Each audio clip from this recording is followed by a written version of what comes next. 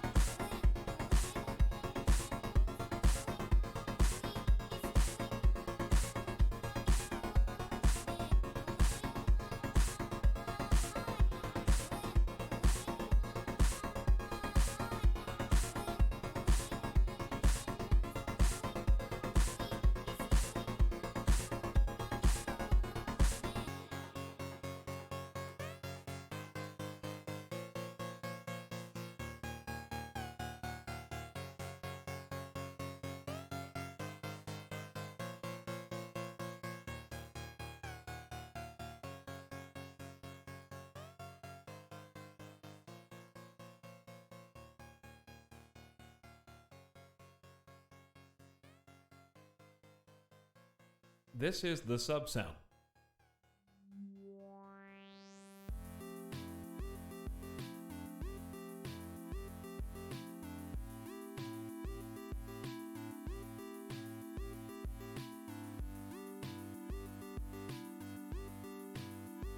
Hey everybody.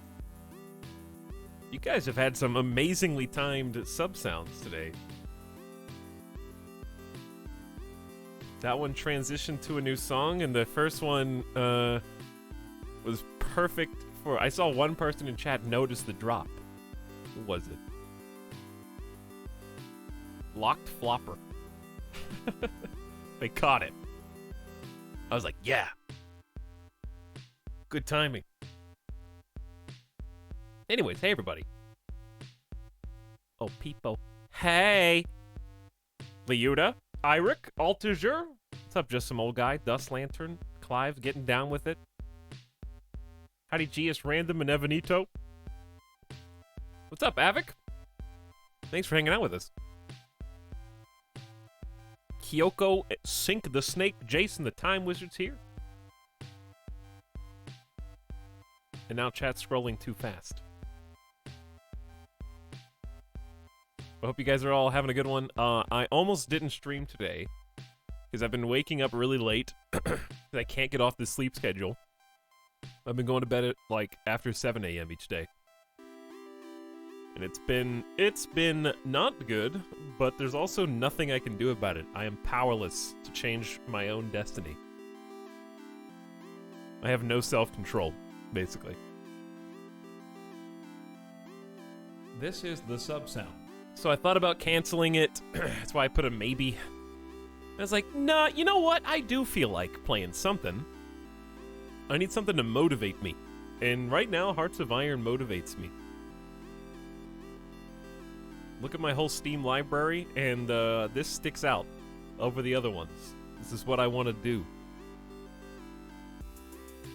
Because I actually did load back in to the old save from last week, thinking, what if I just had the time to sit there with my mouth closed and just try and save?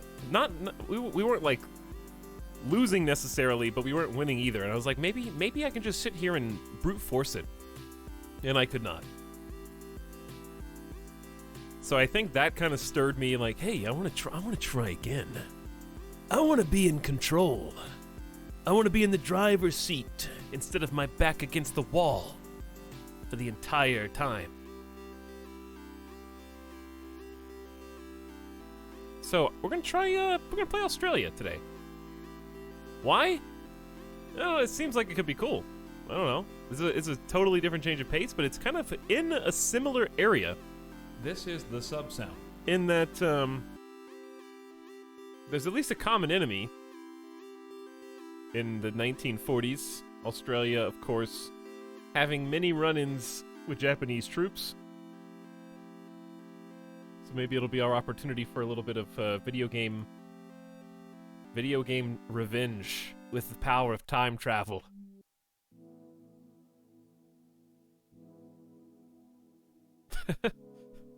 Kangaroo. Oh no, the Emu Nation will rise to power. Birthday chatters. This is the sub-sound. Whose birthdays is it? It's my birthday today and I got a new keyboard. Happy birthday, Ruth. And someone had a birthday yesterday. Happy birthday to them as well. 5 consecutive subscriptions. Whoever they are. Streamer is going to lose the Emu War. It's possible. Probably. Possibly. This is the sub-sound. Hey, thanks for all the beginning stream subs. Ira Kendon says, ayaya, ayaya, ayaya, ayaya, for 12 months. Thanks for a year of sub.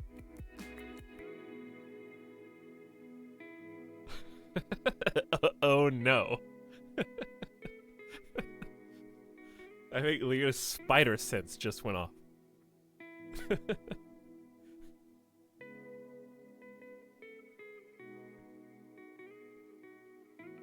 Appreciate the 300 bits, Crather. Says, hooray for Friday. It's good to see you.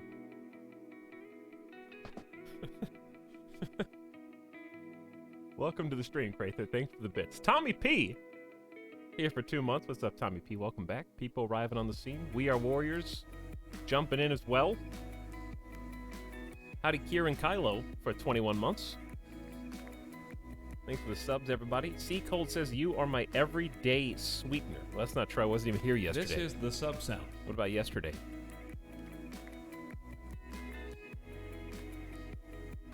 Kyoko Get Down, thank you for 5 gift subs. Bringing in Sir Poof, Elephant Man, Sleight of Hand, Eloquently, and Be Happen. It was a sour day yesterday. Apparently, Squeal Pig. Rapture. Happy 1 year. Thanks for sharing a year with Prime. And Pretendier, people arriving just now for 10 months. Thanks. But thanks again, Kyoko, for the 5 gift subs. Hope you're having a good one. Chat, it is the 19th. We still have, about a third of the month to go. Let's see how we're doing on the RimWorld tracker. Let's see how we're doing. I don't know if it includes the subs that we just had today. We are at 301 non-gift, non-prime, $5 or greater subs. Puts you at about $2.99 to go, chat. Which, let's see. Oh no, $1.99. Math is hard. That's a lot. That's a big difference there. Let's see. How many days have gone by and how many days are left? 7, 8, 9, 10, 11, 12, 13. Okay, so we got 12 days left, including today. Today be 13. Okay, yeah. It's doable. It's doable. But anyways, if we get to 500, we'll do RimWorld in April. I mean, I'm not holding RimWorld hostage. I'm not gonna never do RimWorld again. It's a fast track. It's like accelerating the, forcing the issue. Let's say. RimWorld will happen regardless this year. No matter what happens. That's my guarantee. So, it's not don't feel like you gotta sub or else RimWorld's never coming back. That's not how it is. I don't mean to imply that. It's just with me, I need like I gotta force myself to do stuff. RimWorld is being procrastinated.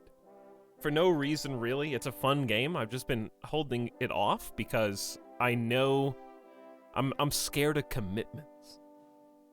I know that it's once it's back, You can't take it away easily. You can't just appear and disappear. When's the sim stream again? We don't... Dandy, please. After the football stream, which I will do my best to have a form for the football stream by the first week of April. Maybe sooner. So I want to give it, I gotta start setting stuff in stone so I have a time frame for myself. Let's say football signups in April, guaranteed. And then football stream in May, guaranteed, because it's going to take a while to get. I have to have a window for people to sign up, a window for creative characters, because I'm going to have to create potentially hundreds of characters. So I need like a couple weeks to do that at least, and then we can have the stream.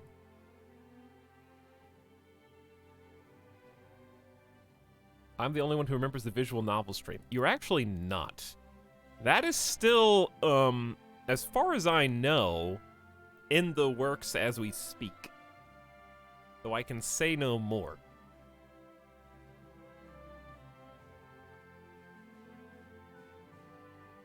So that has not been forgotten.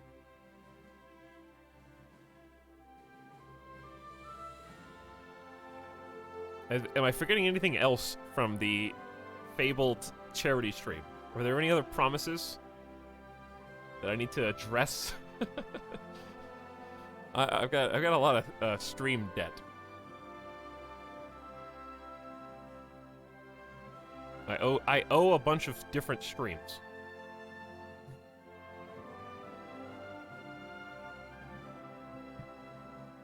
Anyways, we just mentioned Sims, chat.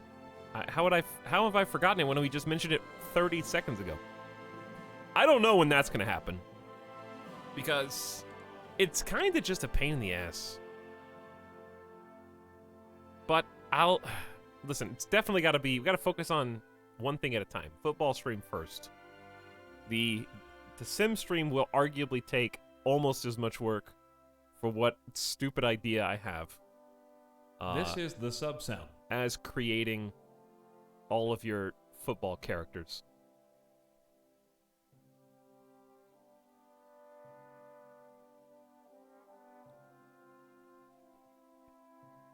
Is anyone else concerned about this woman who's about to have hot Turkish coffee or tea spilled all over her? This is the sub sound. Well, the big concern is that for some reason, these dudes are in rowboats going to their naval vessels. Shouldn't they have gotten into them at the dock or the pier? Why are there lifeboats swimming out to the like Turkish Navy? The Turkish Navy is invading their own city. No, I think these guys are just in the Bosporus. And these are the invaders coming to take... I think the planes are bad guys and the boats are good guys. And yes, the cat is watching. The cat's the best part of this image. So I love this artwork, though. The Hearts of Iron art in general is really good. There's a secret cat down here you might have missed.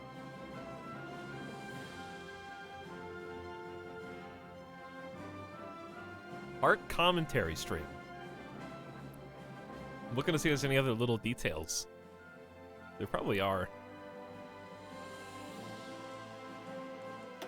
Anyway, we're going to be starting a new game. Why this game again? We just played it. I know. Nobody said that. You're thinking it. I just want to paint the maps, and I've been really weirdly obsessed. Not obsessed, but just like... I've been watching World War II history videos in my, like, when I'm eating dinner. It's just such a good... Because that channel that I was talking about before has, like, 12-minute videos. It's exactly how long it takes me to eat.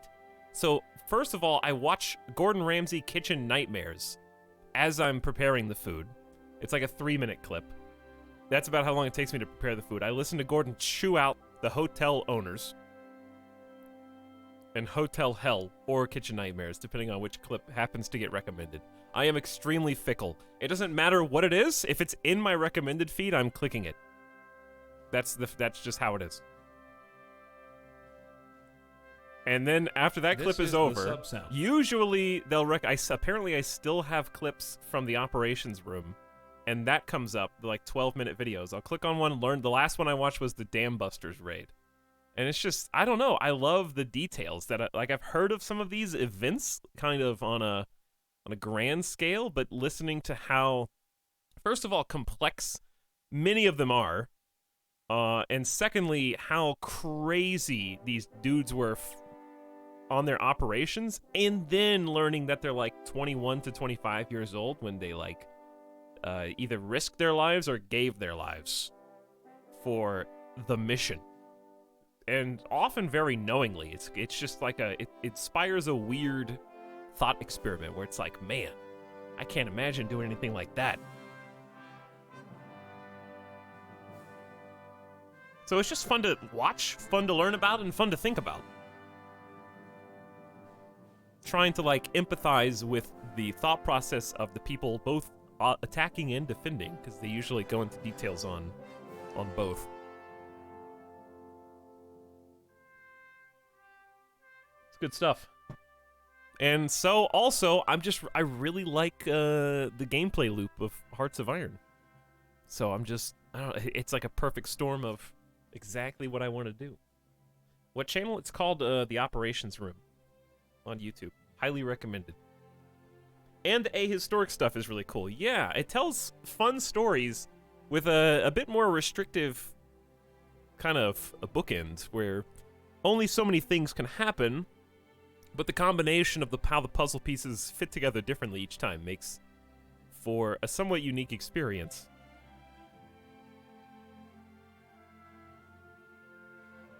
Hello, Toxic Chat. New campaign. Yes, indeed. I have not watched that channel yet, Sync. There's a lot of good ones out there. What campaigns have I done so far? Well, let's take a look. We have done Turkey. We tried Greece was our first one when I was learning how to play Hearts of Iron 4. It did not go well. We could probably do better now. Maybe we'll try it again one day.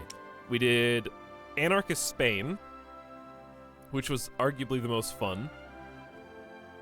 We just completed a Sync Yang playthrough, and I really enjoyed it. I was worried that it was going to have a short end, and we were just going to get rolled by Japan early on, but we managed to pull it into a pretty rich and complex campaign, I think.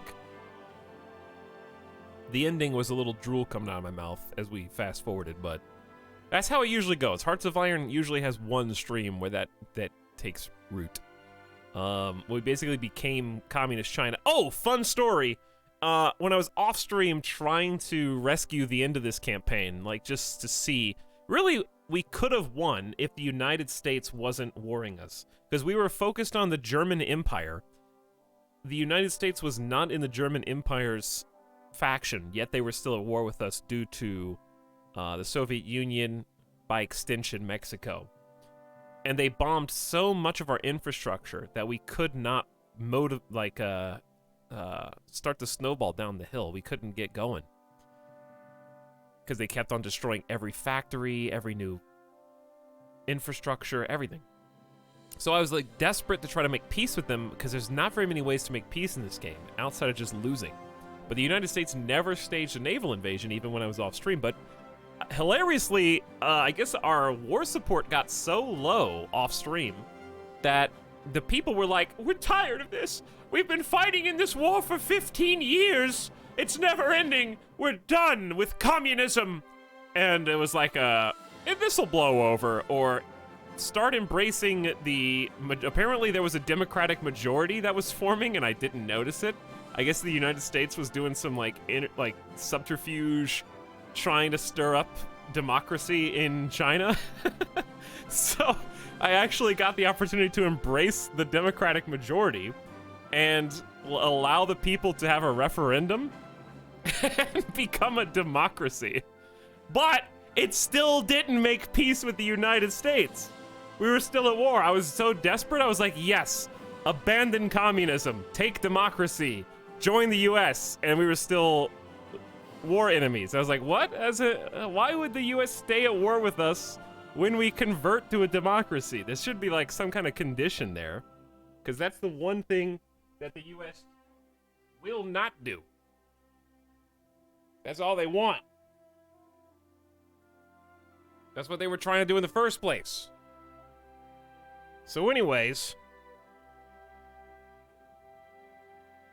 you get the idea. It was over. Once I realized that was not going to work, it was over.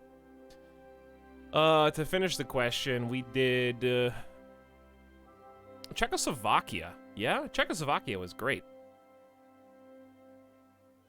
That was a really fun campaign. We ended up holding down the fort pretty well. And I've never done a major power. I've never done one of the major powers. Maybe one day we will. I kind of just like being a small potato. I like being an underdog and trying to grow it into, you know, a full-fledged faction. But I feel like if I did pick a major faction, I definitely would not want to be the Soviet Union. It's too much land. We're kind of just there. Japan, I think, would be fun. It'd be fun to see the other side of the coin. I think Japan is the one I would want to play as the most. Italy would be interesting. I feel like everybody plays the German Reich. They've got a bunch of different ways they can go. We saw one. We saw the one where Hitler was assassinated in ours, and then the Kaiser takes over. So that's an option. United Kingdom. The United States, I think, would be fun just because it's home turf and it is a lot of land, but just having hundreds of factories would kind of just be funny. Just basically turning on cheat codes is what it feels like. France would be fun because France always falls first. So I feel like France and Japan would probably be my top two, Italy third, and then everybody else. Hey, Etalyx, I noticed that of the major powers, you picked all the smallest ones. Yeah, I guess.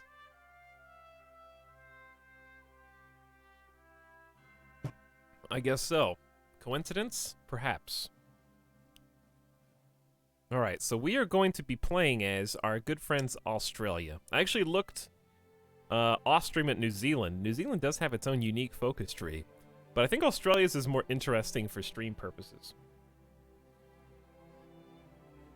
So we got John Curtin. I don't know anything about Australia in the context of World War II, really, only that they joined the war with the UK, obviously, in '39. And they were fighting in the, you know, all the different theaters, really.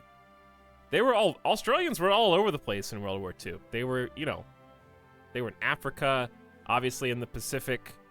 They even were in the European theater. This is the sub-sound. They were all over the place. I think that there were close to 1 million troops or something. That were, I don't know if they all fought, but there were 1 million troops that were mobilized in some form. John Curtin's also the leader in Civ 6. Oh, cool. That's pretty neat. But yeah, we're gonna have the Royal Australian Air Force. Instead of the RAF, the RAAF. They didn't have much. The Royal Australian Navy. And our ground troops. So we're gonna be starting pretty small. Maybe we'll do Mexico in the future. Mexico was a second pick as well. We have an actual navy this time? Yeah, that's kind of why I wanted to do Australia, so we can have a pivot to a different gameplay. So we can do more naval ops, get some dockyards. We really did all foot soldiers, so we're going to not do all foot soldiers this time. We did the waves of Zerg. Now we're going to go a little bit more tech and strategic, because we've got the UK's technology shared with us, in addition to some of the famous ones, like, isn't it the Bob? Can you play as a colony and gain independence? You can play, you can gain independence, yeah. Like, India can get independence, Australia can get independence, all that good stuff. There's a lot of fun ones. Dude, Big Bob coming in hot. What up, loaf mode? Stream debt plus IRL debt equals etal coxed. Thanks for 3 months, loaf mode. Mini Megan is here for 14 months. What's up, Mini Megan? Excited for the stream. War Void Band of Brothers watch party. I actually wanted to. I'm gonna watch the Pacific soon. I never finished the Pacific. I only saw the first 3 episodes, and I still got an HBO sub. And we've been doing a lot of Pacific gameplay, so I feel like it'd be fun for me to see the dramatic recreation. The Pacific is crazy in terms of how expensive it was. The Pacific on HBO had a $200 million budget. So that's back in, 2010? 2010, so predating, like, Game of Thrones. The Game of Thrones Season 8 budget was $15 million an episode. So, how many episodes were there? We don't remember it, because they've been deleted. But still, $200 million for the whole miniseries. I remember not liking it as much as Band of Brothers. But I haven't seen Band of Brothers in so long that I feel like I could watch the Pacific now with, a little bit of distance from what we compare it to. Falcon and Winter Soldier was pretty good. Nice. I'm looking forward to watching that too. I'm actually gonna watch, hopefully, the first Captain America movie again, because I haven't seen it in so long, and check out Winter Soldier again, like watch both of those, and get some setup. I'd like to watch Civil War again too, but I don't think I have time for all 3. If I haven't seen either, I should watch the Pacific. Yeah, you should watch the Pacific first, then Band of Brothers. Band of Brothers is near perfection. Even still, I think it would hold up extremely well. All right, let's jump. Let's start reading. But yeah, I'm glad to hear that I love that the Marvel shows are just rolling out. Like, WandaVision just ended. Their timing is impeccable considering they had to deal with COVID too. All right, we're a democratic regime. We got elections. So I guess there's different rulers depending on what way we decide to lead the parties. Australians earned their place in the history books of the Great War in blood. The sacrifices made in how do you say this? Gallipoli? I've never said that word before. Gallipoli campaign have not been forgotten. And neither were those who ordered it. Nailed it. Nice. Australia now stands at a crossroads. Should she stay with her colonial master, about to be drawn into yet another conflict in distant Europe, or should the focus be on the threats that are appearing closer to home? We've got, our Labour Party is in charge right now. There's a Great Depression. Consumer goods factories are 20%, which is pretty high. Stability down, factory output down, dockyard output down. So we gotta get through the Great Depression. Never another Gallipoli. The only way to ensure that Australia is not drawn into further costly wars through sentiment is to take complete control of our foreign policy. We need no distant king and cannot afford another or ancient blood ties pulling us into conflicts that don't serve our interests. So these are like our tree options, basically. These are 3 different ones. So basically, we can say, hey, we gotta take the reins here. We can't let people's feelings dictate our foreign policy. Support Indonesian uprising. Now that the Indonesians have taken up arms against the Dutch, they will need more than words. The uprising will need guns and other equipment, as well as full-throated diplomatic support. So we can, we can screw up the Dutch. And try and get Indonesia, free from within. Or a delegation to China. Long torn apart by imperial greed, the Chinese people need a friend, and we need a regional ally against fascism. The official meeting with the Chinese government will bring us closer together.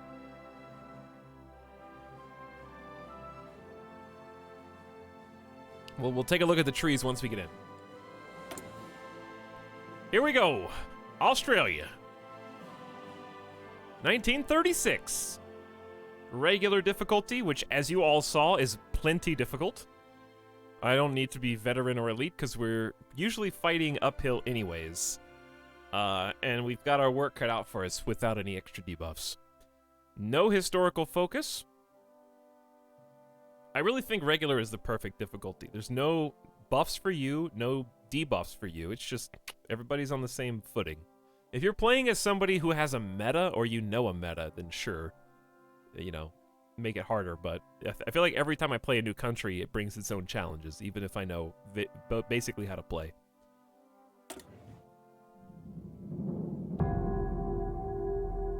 But hey, everybody else, it's just people arriving. Did somebody, did we just get hosted by somebody? I don't know. But there's a bunch of people here all of a sudden. I don't have any notifications. So if you're out there, maybe you're just bots. I don't know. Is this going to be a historically accurate stream? No. Well, I hope you guys like looking at this iron texture, because you're going to be seeing a lot of it. I guess I could zoom the camera in a little bit more.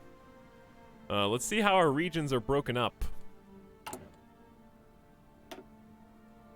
We got Queensland. It's time for me to learn Australian geography. Queensland, New South Wales, Victoria, Tasmania's down there. Good old Tasmania. South Australia, Central Australia, the Northern Territory. So this is the area that they were ready to vacate. Western Australia to the southwest.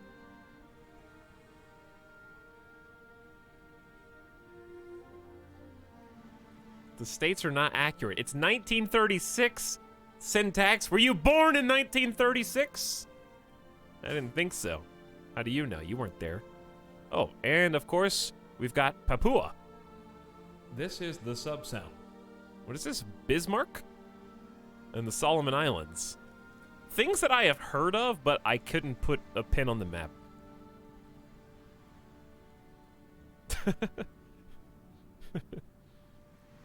There's an eastern coastline where everyone lives, then some mountains, and then nothingness. Yes. And then, of course, here are the Dutch East Indies, as we looked at in detail last time. Everything at the beginning of the game is pretty chill, much like you would expect it to be. Everybody's minding their own business. The only thing that is going on really is Italy and Ethiopia, right? Italy's banging down Ethiopia's door, and that's about it. Yes, this is the last time everything will be historically accurate. For the last time, oh man. Okay, so let's take a look at what we got. Only the one national spirit of Great Depression. What is this? Oh, our Dominion meter. Australia has 200 out of 1,000 points until they can become free. I feel like if more people knew about freedom points, then they could get their own freedom faster. But I feel like they hide the freedom points under the life UI a little bit too deeply, and sometimes people forget that they're there. Hipponanimous! Hey fam, what's up? Thanks for 9 months of sub, dude. Hope your streams have been going well. I appreciate the sub. And welcome to World War II History Stream. And it's me, Heidi. Hey, it's you. You what, mate? You what? 2 research slots. We have Commonwealth Research. Each member that has a tech you're researching makes your research 10% faster on that thing. Wait, did we just start on a desert island? Time for you to learn about Australian geography.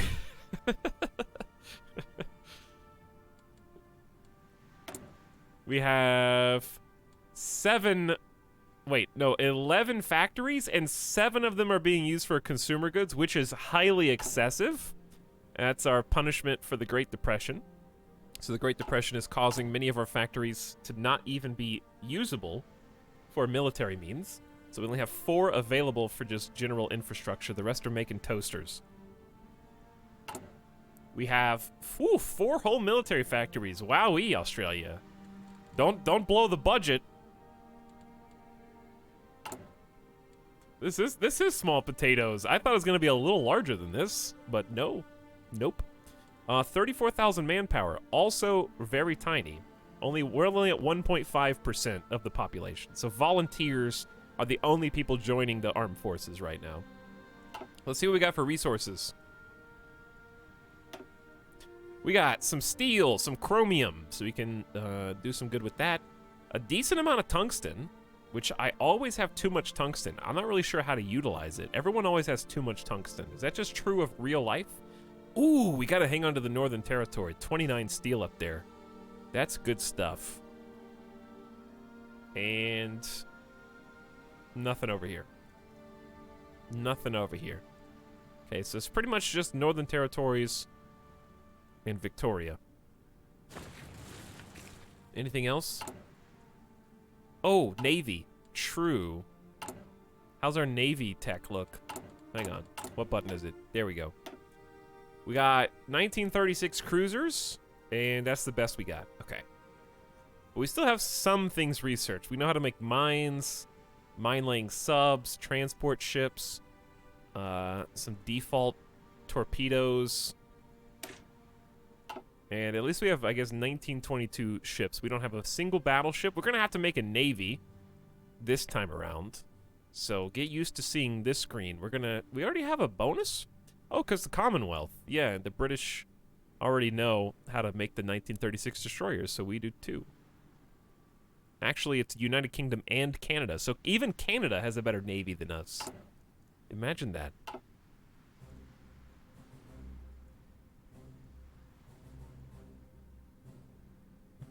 Etal, how'd you know I was on a Hearts of Iron 4 binge? No, me. I'm on a Hearts of Iron 4 binge.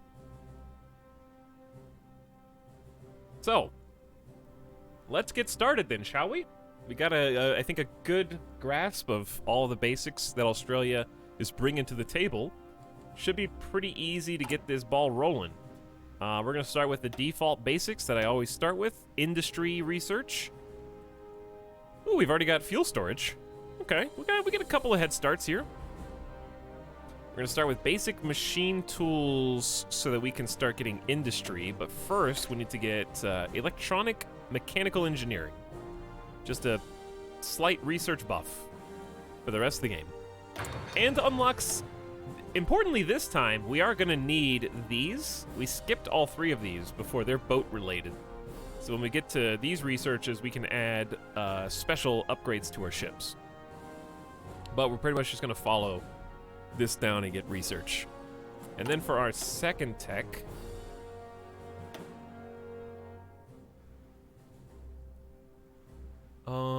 I think we want construction even before we want machining tools. Because we're going to be building a lot. We're going to need both of these. This is also slightly longer. I think it's debatable which one's better, but I think this is fine. Construction 1, 10% faster construction speed. Okay, we have free civilian factories. Only 4, so don't get too excited. We're going to start building some stuff up. Oh no, I just booted up Bannerlord, and Etal's pink plague has spread to my game. It's coming for you. No pink here, though. Oh, we don't have much space to build, do we? 1 space in Western Australia, 1 space in South, 1 space in Victoria's free, no spaces in South Wales, and 1 space in Tasmania, 3 spaces in Queensland. So Queensland's got the most room. All this space and no space, yes. Australia. How big are these factories, dude?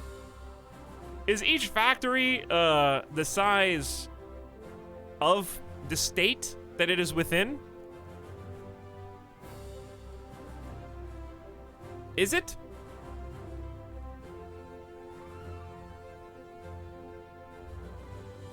Okay, well, here's the problem. They're all coastal too, which is where you build docks.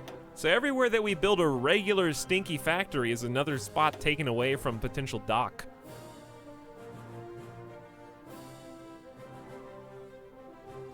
So I'm just going to start with civilian factories because we're going to need them.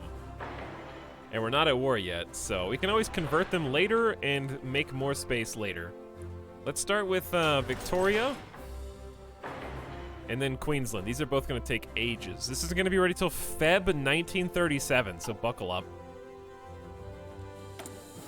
Military factories, just make guns. There's really nothing else to do. Oh, we've got artillery and anti-air already? Oh yeah, we got the national focus as well. Yeah, we've already got quarter pounders with cheese and a 3-inch sub. Tier 1 anti-air and artillery head start. Okay, that's better than in Sinkyong. This time we're actually going to have artillery for our troops, but still I think 4 gun factories is fine. Do they have planes? Hang on, we have plane research too? Dude, is this cheating? Wow. We got swordfish. Swordfish, albacore, and the barracuda. Naval bombers. They had some cool names. When do we get the famous... Oh, dude, hang on. Are you telling me the UK let Australia have the Beaufighters, the Mosquitoes, the Lancasters, and all that, but they didn't give them... Wait, is the Kangaroo or the CA-17? Which one is... this is the Mustang. When did they get the Spitfires? Which one of these is the Spitfire equivalent? Did the UK really give them all their tech except Spitfires? This kind of looks like a Spitfire, but it's not. That doesn't look anything like it, but Kangaroo-powered planes, I guess.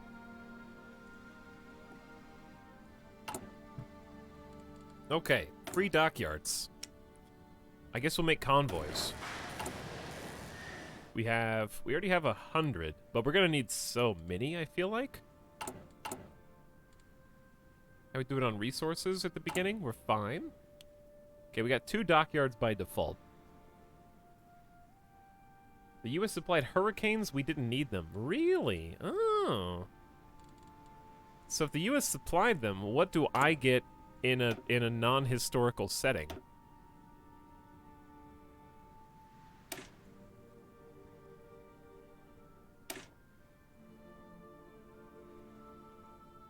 Their jets are called the Meteor and the CAC Sabre.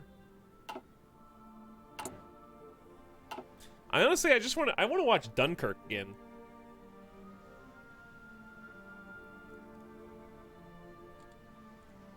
It's really interesting how fast technology changed in World War II.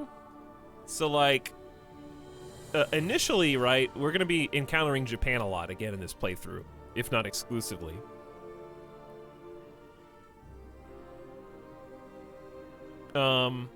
But what I was gonna say was, like, it's crazy how they made the Zero for, like, long-range missions to try to outrange the enemy forces' planes.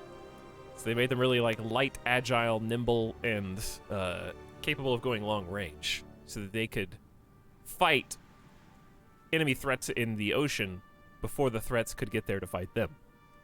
And then over the course of just a few years, Allied technology was able to create planes that could counter that within 5 years. Not just inventing the new plane tech, but actually mobilizing industrially. Creating a literal hard counter during the course of the war. It's just, that's hard to do. In a very short amount of time. Think how long it takes to make even, like, a boat. And they were creating, like, new breeds of carrier throughout the entire war. War consistently creates the biggest innovations. I guess so, yeah. But the Zeros were, like, dominant at the beginning of the war, and then they were, like, considered weak garbage less than 5 years later. It's just wild how fast that was changing. All right, anyway, let's look at this. I'm installing. Let's look at the National Focus Tree.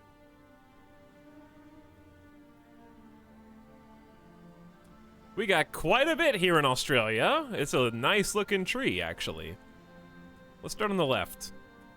Okay, this is just a land doctrine, basically focusing on the army, buffing them. This is focusing on our weak, insignificant air force.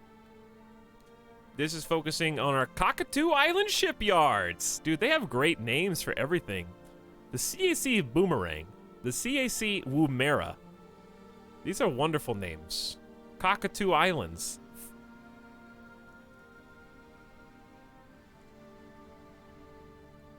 This is industry, which I usually like to focus on at the beginning of the game. Uranium mining. Nuclear tech. Maybe, okay, we know that nukes are bad in this game. Maybe if we just mass produce them, then they'll have a tangible impact. Like, 2 nukes isn't gonna cut it. We need like 22 nukes at a time to drop simultaneously. That's the only way. Which means we're gonna need air superiority. Like, nukes in this game are like a 6-to-1 ratio. Every 6 game nukes would be the equivalent of like 1 real-life nuke. This also gains a research slot down here. Nice. Establish the Advisory War Council. Some political power, fund defense research. Looks like oil. Oil and aluminum focus. Ooh, 24. Ah, yeah. Lots of resources. Another research? How many research slots do we get? Okay, 5, I guess. 3, 4, 5. Invest in victory. Nice output bonus. Oil bonus. Citizen military forces. Communism, popularity, fascism. Popularity goes down. And then we got an either or. This is the big choice right here. Well, there's 2 big choices. So if we support the policy of appeasement, this seems like something that the AI would do that chat's not gonna like. Basically, we say, thank you, UK. I love you, Mommy UK. Thank you. Our loyalties lie with the mother country. We will go where she follows. It ends with some pretty boring air training bonuses. Makes your Air Force really good. You do get a God tier Air Force. These are some big buffs. God tier Air Force. But the fun ones are over here. Never another Gallipoli. So we can then go protect the homeland or abandon the Westminster system, which on the left we have sever ties with the UK.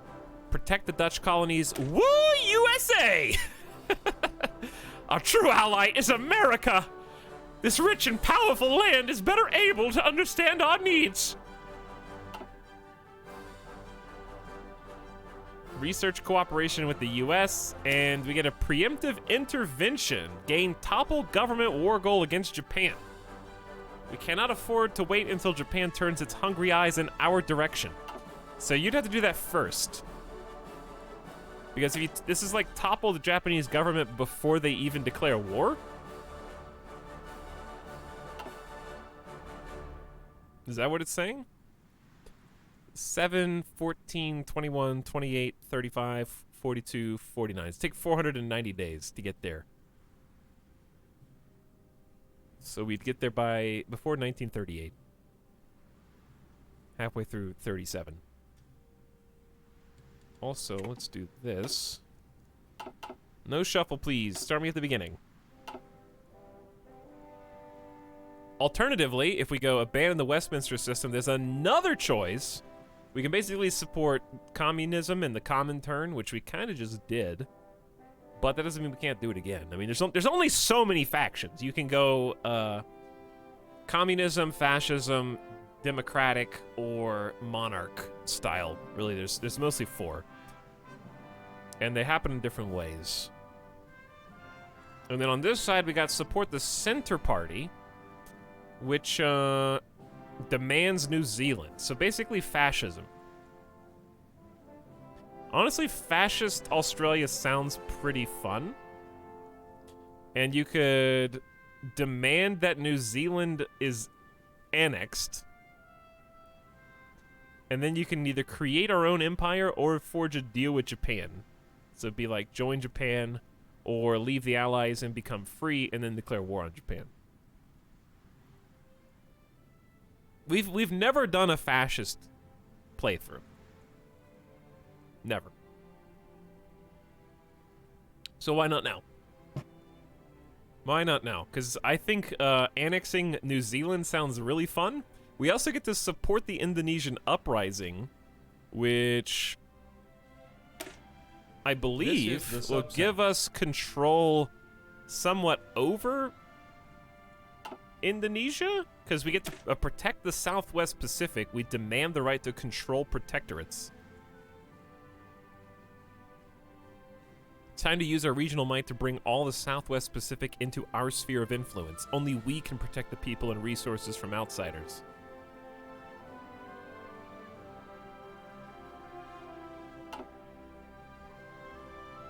Kangaroos would never be Nazis. Well, I didn't say Nazis. I said fascists.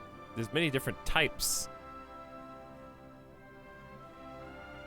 Just like there's different types of communism. Just like there's different types of democracy.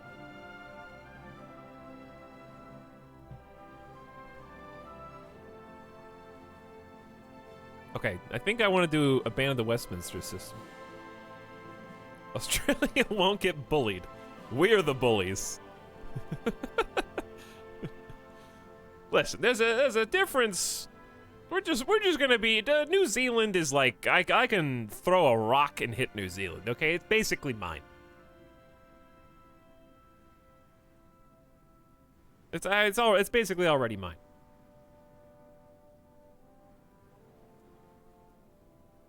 Okay, where do I want to begin though? I don't know if this is on a timer. Do I need to do this faster? I would rather focus on industry.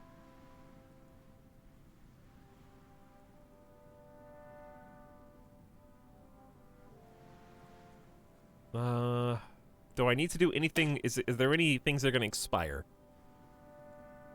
Let me look at the requirements. It just says Britain not colon? What does that mean? Not colon Britain enforced our loyalty. Mutually exclusive with protect the homeland.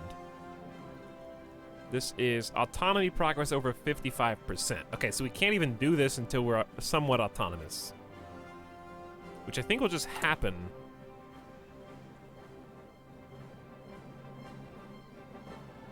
Oh, hang on, let me see the drop down. Effects on autonomy, active attaches, Overlord Lin leasing to subject, autonomy effect from master building, subject contributed war score, subject exporting to Overlord.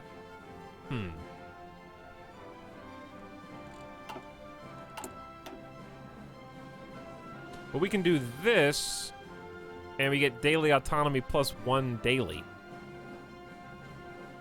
So what if we just do Gallipoli, abandon the Westminster system, and then jump over to industry? We do need the research slots, though, too. Ooh, this is a good tree. I like this tree. Because there's some... I don't feel like I can automatically pick one. I can race to try to get some... Oh, no. Hang on. Are we going to lose a research slot? Or do we get all of them? There's a research slot. Okay, they're all here. So if I want a research slot, I need to go War Council, Security Act. I need that 3rd research slot. And I need more industry. Oof. What first? I think research slot first. 2nd Westminster system, 3rd industry, but we're not going to be building anything. I don't know, chat. I don't know. I like this. This is some good decision making. It would take us 7, 14, 210 days to get a 3rd research slot. But the sooner we do that, the faster we can progress.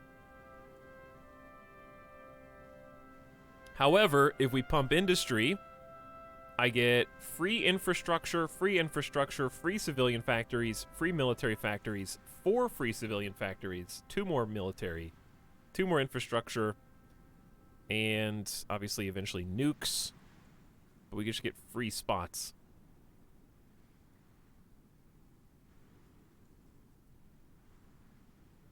Research is locked until tension, probably? No?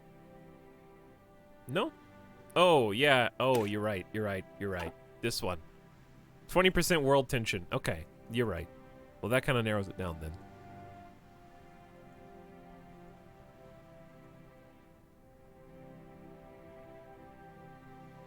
And this one requires all 3 of these. Okay, I'm just gonna go ahead and abandon the Westminster system first so we can get the autonomy progress. I suppose. The only way to ensure Australia is not drawn into further costly wars through sentiment alone is to take complete control of our foreign policy.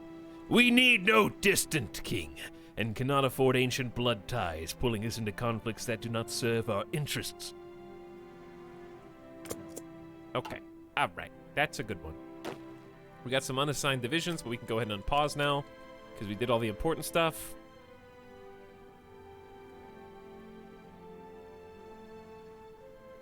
We're going to put all you guys into an army, and assign a... Ooh, we got some commanders to choose from. Some good commanders. We're going to have to promote one of you. I like promoting Thomas Blamey. He's got pretty well-rounded 4 attack focus with balanced 3 defense, 3 planning, 3 consumption supplies. Or you could go defensive, but I'm going to go with Blamey.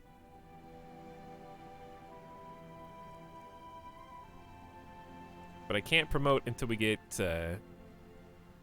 command power. So for now, we're just going to have this dude command. This dude looks like... Hold on. Who does that look like?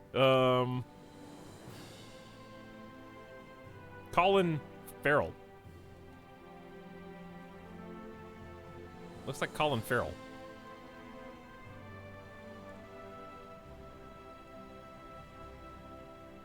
Who? You know who Colin Farrell is? Fine, I'll get an image. Hold on.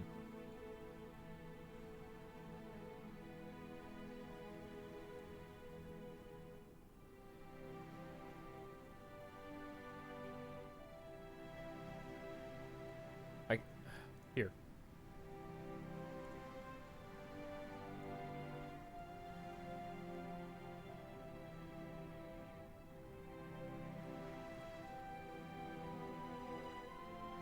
You see it? The mustache is slightly different, but the eyebrows, the nose, if he was looking to the side, it'd be the same guy. Same guy.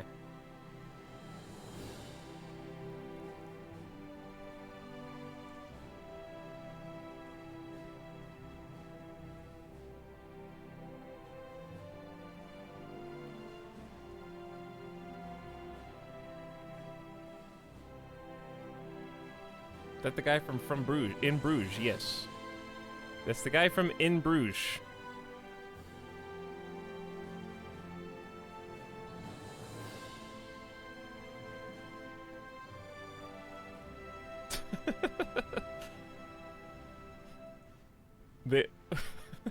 Okay, so what's funny is, like, that art is just the Wikipedia page entry for him. There's the photo that the art is based on. It's identical. It's the Wikipedia entry.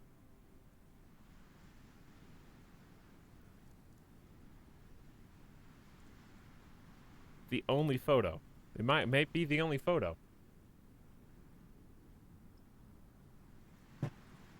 Anywho, I'm satisfied. Whoa, was that Colin Farrell? How do I mod Teddy? It's the eyebrows. It is the eyebrows, dude. I didn't say that it was identical. I said he looks like him, as in they could be related.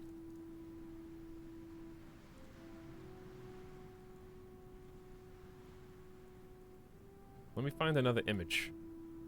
You guys are just getting hung up on the mustache.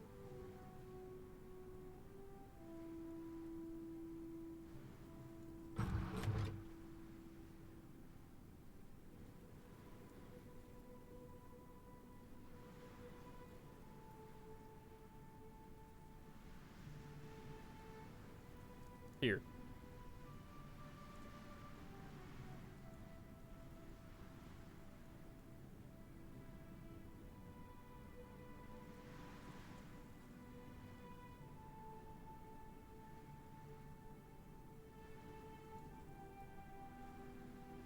Dude, they could be related.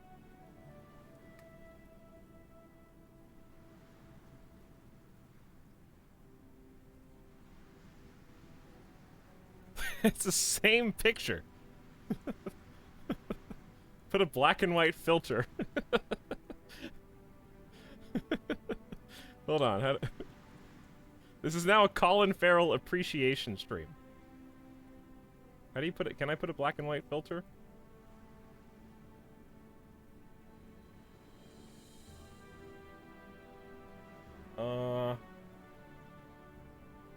Alright, can you guys see...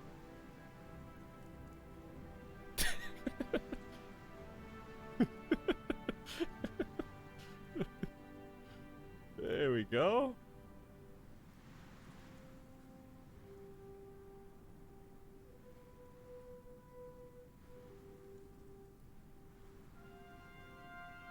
He's just got this. The guy on the left's got the sun in his eyes, dude.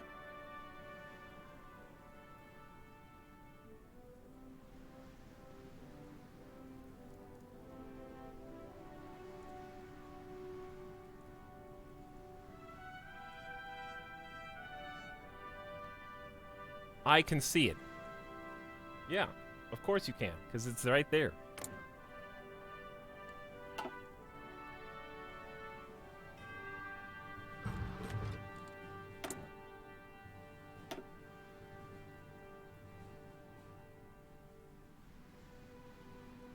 What happened? Decisions. Oh, decisions available.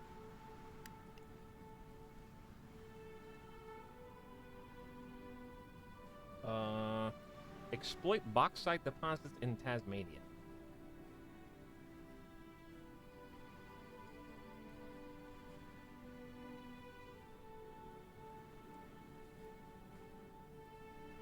I have to research excavation 3 before I can do this. Okay, so that's not important. What, do we need any of these? Probably not anti-fascist raids. We could ban communism sooner or later. That's about it.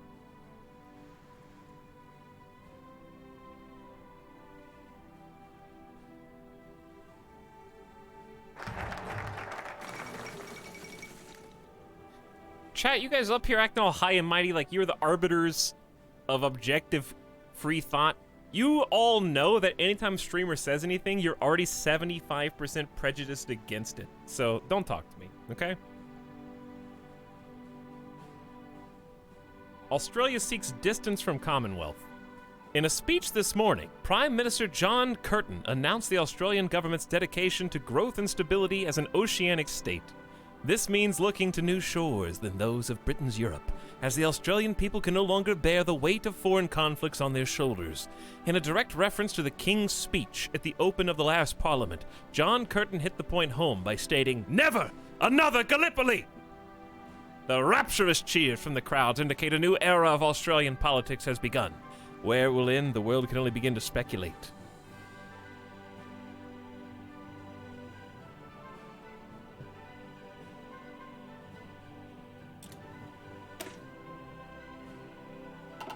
Okay, that gave us... wait.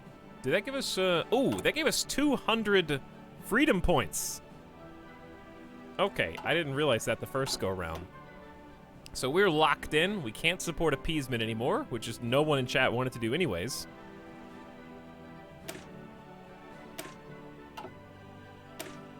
And now we're going to abandon the Westminster system entirely, as opposed to just protecting the homeland. Though the Westminster Parliament is our inheritance from Great Britain, it has outlived its usefulness in the modern era. Cabinet disagreements and party rivalries have done little to help stabilize Australia through the recent economic crisis. Fascism and communism get 5% more popular.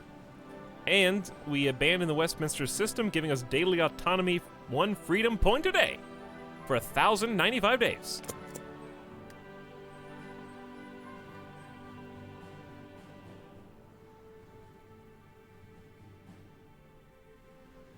Oh, I guess we could, ooh, this guy's really cheap.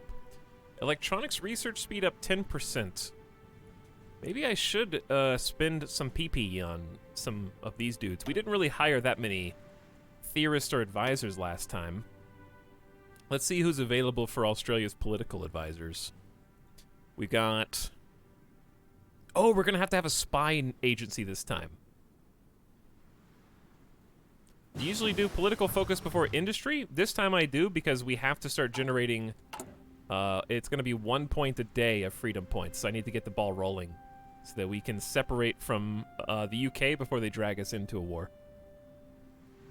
If we can get freedom from the UK, we don't have to go to an early war.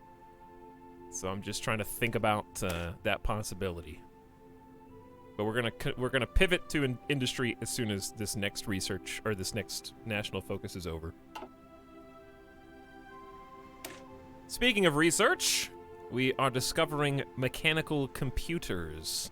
Another 4% research speed incoming. 1 freedom a day keeps stinky English away. No divisions in basic training. That's true. But our ooh. Why do we have 22 combat with divisions? By default?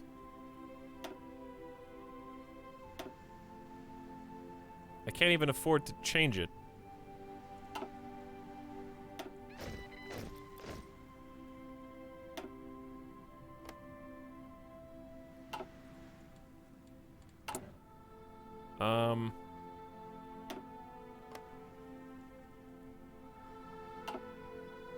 What do we have? 0 infantry equipment? We're negative 3.9k. I guess production's already at 50% though. Alright, anywho, I was gonna look and see about political advisors. So we got air bases, political power gain up. I think we came to the conclusion that this is not worth picking because it's 5% to make itself up takes too long. You have to be in for the long haul on this, and I usually am not. 15% though is pretty good. We're already getting 1.13, so 15% would... How long would it take to pay for itself, chat? Let's see. 1.13. Hold on. 1.13 times 0.15 is basically 1.7. So if we do 150 divided by 0.17, it would take 882 in-game days to pay for itself in political power. Or roughly 2.5 years. So if we hired him right now, he would pay for himself in 2.5 years. Could be worth it, because 2.5 years is 1939.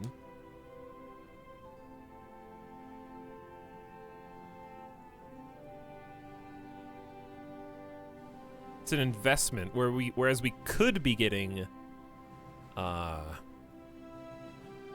don't know if we'll need daily fascism support with this line, but I could just save all this and get an industrial boof.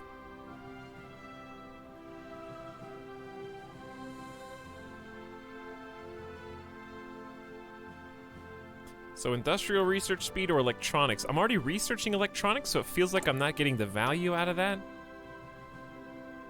Whereas industry, we're gonna get tons of value. Isn't he only 100, not 150? You might be right, yeah. Yeah, okay, he's only 100, not 150, so I guess it wouldn't be 2.5 years, it'd be like... 100 divided by 0.17. It's only 588 days, which is 1.6 years. Okay. Okay, but I have to do support the policy of appeasement. So everything that we just discussed was for no reason whatsoever. I just looked at the red X and the fact that he's grayed out. I got confused because the 100 is yellow. I was just looking at that.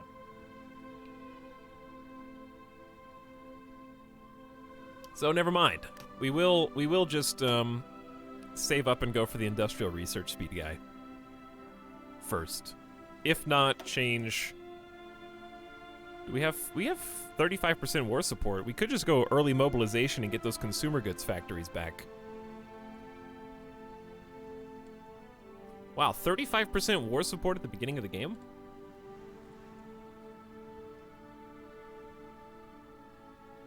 Because these construction speeds are killing me. This is probably the most important thing.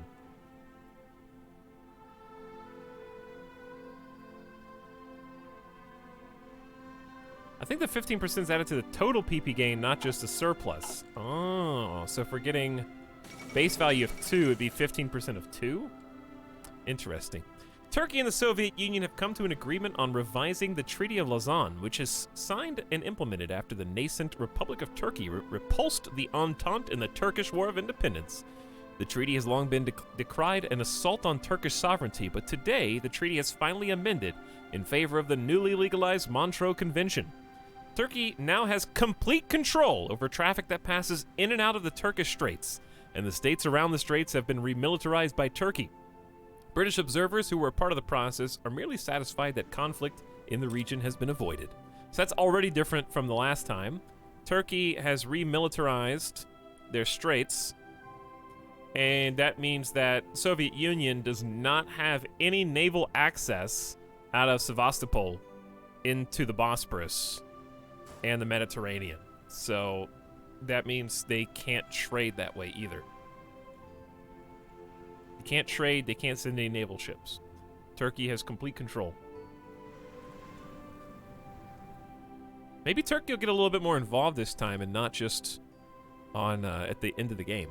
We did have to end up fighting them because they ended up joining with the German Empire. I'm curious if that'll do anything different this time. By the way, what's up, Pie by Millions? Thanks for the 11 months of sub. Wave in a chat. Sorry I missed you a few minutes ago, but welcome. Delegations from Britain, France, Italy, Japan, and the U.S. met in December 1935 to renew the First London Naval Treaty, which restricted the number and size of cruisers and submarines. Negotiations turned quite heated over Italy's war in Ethiopia, and Japan's desire to be seen as equal to Britain and the U.S. With negotiations now at an end, the signatory nations have agreed on limits to the size of battleships and aircraft carriers in the hopes of preventing another ruinous arms race. So, chat, if they did not sign that treaty, how big would the mega battleships have gotten?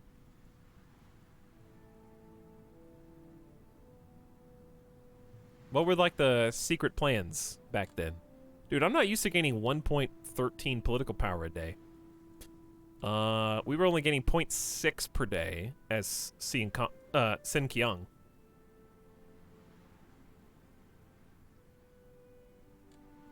So it's nice to actually have something to play with here. The capital of Australia. Welcome to Canberra, everybody. Beautiful. Luxurious.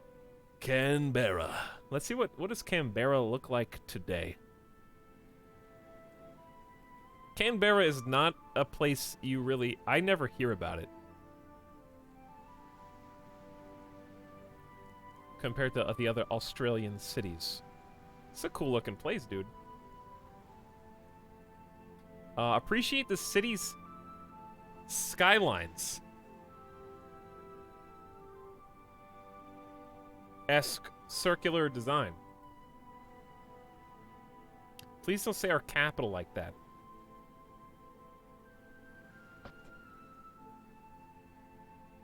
Listen, edgy troll, I'm not your mate. I'm not your mate, pal. If you wrote it in English and you didn't want it to be said Canberra, then you shouldn't have written it like that.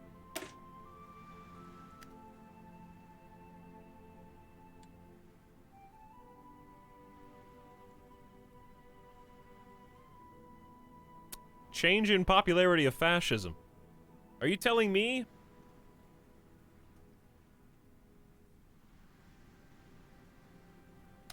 that this man's name?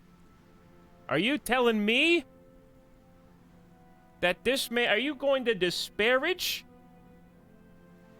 this man? Is that Yogi Bra? I don't think so. That's not Yogi Bra.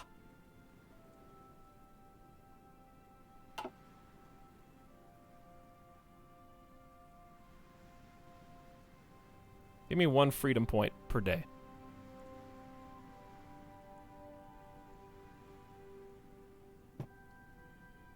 Anything else I should know about this? No. Okay. Good stuff. And then we can go for this once autonomy's over 55%. Now, back to, first of all, let's turn that up a little bit. Standard gauge railway, infrastructure, and an industrial research bonus.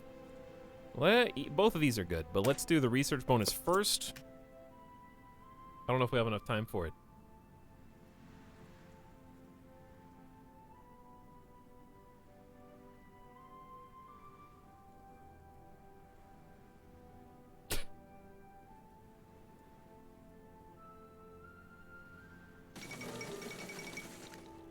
Well, does this ever change? Does the U.S. ever not pass the Neutrality Act? Because it happens in every single campaign. With tensions rising around the globe, the U.S. Congress has been the scene of intense discussions about the role of the United States on the world stage. Members are concerned that President Franklin Delano Roosevelt might secretly be planning to intervene in a European or Asian war. Some still remember the role the country played in the Great War and are anxious to keep the U.S. out of foreign entanglements. Eager to shore up support for his proposed programs of economic reform, FDR has signed the Neutrality Act into law, placing heavy restrictions on trade with nations at war and specifically prohibiting the president from offering any kind of support to other nations. But guess what? He was just kidding, by the way. In 3 years, he's going to be sending all sorts of support to everybody.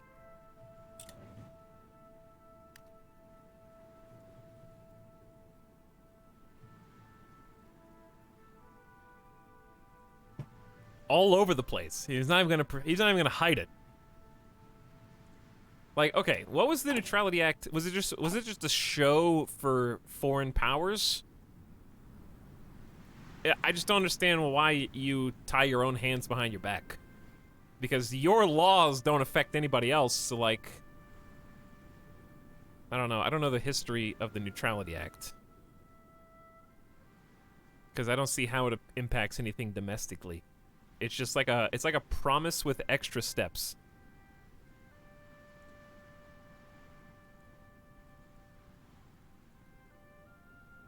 You could just say, "Hey, I'm not going to do it."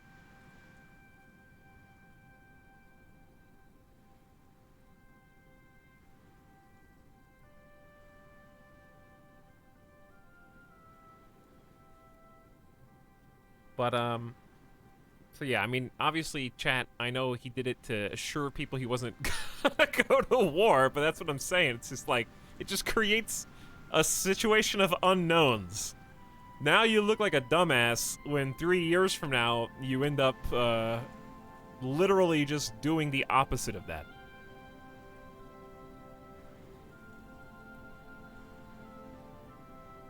Because you didn't know how it was gonna progress. It'd be like, okay... It'd be like, I'm trying to think of a situation that's relevant that's not necessarily war related.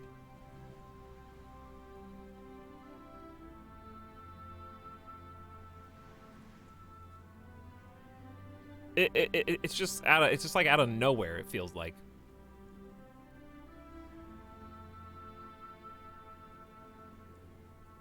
It'd be like, okay, if you see the first little wave of COVID last year in February, and you sign into law the COVID Neutrality Act. No matter what happens, regardless of the situation, we will not have any laws passed. There will be not one single action taken. It's like, well, you don't know. Why are you promising that? You don't know how it's going to progress. You haven't even seen the results yet.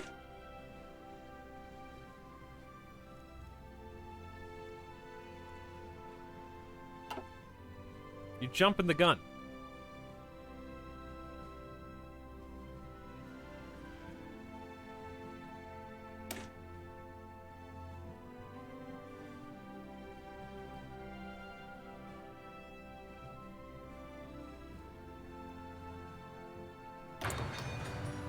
How do we have a 50% oh, why is there 50%?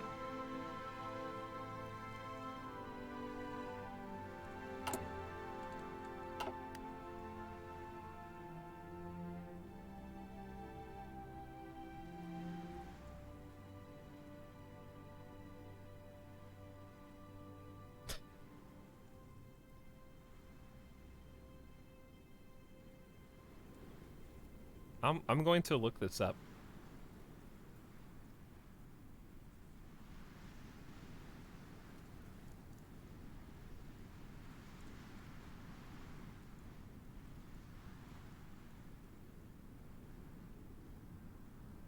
What would have happened if FDR did not pass the Neutrality Act?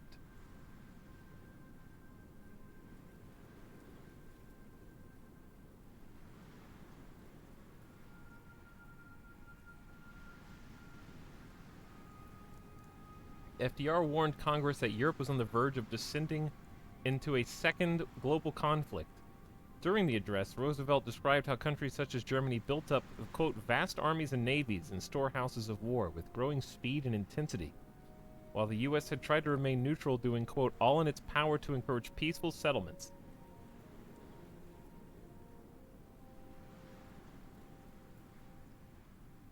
Roosevelt said that American neutrality laws as they stood in 1939 may actually give passive aid to an aggressor while denying help to victimized nations.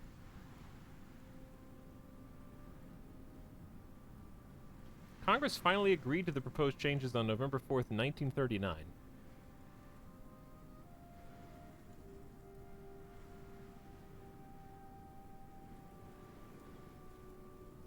And a year later, the Neutrality Act was again amended to allow the arming of merchant vessels, before, obviously, 1941.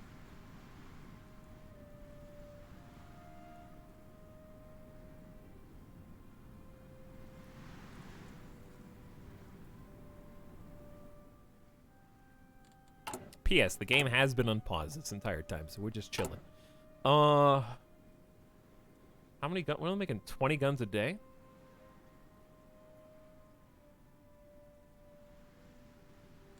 What time zone am I in? Pacific time. It is 6:30 here.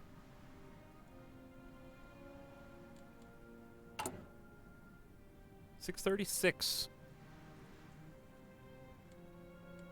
Doing good on resources. Starting to see the party systems change.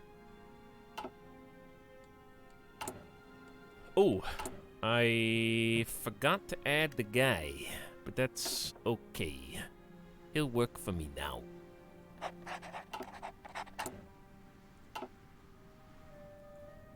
Is he gonna do anything with his navy? What do you think? I'm playing Australia.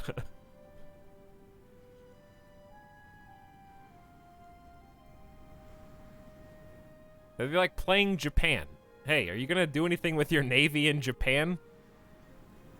Hey, the UK. You're playing the United Kingdom. Are you gonna do anything with your navy in the United Kingdom? Don't worry, I'm training my troops how... I'm giving them all scuba tanks, and they're just gonna walk along the surface of the ocean to invade neighboring lands.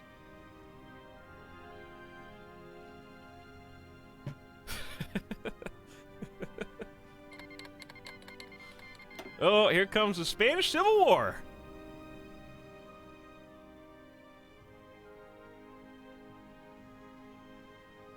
My prediction is he's going to lose his entire navy and then complain that you having no navy as Australia sucks.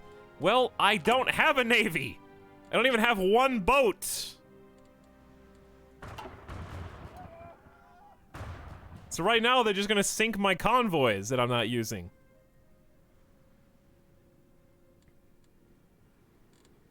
I mean, I'm working on mobilizing industry now. We got to get some dockyards going.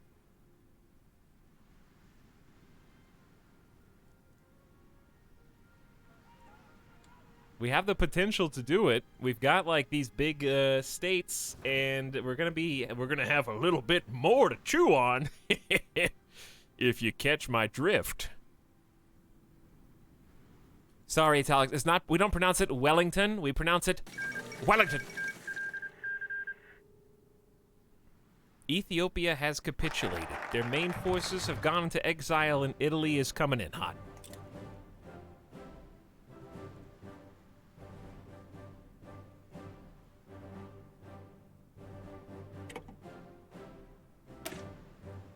The recent global economic dislocation discouraged investment and entrepreneurship in Australia.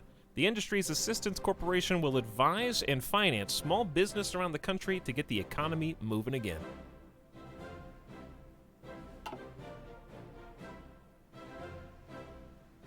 So we got 100% research bonus for our next industrial pursuit, and we need the standard gauge railway before we can get the next one down. So this is just helping build two infrastructure for us for free, which is super nice. Obviously, Australia is big, but it's broken up into some pretty thick states.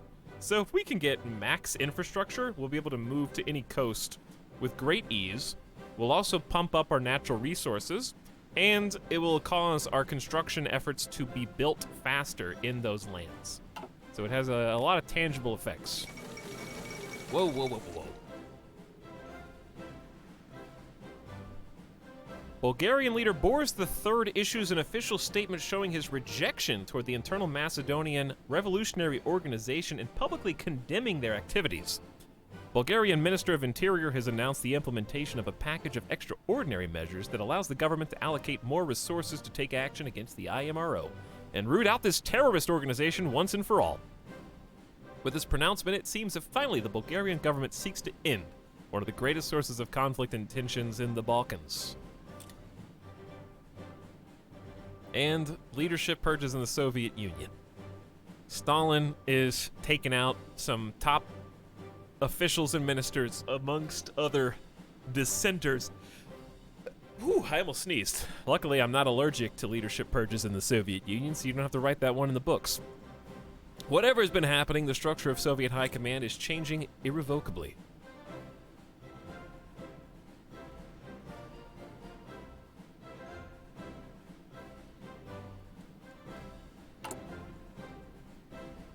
Okay, the next thing we're gonna get, the first thing we should have gotten was consumer goods. I got that. I ended up going with industrial research first, which I still don't think is bad. There's a lot of good industrial research. And we're getting some good PP power.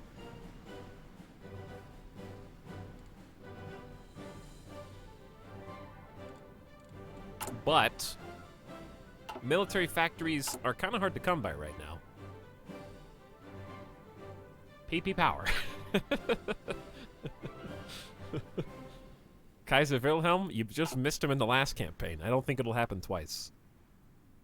We were playing, this is what we look like, Sinkiang in the last game. And we took over all of China. And Manchukuo. And Korea. And Soviet Union at one point, but not for us. We brought the fight all the way to the border with Poland and Romania, and Finland was rough, and then they pushed us back. It's really annoying because what really got us was, if I could go back and do it again, I was rushing all my troops to the front line to get there as fast as possible because they the AI cheesed me. They withdrew from the Soviet Union, basically gave it up, allowed me to roll in, and then as soon as I got to the border with the Soviet Union, they were waiting. Soviet Union capitulated, and then they started counter-pushing immediately from the western border before I could move my troops from, like, middle of the Soviet Union on the west, and they were already, like, pushing back. So I caught them in a full sprint. The games of the I'm just kidding, chat. The 11th Olympiad. Attended by athletes from 49 nations across the world. The 1936 Summer Olympics saw no fewer than 4 people running with the Greek torch, tripping and falling, extinguishing the flame. Local men on scene with lighters were able to light the fires of the Olympics themselves. German athletes saw the most success, winning 33 gold medals, while the Americans came in second with 24. 4 of these were won by Jesse Owens, the most successful athletic individual. This game would be infinitely better if they reworked how planes and anti-air defense worked. I think that anti-air just needs to be a little more potent for how long it takes to build.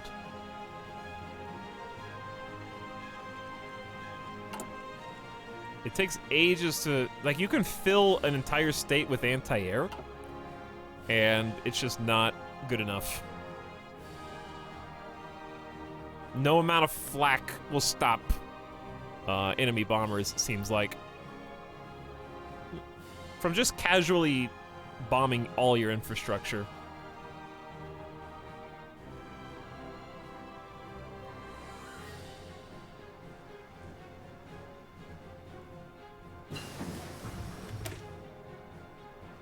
Okay, this is where we get the significant research buff.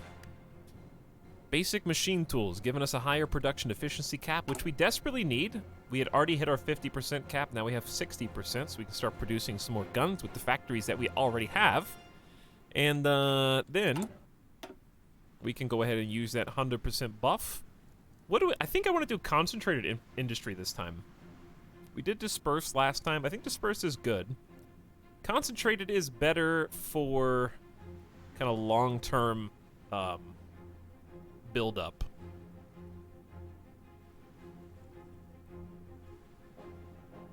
Still get 20% bonus max factories in the state, but you get 15% output instead of 10 each time, and it adds up.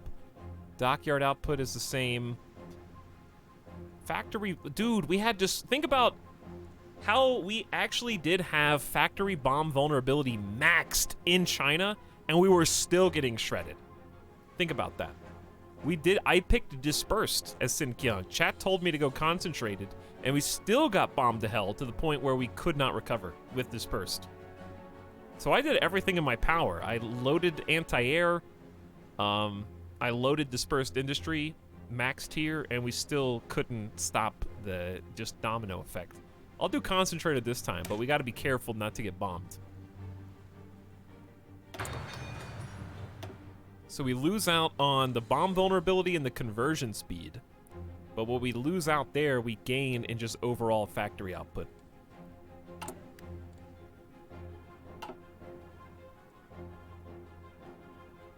So concentrated it is. Did you make anti-air tanks? Couldn't. There's 0 tanks. We're playing Xinjiang. So Xinjiang has an unfortunate disposition of having to unite China. So you have to fight the other warlords, and you have to fight Japan at the same time. So there was no infrastructure for tanks.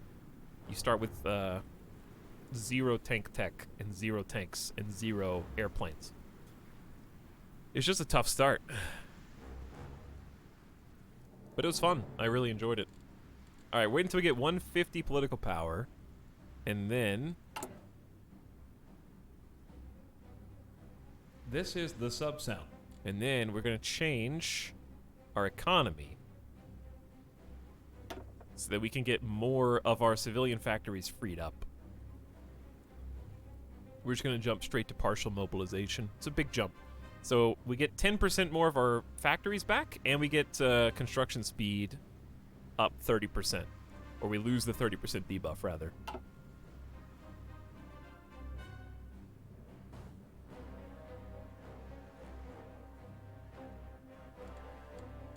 Okay.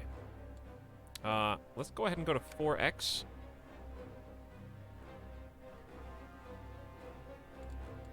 It keeps telling me to modify government, but gotta hold out.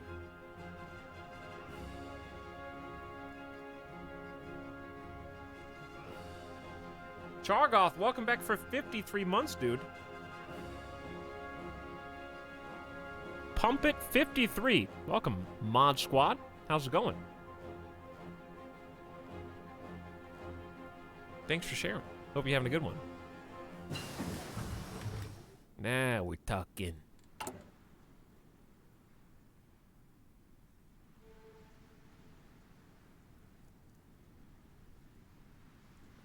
Now we're talking. Okay, that's a big change. That's a big change. For only 150 political power.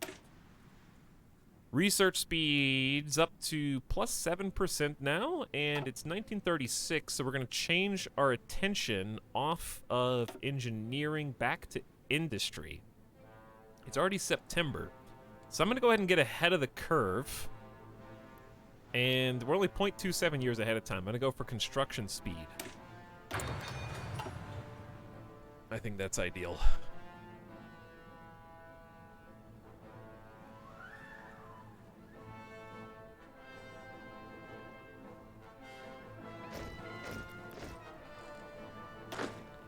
Oh! Someone actually got enough guns to train a unit. How about that? Dude, one whole extra division. Nice. We just increased our total army power in Australia by 15% with that single unit trained. Let's see how Spain's doing.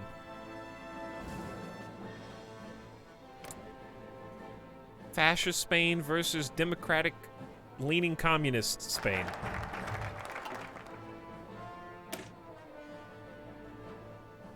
For decades, Australia has had competing railway gauges, making a mess of our transportation and shipping needs.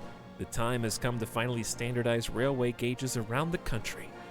South Australia gets 2 extra infrastructure. Let's see where that is. I mean, I know where it is, but let's see what it's at.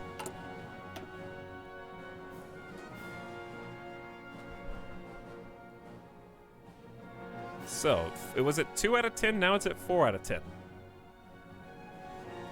And we got 1 extra consumer goods factory, but we're building more. And the next national focus is Western Australian Railway. So we get 1 extra infrastructure in Western Australia and 1 in Central. And just getting those for free is super nice.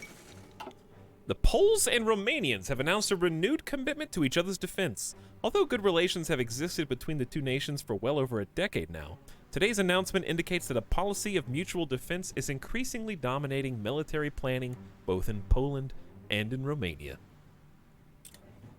Let's hope it pays off. Dude, POG, 2 infrastructure. You joke. But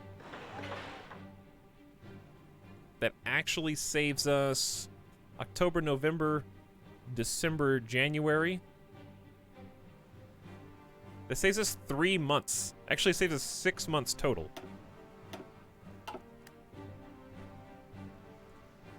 That's 6 months we don't have to spend creating railroads, which is valuable in and of itself.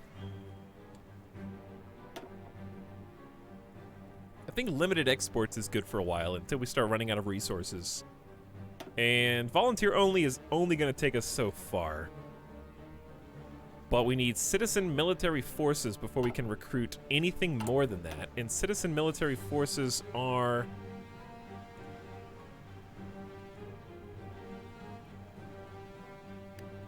somewhere? What? Oh, there it is. So, we gotta go bam, bam, bam before we can recruit more dudes.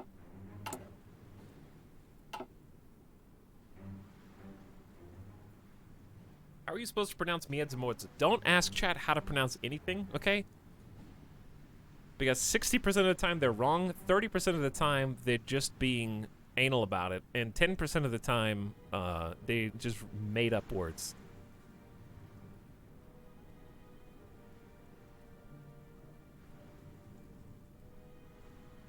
You say data or data, Etalyx? Both.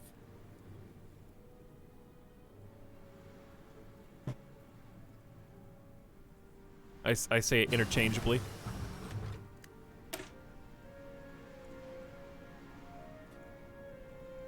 Focusing our industrial production to a few key sites will allow us to dramatically improve efficiency. 20% isn't going to amount to much, but this is how we open up more space to build. And our factories are getting better slowly as well. So let's go for some more 1937 tech. Let's go production efficiency and then go to the next industrial tier.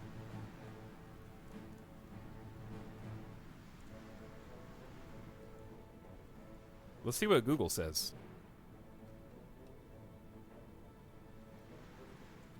Google says, or dictionary.com says. Data or data. Uh-oh. Wishy-washy. Wishy-washy. You're cheating. You can't do both.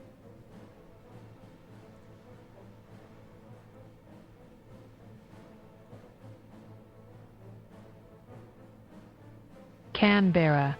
Wow. It is Canberra. Suck it, Australians.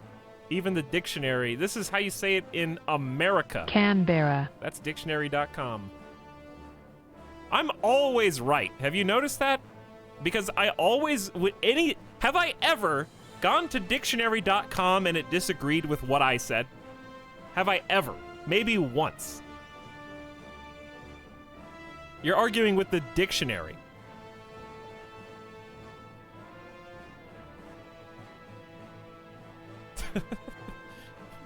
Why are you guys writing yes? Maybe you just own it. Do I own the dictionary? Am I forgetting to do anything, or are we good on 4X? I think we're just chilling on 4X right now. There's not much we can do. We're just... Ooh, we did get a new civilian factory down, though. See if we got any new space. Let's do... There's not a lot of space for anything, really. I need to get some new dockyards. We don't have any room. Another civilian factory there, I guess. Chad, did you guys know that different people in different parts of the world pronounce different words differently? That's weird, right? That's crazy. That's so weird. How bizarre. How big are these factories? I think the thing is that we just don't have the infrastructure to build them. So we can build the factories, but we don't have the land cleared away. Germany has stationed troops in the Rhineland territory, close to the French border, in clear violation of the Treaty of Versailles. The local population cheered the German soldiers on, while the diplomatic reactions from France and Britain have so far been muted. It is no more than the Germans walking into their own backyard, a political commentator in Britain observed.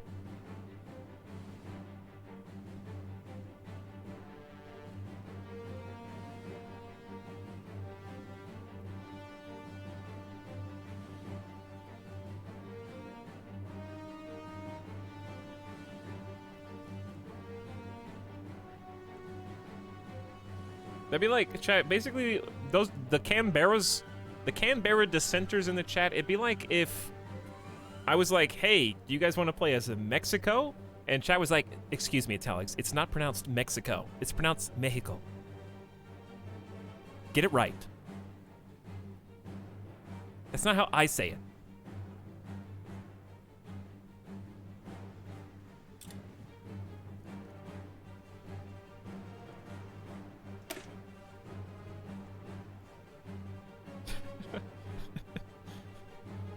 That is how it's pronounced. Yes, I know!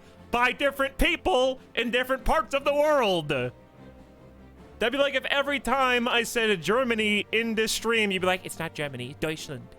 Okay, get it right. They don't call it Germany. It's not technically correct.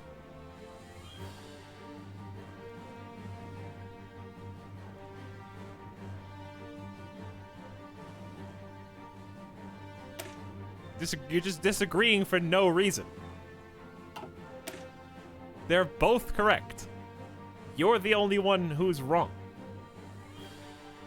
South Australia needs more industry. 2 civilian factories or a military factory. I want both.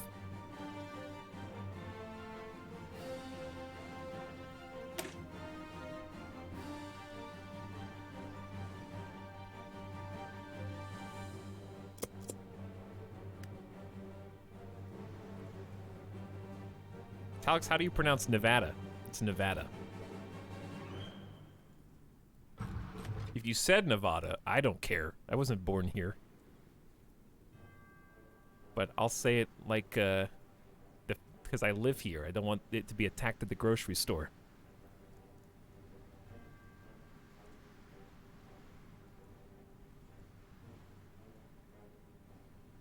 want to just buy my groceries in peace. Hey, how long you lived here? Oh yeah, I just moved to Nevada. Say it again! I'm sorry. I'm sorry. Are you one of my chat members? You're really obsessed with this.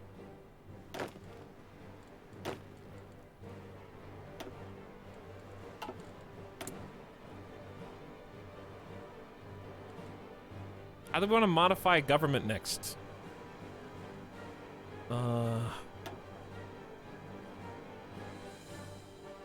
Military factory construction speed is going to be amazing, but we're not making it yet. I need to remember that he's here, though. Dockyard construction speed up 2 is going to be amazing. I got to remember that that guy's there.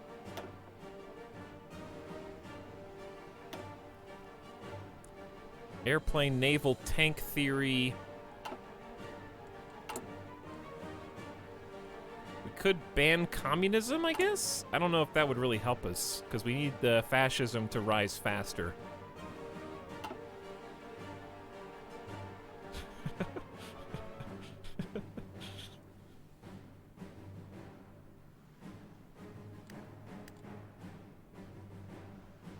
Time to ban communism. Yep, it's time to ban communism. Is it already 1937 and I haven't even seen my friend Carl yet?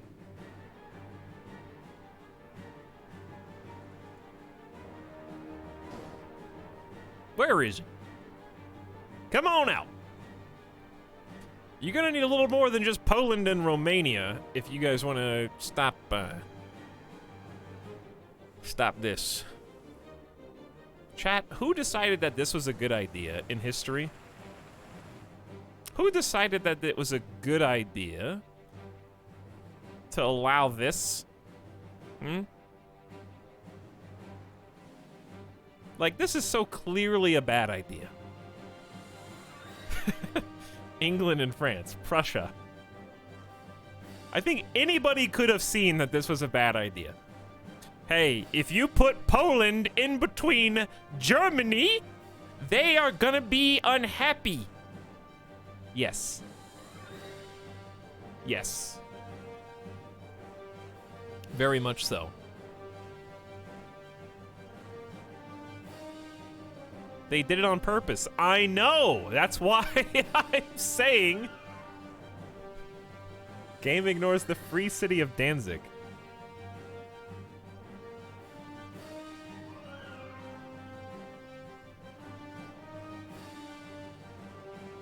This was a, hang on, this was not part of Poland. It was a Hong Kong. How far does it? Where does the Polish border actually go?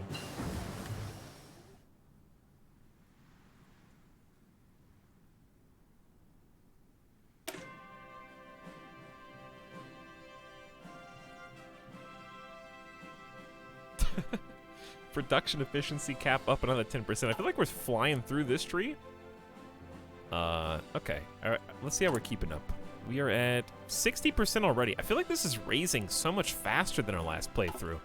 The power of Australia grows slowly. Concentrated industry 2, please. So that we can just hyper-industrialize as fast as possible.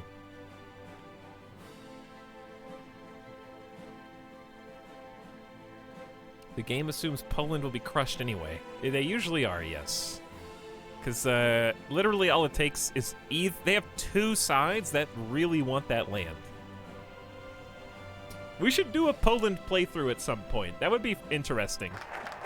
This is a talk on national Wait. security. Because the nub of the whole purpose of your presence Why'd that music cut off? is to keep you now and your children later. and That your music cut off. I have allied speeches later off. Out of a last-ditch war for the preservation And it of just American turned my song off. Whatever. South Australia needs more industry and investment and will dedicate resources to a series of planned communities and housing improvements, especially around the, excuse me, is this pronounced Adelaide? as our American Oh, dude, I love the Adelaide. such danger. That's my favorite flavor of Kool-Aid. The Nazis 2 civilian factories. made it For clear free. that they intend not only to dominate Anyways, at least one person was like, That wasn't funny. Here's how you actually pronounce it. enslave the whole of Europe, I did not laugh. and then to use the Our Vickers and Brins come from the Lithgow. Oh, God. The Lithgow is how it should be pronounced. Small arms factory. As it grows, we'll find it easier to increase our fighting capacity. Who did it? Yep, it was Corey Gaming. in view of the nature of this undeniable threat, Found you. 2 military factories. properly, categorically, that the United Or 1 military and then, ooh, 4 civilian at the same time? talk of peace until the day shall He thinks I gave a real answer. when there is a At this clear point, intention any answer is a real of the answer. aggressor nations Because you're all wrong. all thought of dominating or conquering the world. The forces of the states that are leagued against all people who live in freedom are being 4. on our shores. The German These are all so good. How do I choose? I guess just do all of them. by the British I need this too. Consumer goods factories down 10%. These are some really good ones. soldiers and sailors Well, I need 4 civilian factories, and I need the. Let's go military into civilian into military. That way we get both. being engaged in China, in Asia, by the Chinese Most of us didn't say anything. Well, you're saying something now. great defense. In the Pacific Ocean is our fleet, gun loaded with explosive bullets, economic Got him. as well as military. I feel like we're just researching so much faster. Maybe it's. I mean, the 4X. It's only 1937. I'm already done with industry, basically. All right, well, construction speeds up another 10%. I mean, we do have that political advisor that's buffing the 15% on the industrial research, I guess. We don't need excavation yet. Know that we cannot escape danger. Let us now change our tune and decide what we want to research outside of the engineer and industrial tabs. The obvious picks would be starting to get support units with mobile infantry. We can get trucks, and in turn we can Would she supply field hospitals, logistics, or signal companies, South American country and we can start training the army if we can build enough guns for them. We can start doing armor research. United States? Belgium is Tanks being leading down to the Centurion. used base against Britain, now fighting for its life. We could And any South go ahead and get American country the interwar artillery prepped for the quarter pounder with cheese, 25. We could start. Ooh, they already picked land doctrine. They like grand the battle plan, on any one and to switch to the other ones would take a long time. this hemisphere. I don't mind grand battle plan. Hawaii, It's fine. outpost of I think I would have preferred superior firepower this time, yet the Azores are closer to our but shores I think grand battle plan is good because we're gonna have to execute naval invasions, which are big planned things. So we could just do. We already have a 20% bonus on this because of tech sharing. So this will take about a year. We only have a few tech slots. We do need to research the naval vessels. Axis powers I think we should go ahead and do that. Let's go ahead and start putting the Navy together. So what kind of Navy do we want to run? That's what we got to ask ourselves. Do we want carriers? which has destroyed I don't think we want carriers. The reason is because the RAAF is pretty pitiful. How many planes do we have? ourselves. Do we have any planes? Do we have an airfield? Evil forces which have crushed We have approximately, is it 24? are already Yes, we have 24 close air support weir arrays. government knows much about That's all we got. What's your current Navy? About 100 convoys. their secret Australia takes a little while to get spooled up. active in our own We gotta crank it. They seek to stir up suspicion and dissension, cause internal strife. So I'm thinking They tried to turn skip carriers because we have to have planes to go on carriers, and that's tough. We almost never do submarine gameplay. lumbering racial and religious enmity. I feel like we've already got one tech and sub. Let's focus on subs, because it's just new gameplay. Let's do subs. There are also American citizens. Many of them in high I don't know how many dockyards we'll feasibly be able to get. Battleships are not viable unless we can have a ton of dockyards. aiding and abetting the work. It takes so long. They have to be maxed. I do not charge. I think we go sub-focus with destroyers and cruisers initially, and if we can ramp up, then we'll go battleships afterwards. Exact the kind of work that the dictators want Simple plan. in the United States. I think battleships would be good, but you do have to have. I don't have the dockyard power yet. So let's go ahead and get the destroyer research up to code, and then we'll do submarine hulls too. We can do subs first, I guess, Can tame a tiger. but we really need those extra research slots, and soon. So let's see how we're gonna get those. There can be no World tension is only at 4%. with ruthlessness. We need 20% for that. Can be We are working down this, but you have to get fight, work, or perish, which requires squash the squander bugs, which requires invest in victory, which requires us to be at war. Okay, so it's not really viable to get any research slots yet. It's not viable. It's not possible. Oh, we have 182. This is the sub sound. There are good things that we can spend the 182 on. But I feel like right now, I want to get this guy because I'm gonna forget that he exists. Jack Beasley. 10% construction bonus to military factories and dockyards. It's just nice. I'm gonna forget he's there. Let's get him while I remember.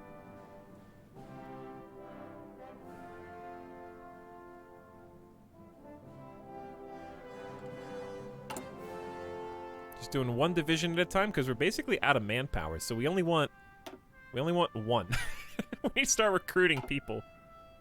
Has Carl arrived in Spain? No. It's just nationalists versus regular Spain.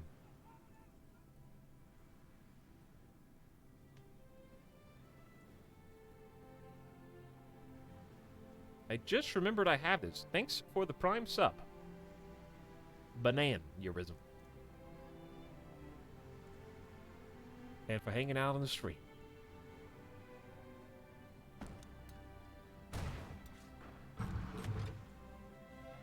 Appreciate the fresh sub. Spain declared war on the Regional Defense Council of Aragon, and the anarchists have arrived. Continued government attempts at reasserting centralized control over the mostly independent acting anarchist communes in northeastern Spain, as well as Stalinist repression of dissident communist viewpoints, has led to full-blown infighting on the Republican front. Initially limited to street fighting and low-scale clashes between militia and government or Stalinist forces, the unwillingness for either side to compromise means the conflict has rapidly escalated in just a few days. The reallocation of military resources to deal with this internal threat means the front line against the nationalists has been noticeably weakened.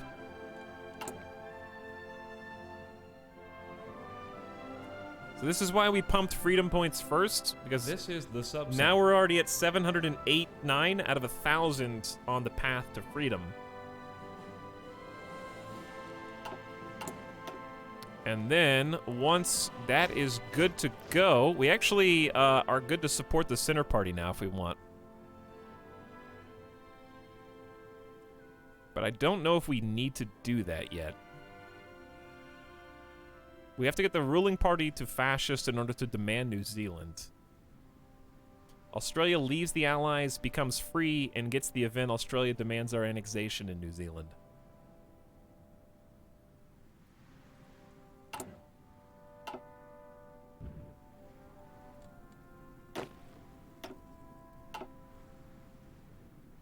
Okay. So I don't know if we should do that now, or if we should just keep doing industrial. Leaving the Allies is pretty important in terms of not getting dragged into war with the UK. Or on the UK's side. War in general. So, we should probably do this sooner rather than later. I think, if we want to be a little greedy, just get Allied Work Council for the 4 civilian factory bump, and then go back to the political freedom line.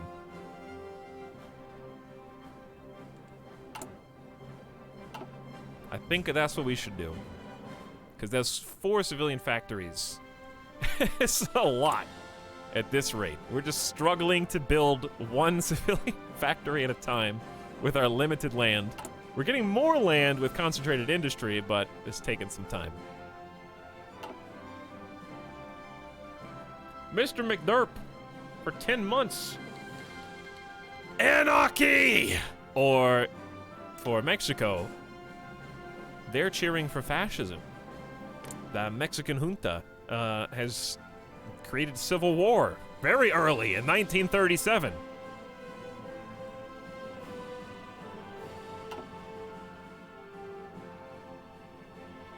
So we got a couple of different Civil War conflicts pushing world tension up a little bit.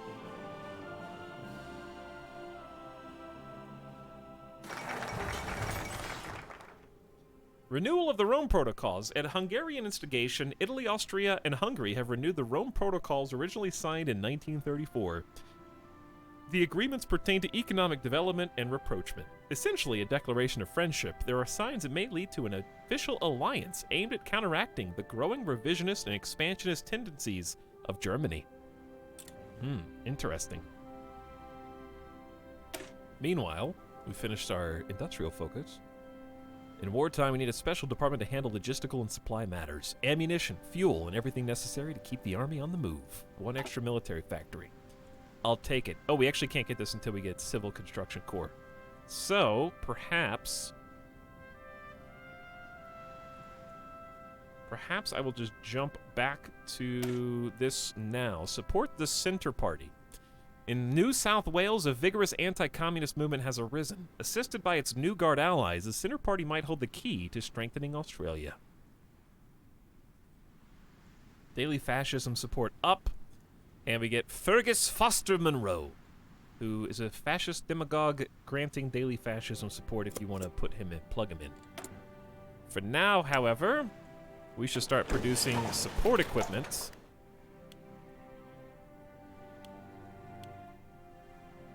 So that we can start getting some changes to our army XP. So what we're going to do is, once we start getting... Now that we got surplus army equipment, we're going to start training the army by clicking on them. I guess I could have gone left. Yeah. I forget the map. Scrolls infinitely. The world is not round, it is a flat paper that just scrolls forever. And these dudes are gonna start exercising. The units will consume equipment while gaining army experience. The country will also gain army experience from each XP of at least 2. Yes. Uh-oh. The German passenger airship Hindenburg was destroyed today while attempting to dock at Lakehurst Naval Air Station in the United States. For reasons not yet determined, the airship was engulfed in flames and crashed to the ground, claiming 35 lives. Due to the scarcity and expense of helium and the U.S. ban on exporting it, the Hindenburg, like all German passenger airships, was ultimately engineered to use hydrogen, which provides greater lift but is also flammable.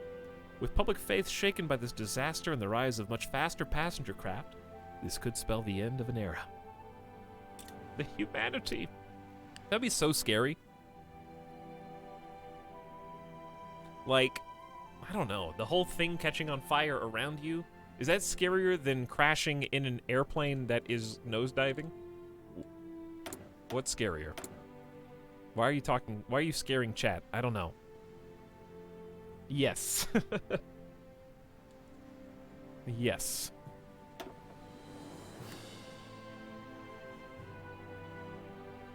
Trade deal opinion factor. I'm not really sure how well that would help us.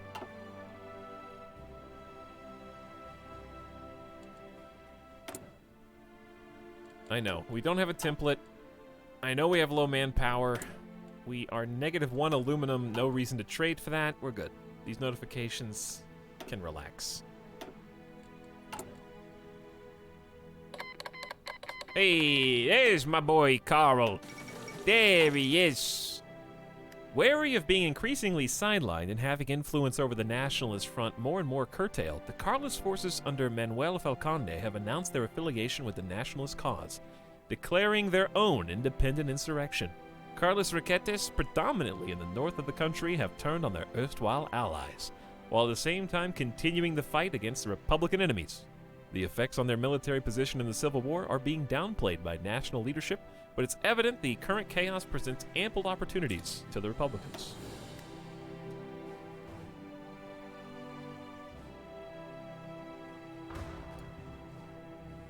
Anarchists on the right.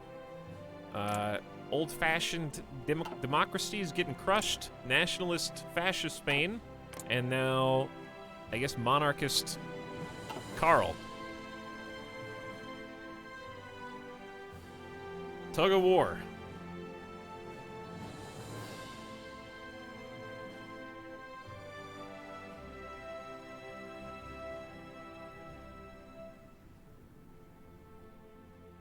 Mexican junta as well, just duking it out over here for a while. Normally they lose. Normally the anarchists lose this. We saw Carl win last time. I think nationalists probably would win if they weren't surrounded on 3 fronts, basically.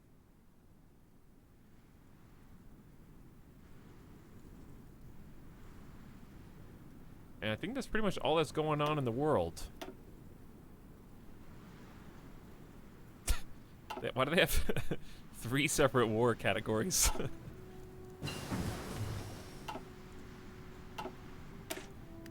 Hey, double research. Okay, concentrated industry means that we are officially caught up on industrial research. We can have 20% more factories in each state. Factories are outputting more, dockyards are outputting more. Got our 1936 sub-hull, which is just a hull. We have to research the weapons and other upgrades independently, basically. So we're not going to start producing these quite yet. I might even just wait until 1940. We only have 2 dockyards right now anyways. So, I'm just going to go ahead and jump on the destroyer hull. We're going to hopefully make destroyers, cruisers, and subs. We kind of just want to keep up with tech. And then once we have some weapons to throw on them, then actually start producing them. But we're going to want the torpedo launchers, the detonators. I guess I could just hyper-focus subs first and actually give them some goodies before researching the destroyer hull, if we're definitely going to make subs first. So I guess that makes sense. Let's do torpedo launcher then, which can also be mounted on light ships or cruisers as well. So it has extra ability. Torpedoes are crazy, man. Like, just the fact that you had to fire them in anticipation of where a ship was moving, and some of the like maneuvers other captains would pull off to dodge them, because they take a long time to get there. There's enough time usually, like you just fire and hope that it goes where you want it to go, like a dumbfire missile. Trying to line those up and predict how fast the torpedo's going to go versus how fast the other ship is going and whether they'll be able to turn in time. And the explosions, like, rocking the whole boat. So torpedoes were the focus of many, like, 1990s war movies. There were a lot of, like, submarine movies in the 1990s. Alright, what's the next thing we want? The tension of, like, the anticipation. Could get the trucks. Could get,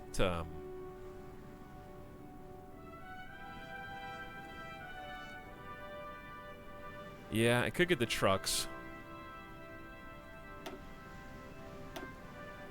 I don't know what else to get. We are going to want some artillery of some kind for our boys. Could just double up on naval research. I don't think that's wrong. Alright, we'll just double up on naval research. Try to pump the Navy tech.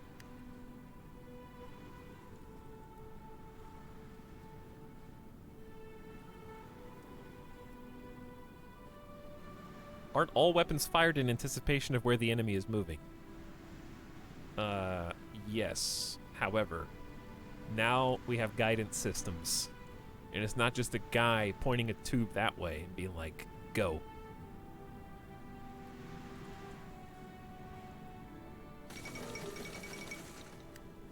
The Famous aviator Amelia Earhart, the first woman to complete a solo This is flight the across the sub-sound. Atlantic, has disappeared along with her navigator Fred Noonan near Howland Island in the middle of the Pacific. The two were attempting a flight around the world in their twin-engine Lockheed Electra plane when they vanished. The search for the missing aviators is now being conducted by U.S. Navy and Coast Guard, but little hope of finding them. It's so sad. It's so sad. All right, we're up to 8 civilian factories now.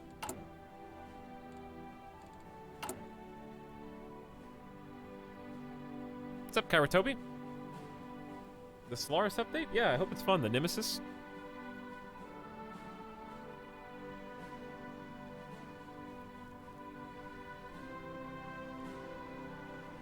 Pseudo-competence says, when's the emu revolution? Hopefully there's not an emu revolution this go-round.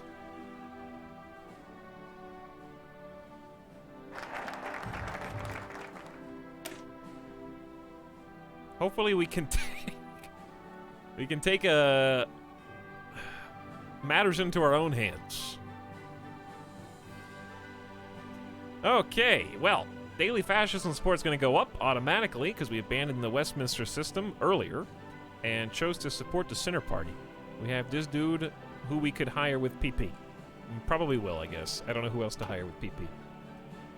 Next, we can supply the Indonesian nationalists. We can't demand New Zealand until we are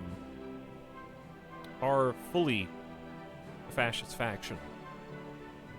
So we kind of need that to happen. It's already kind of happening. We're at 29. Daily change is 0.17. So it is going up on its own. However,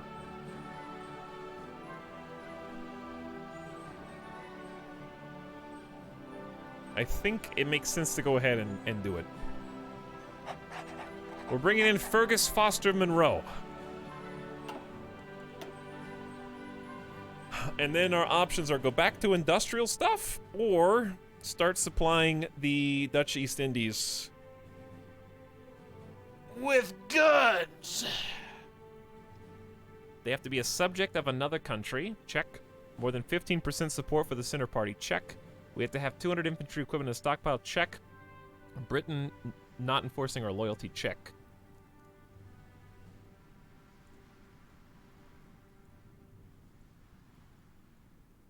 Chat, what do you think? Should we do this now?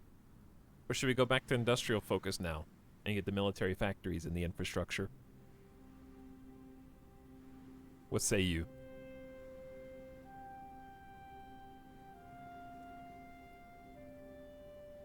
Time someone out for 10 minutes. Wonder who it could be.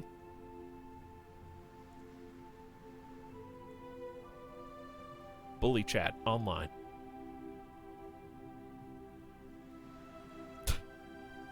People buy. It's how we show love. Yeah, I guess that does make sense as the streamer. I could see that.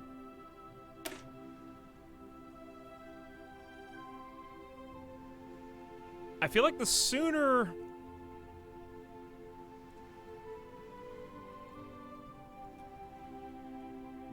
we do this, the better. We don't have to deal with Japan, but I don't know. We need both of them. I think we go back to industry for one and then do that. Because I need the military factor. 2 military factories is pretty huge right now. I can start making some quarter pounders as well. Strengthen the infantry boys.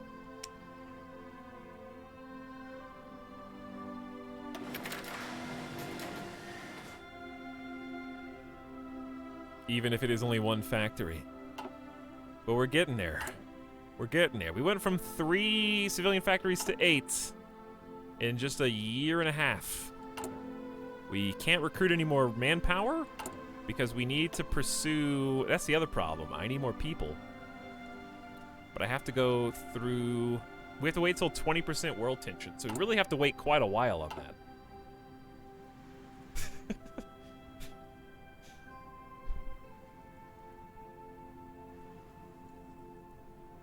Unban Karatobi for 150k. Maybe we should just have a 50,000 point dump to permaban someone and a 50,000 point dump to unban someone. And let you guys duke it out.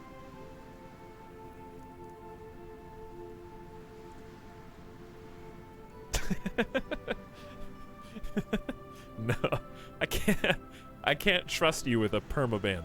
It would have to be like a 24-hour tops. 24-hour ban tops. Chat battle royale. What could go wrong? That's funny. We got 100 command power. I'm probably gonna go ahead and choose another Colin Farrell to become Overlord. I like the offensive guy. I think we need a Thomas Blamey as a field marshal. And he can already be upgraded. Offensive doctrine, entrenchment, reinforce rate, recovery rate. I would say org loss while moving and attack +1. You got it. Offensive doctrine, ooh, and recovery rate. Wait, he can do all these? He just gets, why does he get so many perks? There you go. You got reinforce rate too. What a guy. What a lad. No. Wait. I just fired you. I'm sorry. I didn't mean to fire you. Trying to put you over here. I just sent this guy to another office and then called his plane to turn around. Basically what happened. People arrive, people leave. Precisely. Alright, we are almost at 1,000 freedom points. Wait, isn't that bad though? Because don't I need to do this other UK thingy before we don't have to declare our freedom once we get that many points, I don't think?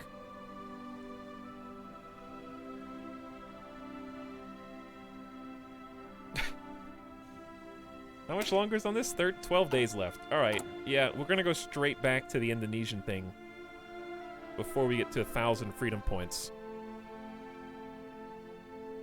Oh, we also need 200 more political power anyways. That's fine. It's gonna take a minute before we even get there. We don't have enough. We're not respected enough in the community. The communist movement in Australia, fueled by broad dissatisfaction among the working class and radical trends among academics, has grown large enough to lead the formation of several parties. After one of these gained considerable support in the current election, politicians in Labour have started debating whether or not to seek their support in forming a government. Although they consider our democratic institutions to be little more than bourgeoisie tyranny, they seem eager to make the changes they want to see through cooperating with the government rather than overthrowing it. No. Base stability down 5%, so we're raising democracy's popularity so that communism doesn't gain a 10% foothold, right?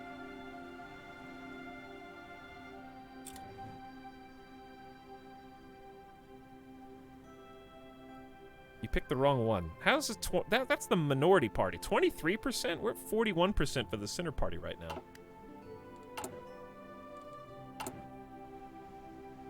Having locked into 2 research slots for so long kind of sucks. Well, on the bright side, the army is training and we are gaining minimal experience per day, but every bit helps at this point. We got a small surplus of infantry equipment.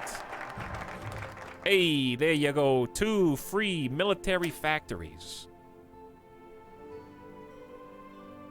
Wait. No, it says 2 building slots, 1 military factory. Did I misread that the first time? Well, a factory is a oh, yeah, there's 4 civilian factories here. Did I misread this? Gets a new building slot, though, which is still good. Okay, now, Indonesian uprising. Go.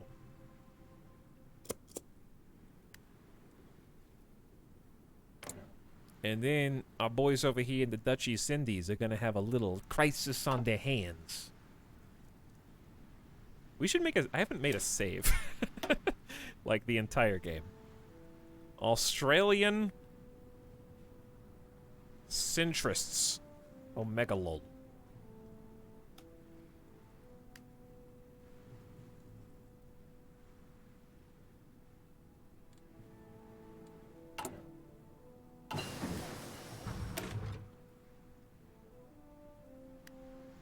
Okay, so we got 1936 destroyer hull technology, submarine technology, and what else should we do? It's 1937. It's almost 1938. Ooh, get research speed a quarter year ahead of time. 5% research bonus. Definitely need that. Haha, yes, centrists. Well, what would you call it? We're not going with the Democratic Party or the Communist Party, okay? There needs to be a third one.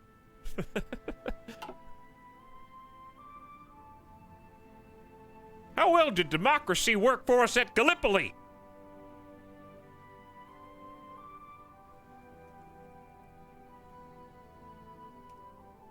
Are there any good Gallipoli movies?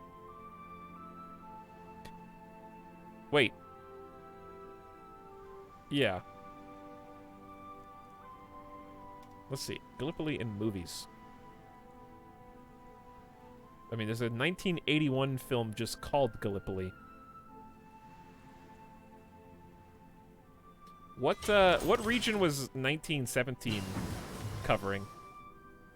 I haven't seen 1917 yet.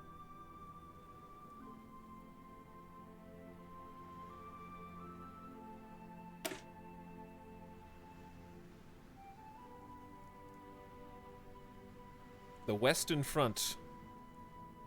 I want to watch that soon. I should. Okay. Improved ship torpedo launchers can be mounted on light ships or cruisers. Do significant damage to capital ships. And, of course, our submarines. So, I would say magnetic detonators for torpedo attack bonuses would be ideal. And just keep pumping our future submarine. So I don't really want, maybe I shouldn't be picking so willy-nilly. These are ahead of time. I think if we had some Navy XP, that's the problem. We don't even have a single naval ship, so we can't do any naval exercises. And if we can't do any naval exercises, how do I even build a boat? I literally can't even add a torpedo tube to my submarine because we don't have any submarines, so I can't do naval exercises. Hold on. Hang on. Where is he? Chief of Navy? Or no. Is it Military High Command? No, it's gotta be the Chief of Navy, right? It's experience gain? No, it's... Which dude is it? Yeah, this guy. I gotta hire Norman Macon. He gives us naval XP per day. It's gonna be so slow, though. But I gotta hire him next.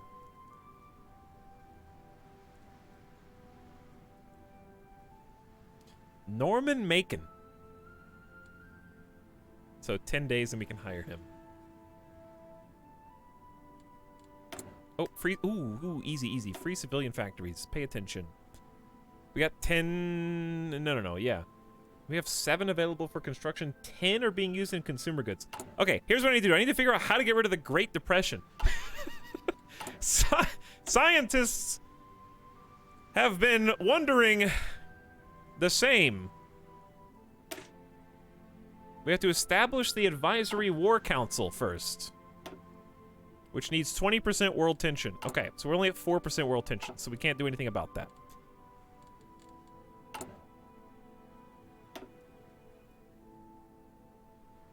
I think we keep pumping civilian factories in anticipation of that, and then pivot to making full-time military factories. So here's another one for South Wales. Here's another one for Victoria, and here's another one for Queensland. There you go.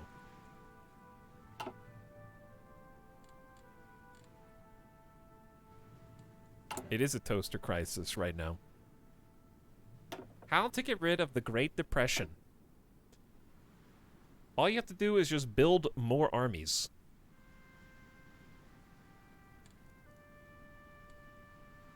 All right, Norman. Show me what you got. Perfectly timed.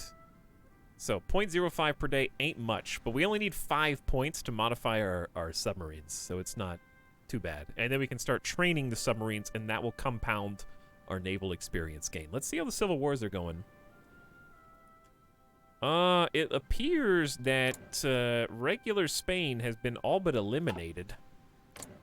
Fascist Spain has a large foothold. So it's turning into Carl v. Anarchists, who have the smallest region. But they have, they're starting to form a little bit more concrete borders here.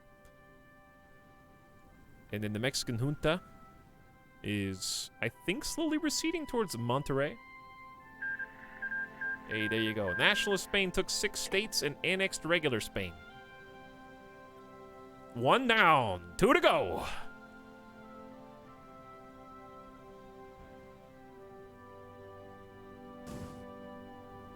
As we inch closer to 1938.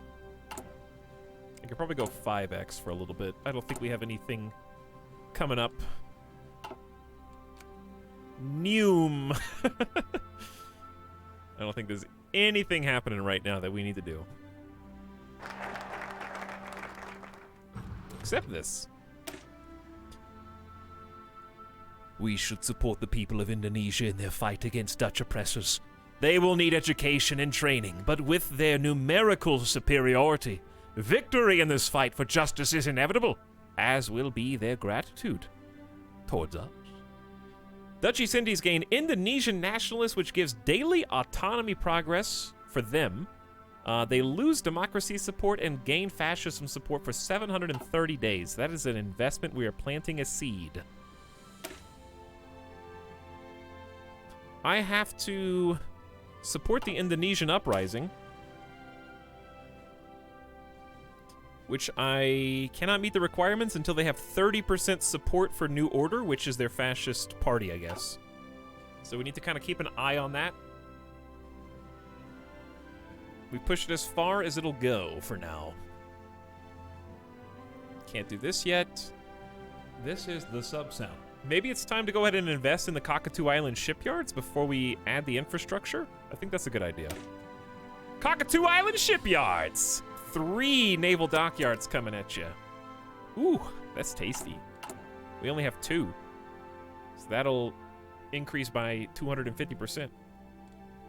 Start that Navy focus now that we're getting ready to start building subs.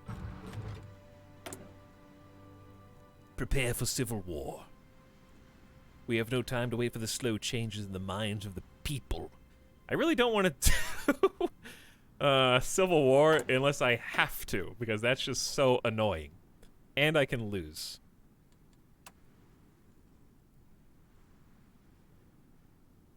But I do have to have current ruling party fascist. And I have to leave the Allies.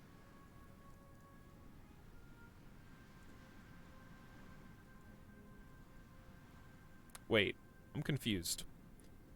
So to do this, I have to not be in a faction with New Zealand, but I don't leave my faction until this happens. Is it a chicken or egg scenario?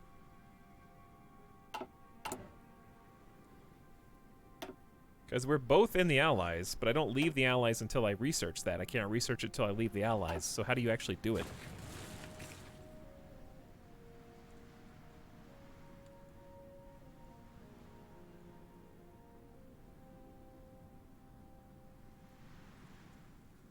Maverick Tanapa says, Go Streamer, keep up the work. You are totally okay. Thanks for 30 months. Appreciate the sub, dude. Welcome to stream. 3-0 is a big time.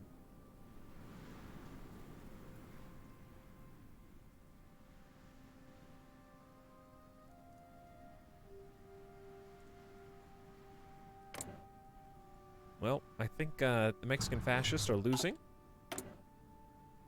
They're just hanging out right now. Trade deal opinion factor, no.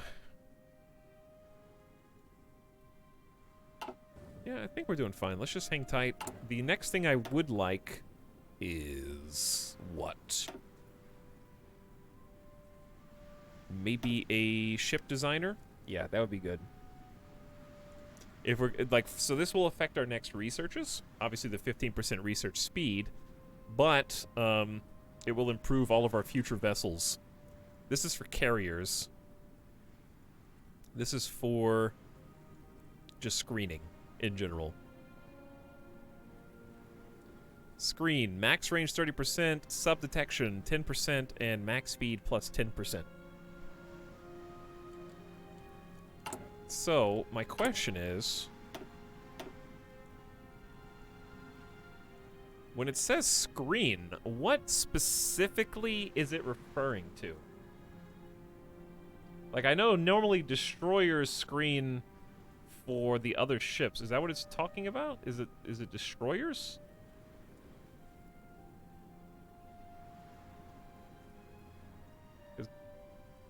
Who else is included? Light cruisers are also? Okay. Why doesn't it just say that then?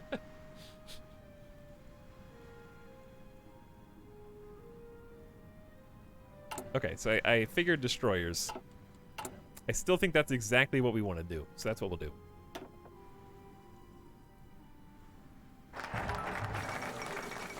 Poland seeks Baltic cooperation. There is no outcome for us that does not risk yet more oppression of the Polish people. Following Poland's distancing from the international community, Polish politicians have been pursuing the idea of a power between the seas. While the hope is to create an alliance stretching from the Baltic to the Black Sea, their stated priority remains to reinforce their position against threatening influences to both the east and the west. To this end, Poland is seeking closer bonds with their neighbors in the Baltic. All right, we got Cockatoo Island shipyards. The expansion and improvement of the Cockatoo Island shipyards is a major priority for our government. Sydney Harbor has the best access to manpower and resources. That is where we should focus our naval construction. 3 extra dockyards. We just pulled them out of our back pocket. They were holding out on us the entire time. Next, we can either protect overseas commerce if we want to continue down this line, or fly the Jolly Roger, submarine operations doctrines. 2 100% research bonus. Nice. Nice. That's exactly what we want. But, is there anything we want more?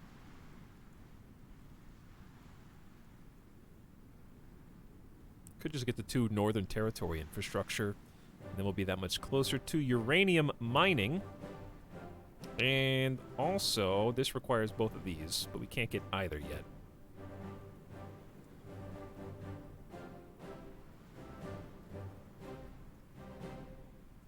Okay, I think that we only have 2 options. Infrastructure or the bonus for submarine ops. I'll go with the sub ops.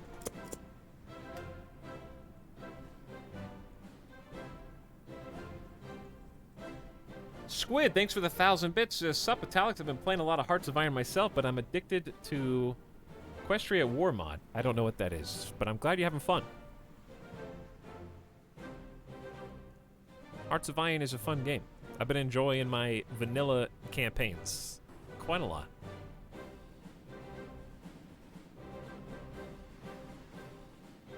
A lot of you guys are having a lot of Hearts of Iron fun recently.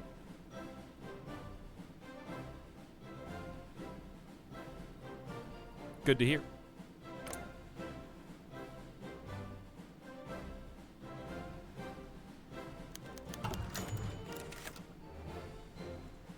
Fascism on the rise. This is what we've been waiting for. The Australian people have a noble history, a history they've been made to forget under the weak and cowardly rule of Labour.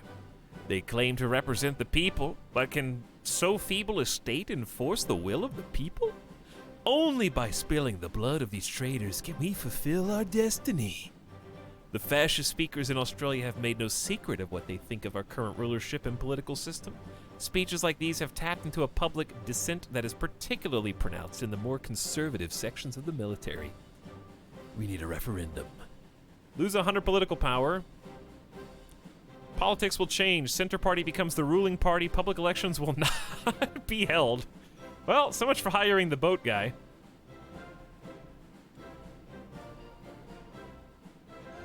We need a referendum. Bad. This is not a good country name. Yes, to the international community at large, we will now be known as Centralist Australia. Not to be confused with that other democratic regular Australia. Eric Campbell is our boy. Got like a blue and white cross starburst flag. 62% majority here. That happened in just a short amount of time.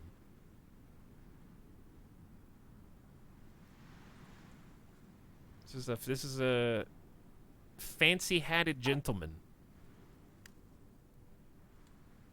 Well, we have officially changed our party, which means that we... Ooh, Nationalist Spain defeated Anarchist Spain, which means... Did any of these unlock? Not... Ooh, not yet. We have to be not in a faction with New Zealand, but I don't understand how to do that. I guess I just need to declare my independence autonomously. But now I'm still in a faction with them. What? Yeah, how do I... Chat, how do I do that? Do I just leave the... I leave the faction on my own, but this... Yeah, can I just quit the faction after I become free, then quit the faction, I think. How do you even do that?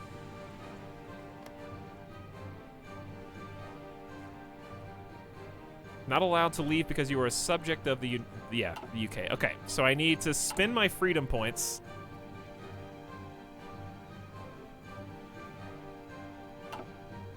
Which is going to take a while because we are short 267 days of PP. I probably should have taken the PP generator. Take over faction. I don't think that would work right now. There's a lot of things. We and our subjects need 1.58 million deployed manpower, but only have 100,000. It's not much, is it? It's not much. All right, research is almost wrapped up. Can't recruit anybody. We need world tension to keep rising. We got our 5 dockyards pumping out convoys. Ooh, I got 31 naval experience. Okay. We probably have enough convoys now. We have 171.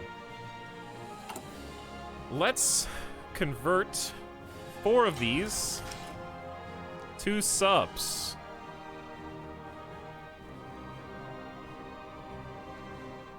Where is it? 1936 submarine hull.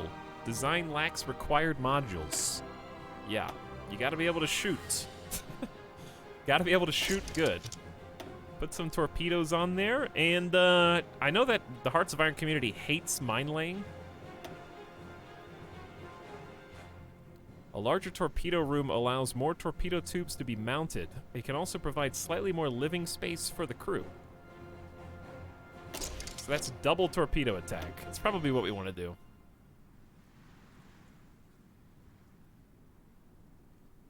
Basically, mine laying is only good if you already have an established navy. When you have a 0-size navy, you physically don't have enough ships to be able to mine lay any substantial amount of mines to have any kind of tangible impact on naval battles. So, in general, probably don't pick mine warfare if you have no navy. We need a few ships to actually do damage and hit. But yeah, it gives us double attack. Do they do it on the back? Torpedoes on the back? Sounds good to me. And that's 10 naval XP. We do not. Ooh, we do have a submarine engine too. Good thing I checked. Same max speed, but it makes us less visible. It says max speed plus 10%, but then it also says 5 knots. So I don't really know what that means. Fuel usage goes up. Oil is gonna be an issue, I guess. We gain 48 a day, and we're gonna end up consuming a lot more than that.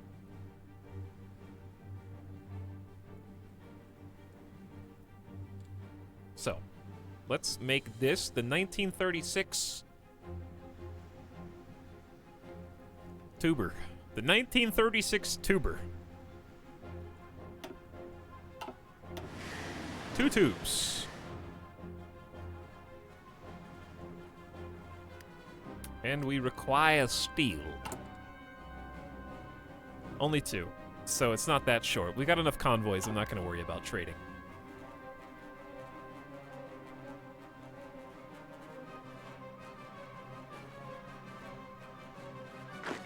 Why are you guys suffering? My own standing armies are suffering attrition right now. Cool. Okay, here. You guys are gonna have... Dude, Australia's rough, I guess.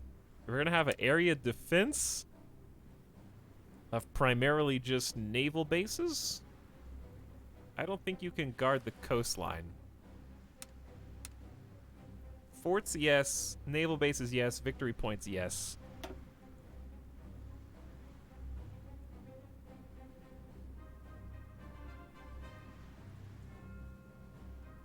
And we're going to leave Centralist Australia to whoever wants to come take it. But basically the idea here is just spread them out so they go to different areas and therefore lighten the attrition load.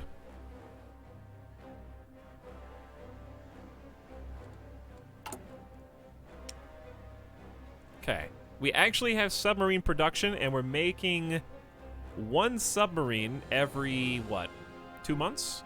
Month and a half? It's going to take a while, with only 4 dockyards. Working on it.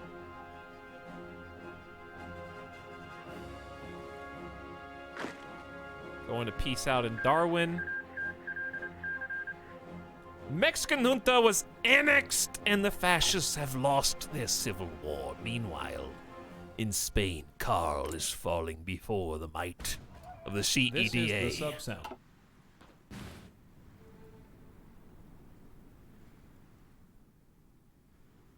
Chad, we should probably take a little gamer death break here. Maybe just a little bit early. But I'd like to get another drink. Double research almost done. We've made 1 out of the 3 civilian factories we queued up. We really just need to get rid of this awful consumer goods policy, but I can't. And we're also hoarding political power to become autonomous. So we've really got everything going in our favor. Let's check on how Dutch East Indies are going right now. From our island stronghold, we can send forth packs of submarines to harass and destroy the enemy trade and supply lines that pass our shores. That is the idea, yes. Indonesia is ready. They have exactly 30% support for the new order, which is, I think, exactly as much as we need. The timing is impeccable. It's time to voice our support for their uprising. Send volunteers tension limit. Oh, so we can send volunteers to help them in their uprising. And we can send 3 extra volunteer divisions. So we're going to definitely have to support them with volunteer forces. They get a civil war. Where Australia is inciting Indonesian civil war in the Dutch East Indies. This is the gift sub-sound. In T-minus 70 days.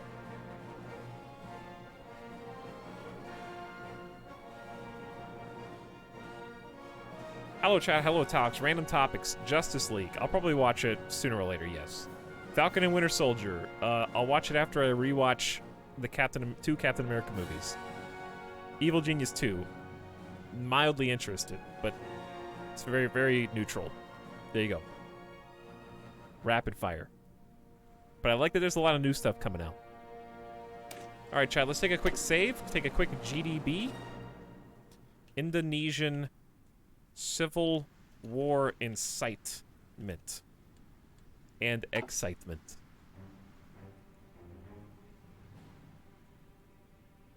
But thank you, Squid, for the extra 500 bits and the sub and the clarification. Isn't, Crusader Kings seems like it would be apt for such a mod as well, given that there are already horse leaders in Crusader Kings 3. You would only need to change a handful of the graphics. Seems like a natural pick. War of the Worlds has gifted a sub to the Grand Mooch as well. Hey, welcome back for 11 months, Grand Mooch. Thanks for subbing, everybody. I'll be back in a few minutes, though, so hang tight. Thanks for hanging out tonight. Australia will get things kicked off with the Civil War here in just a minute. See you in 5.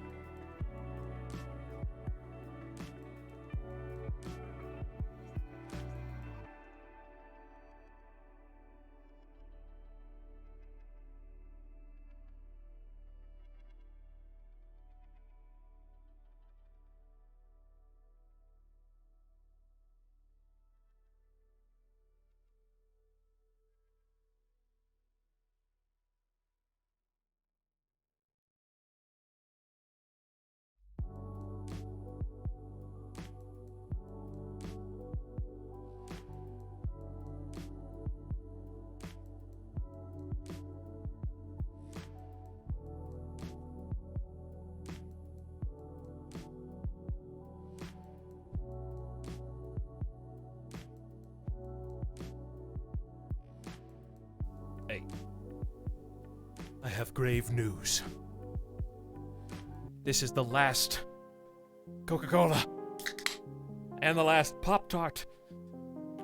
Mommy, when are you going back to the grocery store? I need more snacks.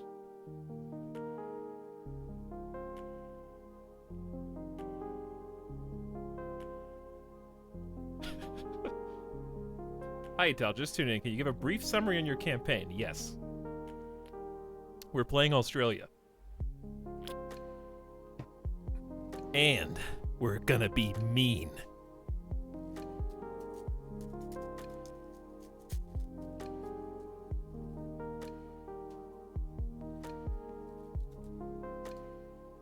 We're gonna be the bad guys.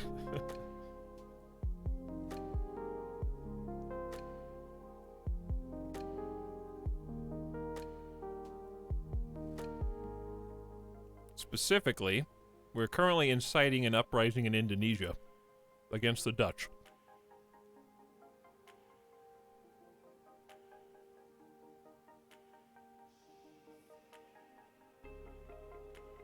Next on the to-do list is annex New Zealand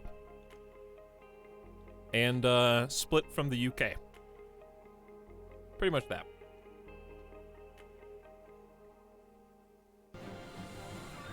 As we start ramping up a navy. Wait, go back.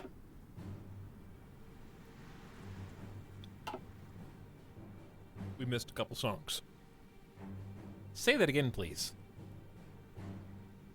No. Oh, I've always wanted to hear those words. Wow. I see where syntax's real loyalties lie. Hello, Mary Skipper Watch. The koalas are armed and dangerous, yes, and the kangaroos as well. The emus, we don't talk about the emus. The Anschluss of Austria! After a successful coup d'etat by the local Nazi party in Vienna, German troops have crossed the Austrian border and taken control of the country. No fighting has been reported. The German soldiers were greeted by cheering crowds in the cities. In a speech before a massive crowd at the Heldenplatz in Vienna, Hitler announced the Anschluss of Austria, annexing the country into Germany. The oldest eastern province of the German people shall be, from this point on, the newest bastion of the German Reich. Czechoslovakia in shambles right now.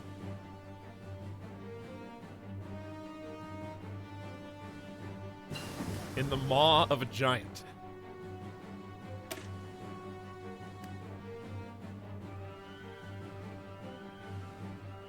Computer technology rapidly advancing. This is what computers look like in 1938, chat. Did you know that? It's crazy. They were this small, too. Ooh, double research. A new detonator detects the shift in the Earth's magnetic field when the torpedo passes under the target. An explosion directly under a ship causes much more damage and often breaks the keel of the target, sinking it instantly.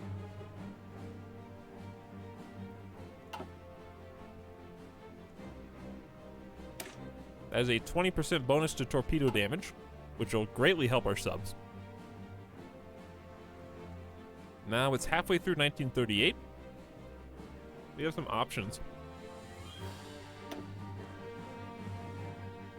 We can either get a jump on industrial research with the penalty.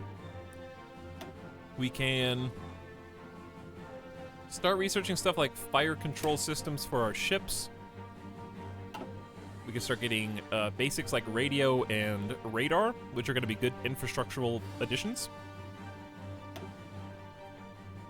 I'm worried about our lack of planes, same problem we had last time.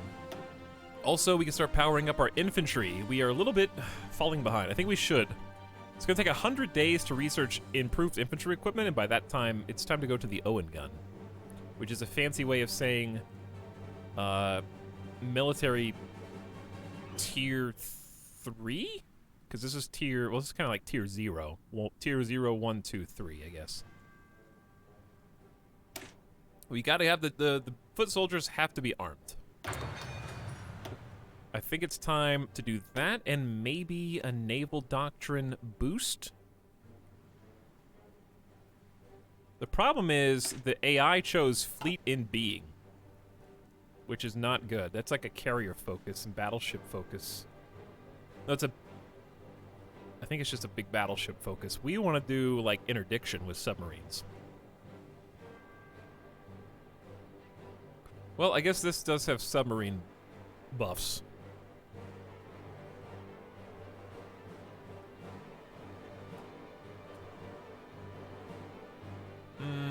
Yeah. I don't know. I don't know if I want to do these yet.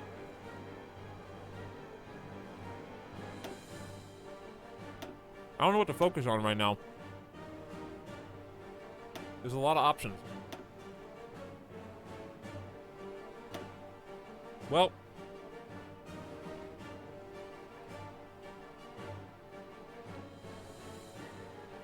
I think we can't ignore how terrible our infantry are. We gotta be able to hold the shores, dude.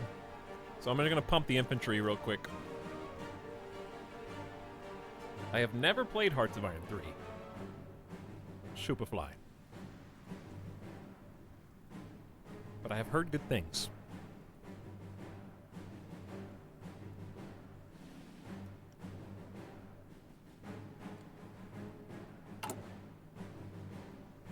Small infantry equipment stockpile.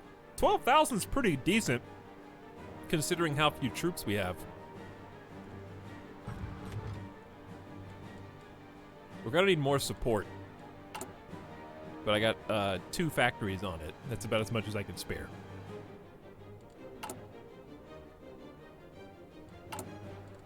We're only short 2 aluminum, 2 steel, so I'm not gonna mess with that. This is Dutch East Indies, who is less than 50 days away from civil war. They just don't know it yet.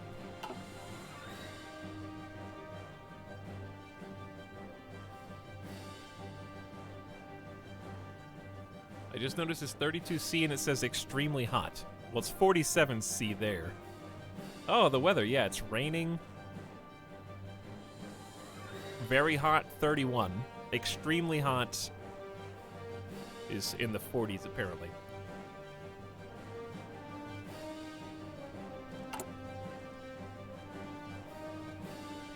We have to save all political power.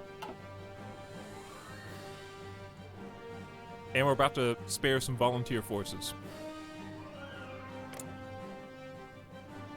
Which I don't even really know how to do. We need at least 30 divisions, not for long. I think we'll need... Uh-oh, we might need 15. But they didn't give me enough manpower to do that.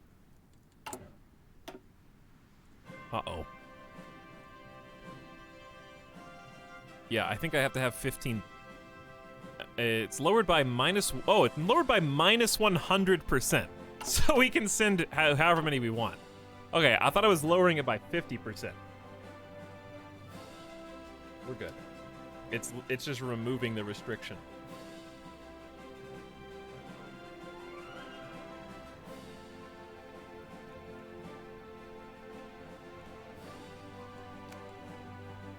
Noom.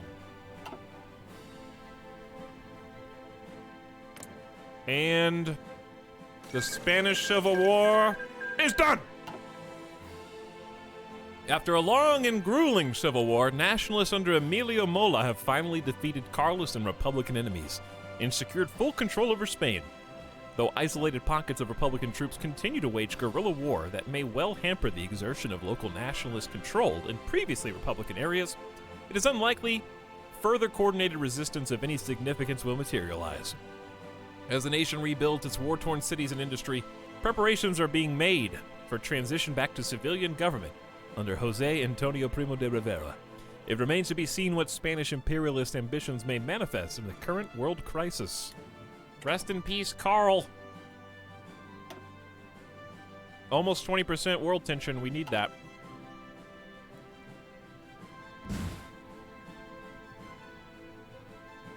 And we are hurtling right along. Hey, here we go. Here we go. No, not this. The Indonesian order declared war on the Dutch East Indies. Civil war's upon us. German demands for the Sudeten border territory in Czechoslovakia, home to a considerable German minority, have intensified recently. At a summit held in Munich, Germany, Britain, France, and Italy sought to find a diplomatic solution to the so-called Sudeten crisis. A rift has formed between France and Britain, with Britain accepting the German claims as reasonable, while France has not. The French have formed a new alliance with the Czechs and threatened Germany with war should its troops violate the Czechoslovakian border.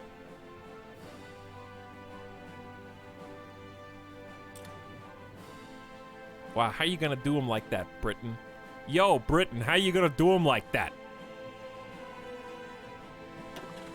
Hey, Neville Chamberlain, how you gonna do them like that? I watched a random clip from, what's the movie called that they just made, like, a few years ago? Chat, help me out. What's that movie called that they just made a few years ago? Darkest Hour. Is that a good movie? It's okay, I remember. Is that a good movie?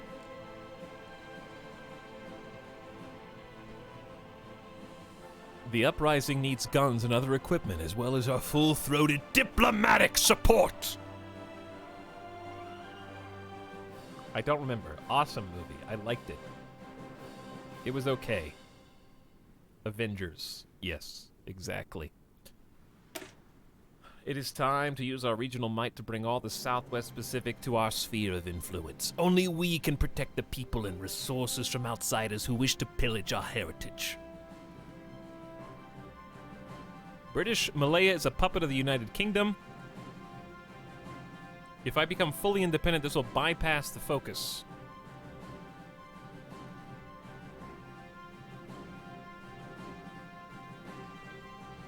So,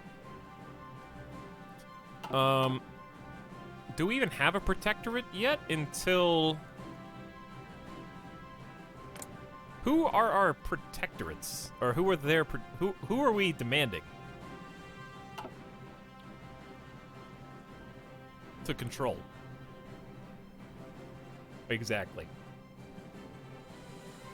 Anyway, the Indonesian order is rising up, and I need to send volunteers.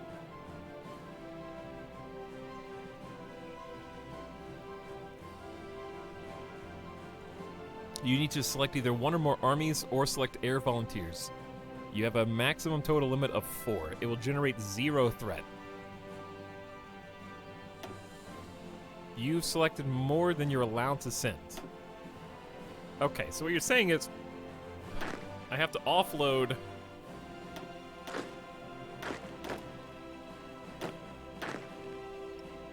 these guys into another army.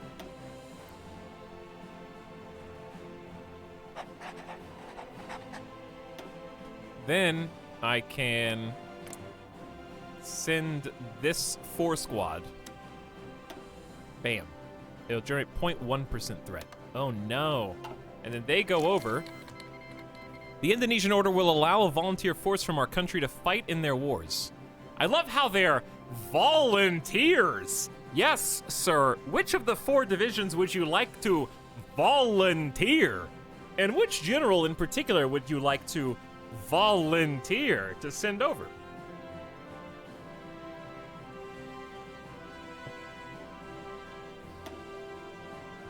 I'm volunteering you. The German Reich declared war on Czechoslovakia. Oh. Is that? Hang on, chat. Is that how it went? Hey, is this how World War II went, chat? I don't remember that part. In June of 1938.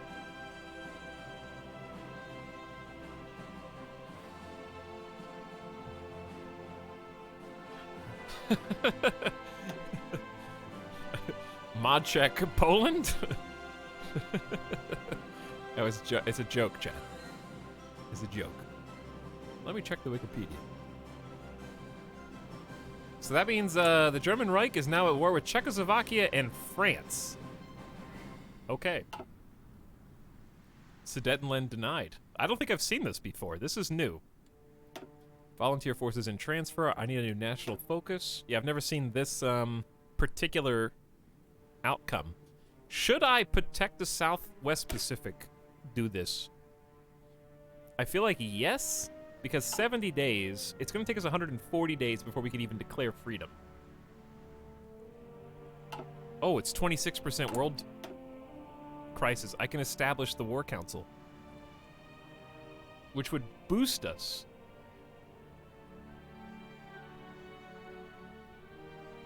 $120. Huh. So we get 190 days of PP all at the same time. It's pretty good.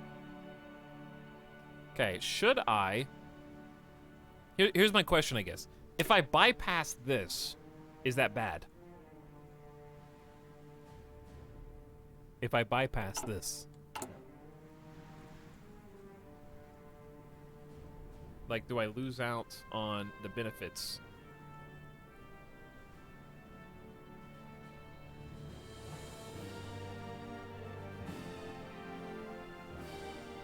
Also, where's Malaya? Is that Singapore? Oh, it's right there. There's Singapore. Yeah, if you bypass it, you don't get Malaya. Well, that's what I'm worried about. Okay, it's time to use our regional might to bring all the Southwest Pacific into our sphere of influence. Chat, I will defend them with 175 convoys. Only Australia is equipped to defend the Southwest Pacific with their convoys. Magnificent beasts of the ocean.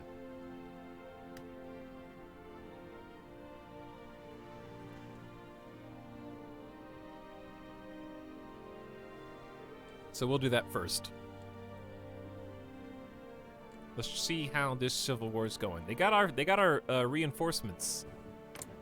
The Indonesian order. Man, this is gonna be a tough campaign. These little island hoppers, because they'd have to go through here. I see them boating. Are they doing a naval? They're going through Singapore.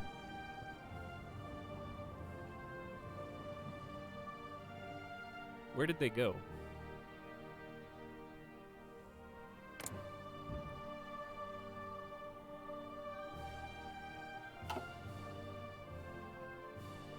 I don't know.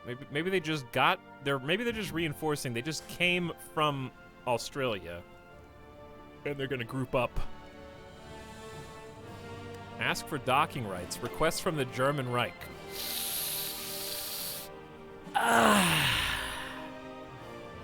We are fascists, so it would be kind of silly. I'm not about to join their alliance, but also there's no reason for them to be pissed at me. I guess. Come on in. Come on in. We don't have any boats, so please don't blow up my convoys. Okay?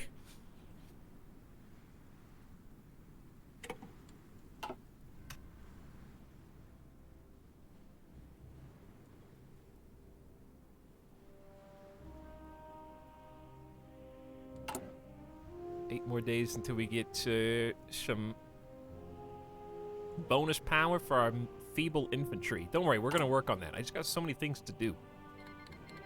The 4 divisions you sent arrived in the Lesser Sunda Islands. Sick. Here they are.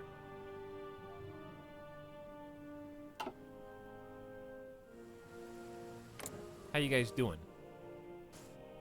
Wait, do I control them? Oh, wait, wait. Why am I controlling them? I thought they were volunteers for the AI.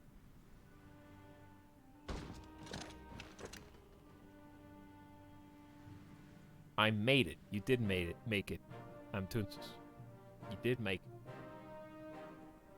Normally when they send volunteers to me, I control them. So if I send volunteers to them, shouldn't they also control them? Well, the good thing we're powering up our infantry right now. 5% defense and breakthrough. Offense and defense. And I think we should just do that again. Clearly we need it. That's expeditionary forces, not volunteers. Oh. I've never really sent Oh, the attrition here is... Whew. Oh, boy. Well, there's nowhere else to really fight from, is there?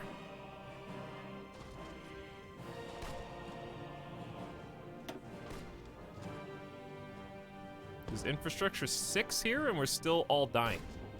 50% attrition? Did the game debate me? Where, how, what? Where are the different, You told me to send 4 divisions, and now they're all dying of attrition.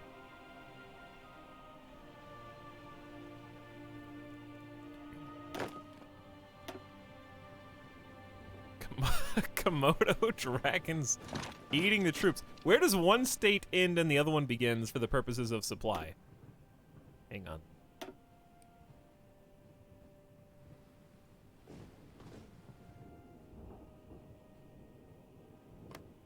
Is this...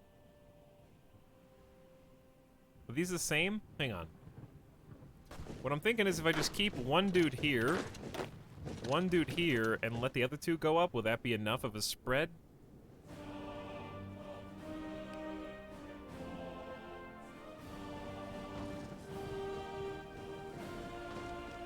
Okay, this guy's not suffering attrition anymore.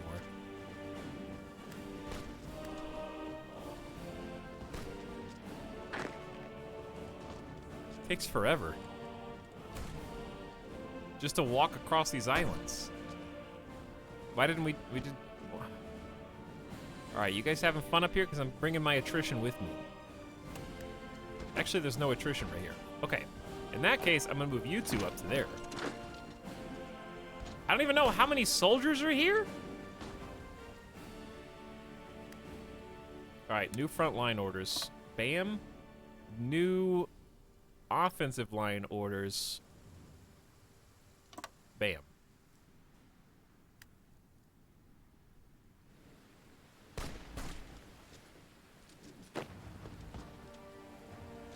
He says 80% likelihood of success. Inferior, estimated plan value 0. Some divisions not in position, but he thinks they suck. He thinks they're really bad. And they're even worse now because we just got improved infantry equipment. Improved the kit of our soldiers. And now what we're gonna do... Probably give them some support troops. They don't have any support. We got 37 army XP.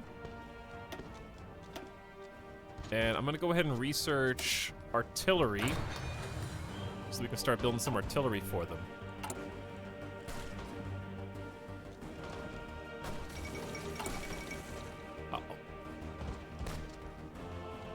The Mediterranean has long been a region of great strategic value to the imperial influence of the United Kingdom.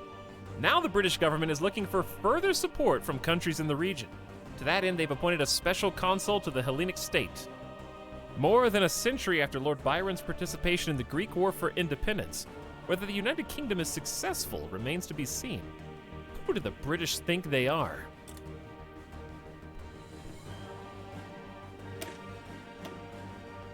Who do they think they are? All right, you guys are getting an engineer company, which basically gives us a significant amount of defense. They can entrench. We get a bonus to offense as well, because we can like cross ditches and stuff. Some light infantry attack, a teeny bit of anti-tank. Better HP and better reliability for everybody that they're involved in. And we get superb defensive bonuses if we're around a river, a forest, hills, marsh, difficult terrain. They're just great for all difficult terrain. That's going to result in a net loss of 240 support equipment, which is fine. We can go one step further and add artillery, but... Ooh, we actually have enough artillery in storage, even though the artillery is old, and it sucks. We actually have 209 in storage, and this only needs 96. So I can add both of these and really superpower my infantry troops. Infantry and, I mean, the engineers and the artillery both. They have 22 combat width. I didn't do that. That wasn't me. I could actually remove one for 5 XP, and that would actually maybe allow us to train another unit. Stop editing me about sausage sizzle. I'm not gonna name the troops just because you tagged me twice. Notice me, senpai.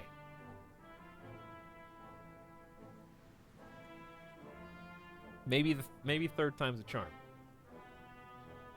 All right, dump in the engineers and the artilleries. So, it would have been nice if we could have done that before. They will take some time to reinforce. So no, I think they may have just reinforced actually, because the orange bar dipped. They already got him? Yeah, they already have the quarter pounders with cheats. That was fast.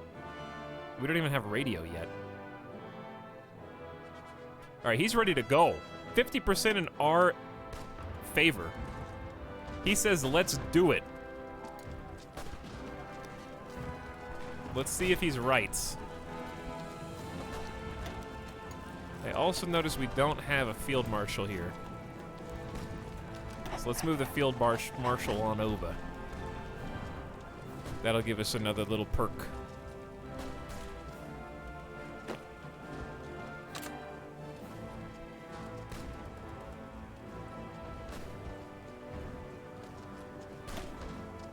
Okay, in this little skirmish between, where are we? Lesser Sunda. They're both jungle provinces and plain provinces. The tide has turned in our favor. We're pushing shock tactics against their defense. And we got them outnumbered 4-2. Their soft attack is 38. Ours is like 60 now. In his service to Centralist Australia, it seems General Leslie Morshead, also known as Colin Farrell, pushed himself too far. As a result of the bad climate in operational areas, the general has fallen ill. This is your first combat, General, and you're not making a good impression. You had one job. I sent you over there to help the Civil War go in our favor, and you failed me already.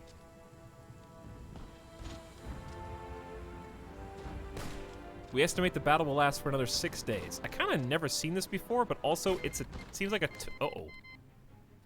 The German Reich declared war on Luxembourg. I am speaking to you. Time for the buffet, I guess. At 10 Downing Street. German Reich was hungry for Czechoslovakia, chomp chomp, and it said, nope, I need a little bit more than that. You're in the way, Luxembourg. Final note. Taking the Oh, well that kind of happened out of nowhere. by the 11 o'clock. Last we heard from Italy, they were renewing their friendship with other nations around the Rome Protocol area, but now Italy is straight up just in the Axis, I guess. Mussolini was like, sure, I'm in. I too would like to start the World War over a year early. Dude, this would be a terrible game to play Czechoslovakia. Ahistorical. Getting declared on in 1938? Well, I guess that would be what happens if you deny them the Sudetenland anyways. I guess that would have happened regardless if you were playing Czechoslovakia. But it would certainly suck if you were playing France and guaranteeing them.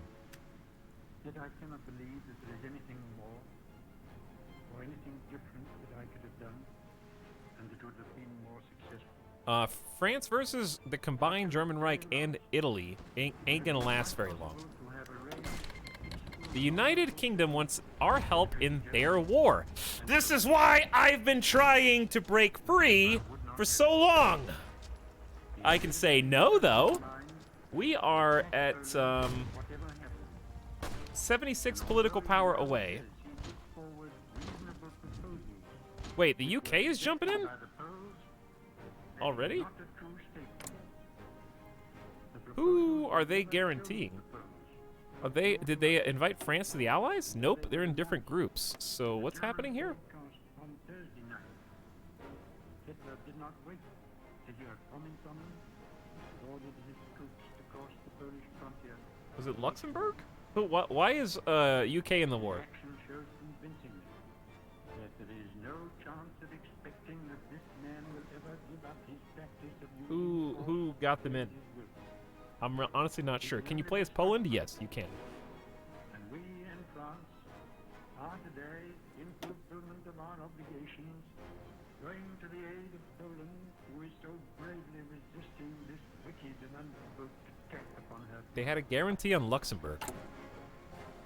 Why are their guarantees not listed? We have done all that any country could do to establish peace. It says they're fighting a defensive war. I guess they did have a guarantee on Luxembourg. That sounds the most likely, yes. Could be trusted, I don't think they were guaranteeing the Czechoslovakia. itself safe, and become Because Luxembourg's also in the French alliance. I know that you will all play your part. Because, yeah, Luxembourg has military access with the UK, but not France. Weird. Anyways. Does Poland have its own focus tree? Yep. They got their own focus tree. It's not a massive focus tree, but it's there. It'd be fun to play. I decline, by the way. Let's just get that out of the way. Australia is not joining you. In fact, I am getting ready to make my demands about controlling protectorates.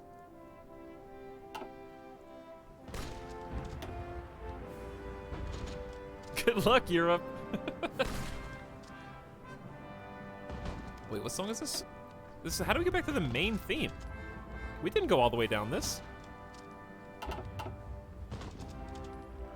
There's no way we went all the way down this, because I remember literally just clicking on Barbarossa and Days of Thunder.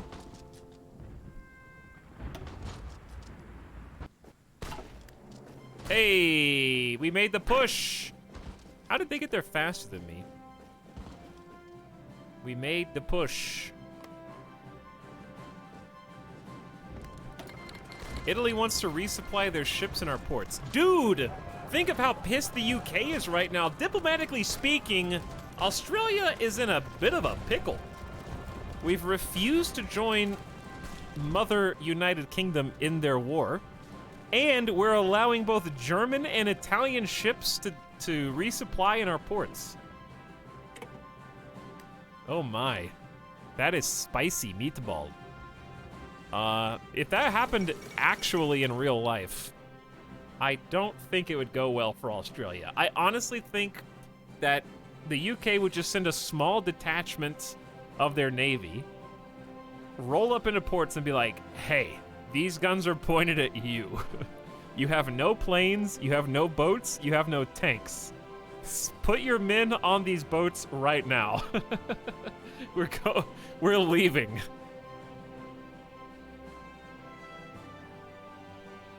A number of communist delegates from around the world met in Paris today for a founding conference, laying the groundwork for what has been known as the Fourth International. Calls for its formation have existed for years, with supporters of Trotsky's theories taking the lead. Stalin has responded to the growing support for Trotskyism abroad by ordering additional assassinations and increasing propaganda against his old rival. With the past purges of suspected Trotskyists in the high ranks of the Soviet military and leadership in recent memory, this is unlikely to be met with any resistance.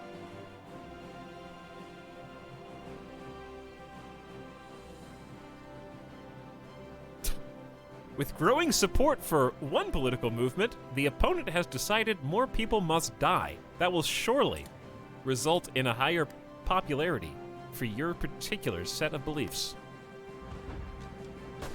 And can't possibly backfire.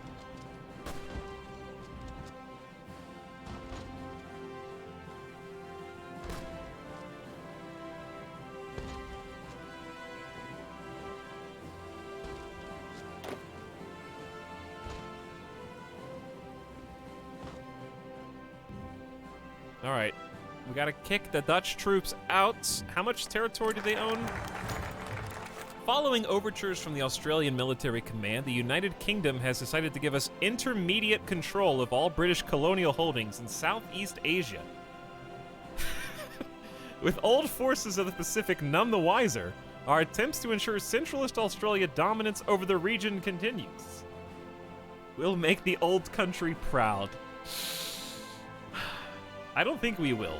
we've already flat out told them we're not going to join their war. So I'm not really certain how we sweet talk them into giving us British Malaya becoming a puppet of centralist Australia. UK just fumbling every ball right now. When did the UK enter World War II? You know what? There's only one person to blame. You know why all this is happening? Neville Chamberlain. Mr. Appeasement himself. We were just like, give me your land! And he was like, okay. Here you go, I guess.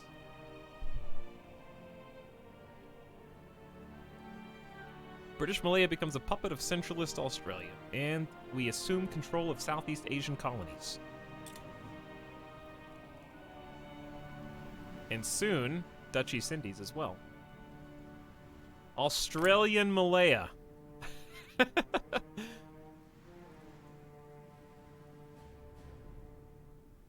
Maybe we told them that we would help them if they gave us more land. Maybe that's what happened.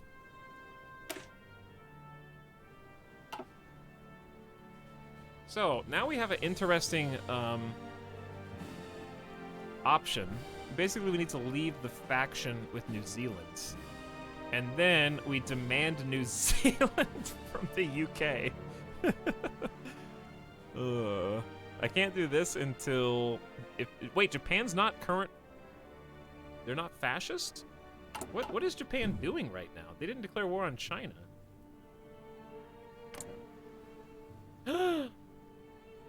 Chat, was Japan always non-aligned monarchy?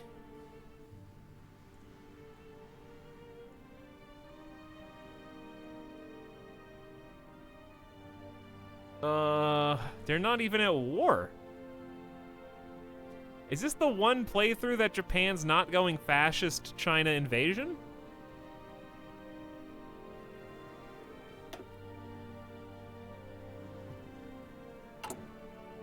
Well, that is a little spicy.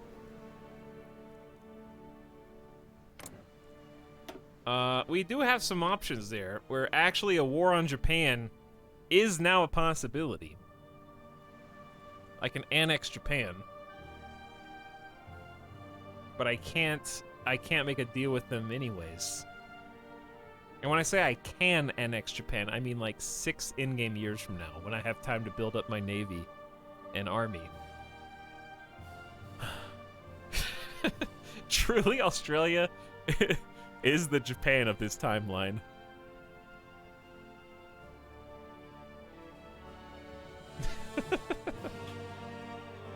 Okay, well, in that case,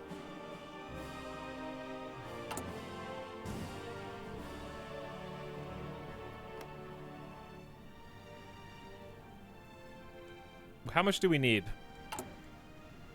60 more PP. Okay, we need 60 more days of PP. Therefore, I am going to pass the time by getting the Advisory War Council going so that we can start getting volunteer recruits. This will also give us a political power boost anyways. Centralist Australia assumes control of Southeast Asian colonies. The United Kingdom military doctrine has long struggled with the issue of defense in Southeast Asia. Now they are hoping their problems are at an end, as Centralist Australia assumes responsibility for the defense of Singapore and Borneo to counter hostile military activity in the region. This transfer of power includes, at least for the time being, the civilian administration of the colonial regions, to allow Centralist Australia any measures required to keep their continent safe from overseas attack. The political implications of this move for the UK, Centralist Australia, and Malaysia are as of yet uncertain. Perfect. All according to plan. Like, even my button click is rubbing their hands together, you know, like licking their lips. Yes. Yes, UK, you're falling right into my trap.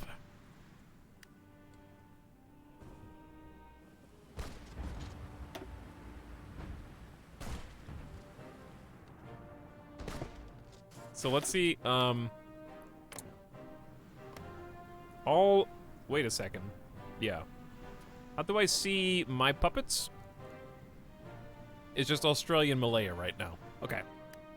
So this section up here is our puppet. And with puppets, we can request military divisions, which they only have 2. And, that's pretty much it for right now. This is the sub sound. There might be a way to bring them in a little bit tighter. But for now, we don't have our own empire yet, so we're chilling. Romania joins the French alliance. Yugoslavia joins the Allies. It's heating up, chat. 43% world tension. War is at hand. Czechoslovakia, Yugoslavia, Romania, and France, and the UK all at war against the German Reich in Italy.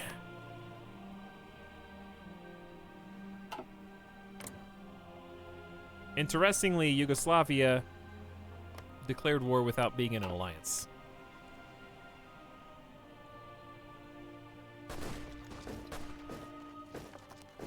Uh-oh. Here they come. I don't think you were ready, dude. Yugoslavia's got Italian and Germans right on their border. Meanwhile, the independent state of Croatia has just instantaneously splintered out of Yugoslavia and declared for the German Reich. So there goes civil war. Dude, Yugoslavia would be really tough to play, I feel like. A Yugoslavia campaign. What does their tree look like? Dude, that's a big tree. Wow. Oh, that looks pretty fun. Huge tree.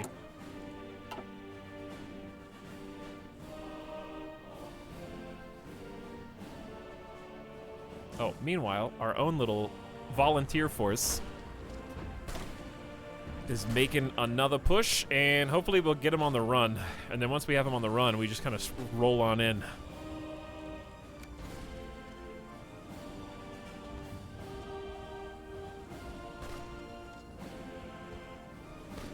You say 5 days, but now you say 8 days. This estimate means absolutely nothing. It doesn't count for much. United Kingdom would like our help in their war efforts. I'm sure you would. What happens when you decline calls to arms in Hearts of Iron? Are there any punitive or measures taken? By the way, I feel like we're losing now. He went from 80% confident to 80% unconfident as we try to cross. We're trying to cross this stupid water. They have 246 defense because they can just bridge the gap. But, like, what else am I supposed to do? I think we just whittle them down. Because they're already at... Well, we're winning now. Make up your mind. Make up your mind, guys. Keep the push alive.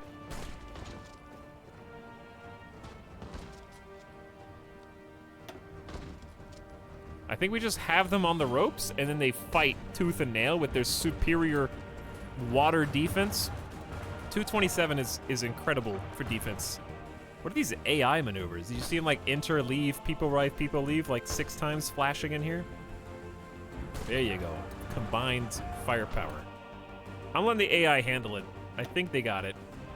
He's changed his mind. He said 80% deficit? No. Neutral. Uh-oh. Yugoslavia, baby. What are you doing?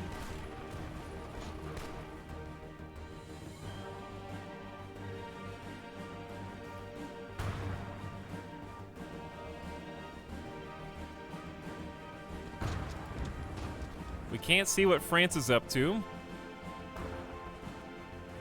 Germany has not successfully taken Luxembourg yet. Isn't that kind of embarrassing? They declared war on them like 6 months ago.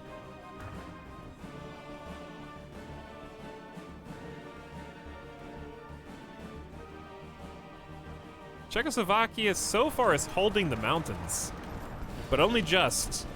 They're losing in a couple key spots right here. Well, we don't know. We don't know what's going on in these, I guess.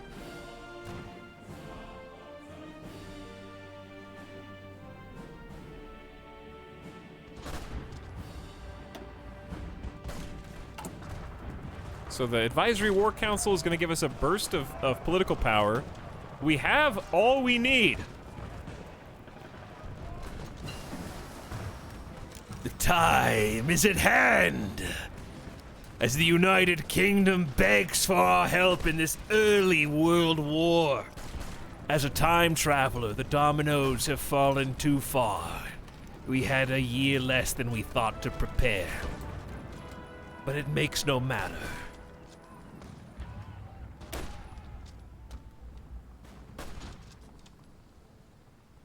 Okay, we got support for all unit types. Get an extra 5% defense and breakthrough, which will help us literally right now. It's almost 1939. We need new guns. And then we'll change from interwar artillery to maybe some industrial stuff. We'll look around. The United Kingdom is begging for our help. I will look down on them and whisper. Give me all of your colonies.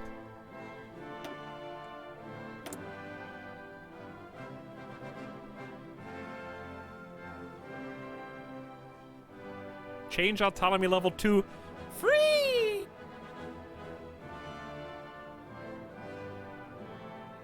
Okay, time to be free. Spread our wings and fly away. Do we get like a... Do we get like a thing? Do we get like a paper? Is there a newspaper about Australian independence? Or are we just chilling?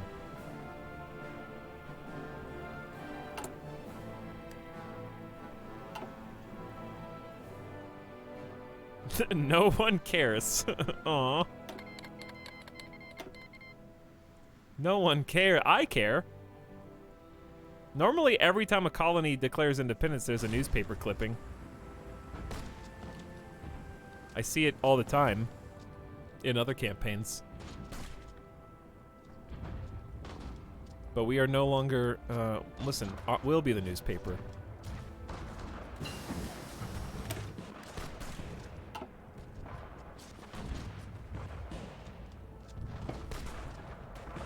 Okay, so artillery is a little spicier, plus 10% anti-infantry attack.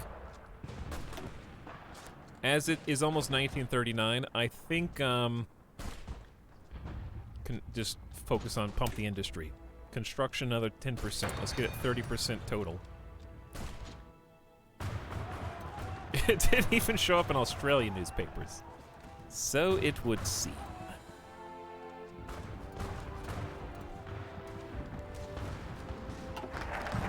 There you go. Okay. Australia's politicians must put aside ideological and partisan disagreements and come together to consult and advise on the conduct of war. So we are going to do Volunteer Defense Corps, which will give us a new national spirit, and then citizen military forces will allow us to recruit more than we currently have. But once we leave the faction, we can go ahead and demand New Zealand. So I think we should do that now, before things get too spicy. Goodbye. Goodbye. Centralist Australia is now independent. And Australian Malaya is a rights protectorate of Centralist Australia. We have docking rights with Italy and Germany, and have given volunteers to a civil war in the Dutch East Indies. Oh my. Oh my. There we go. The Kiwis have long been our closest allies and friends. We have fought on the same beaches and died in the same useless imperial wars. It is time to unite our two countries under one flag! Dude, the timing on that was so good, though. We had one research finish, enough political power to go freedom.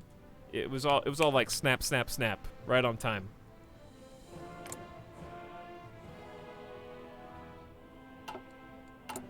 Ooh, we're on the last currently queued civilian factory as well. We're about to open more space. because of that, I would like to have at least 30 some odd factories. I don't know if that's possible. We'll see. There you go. Okay.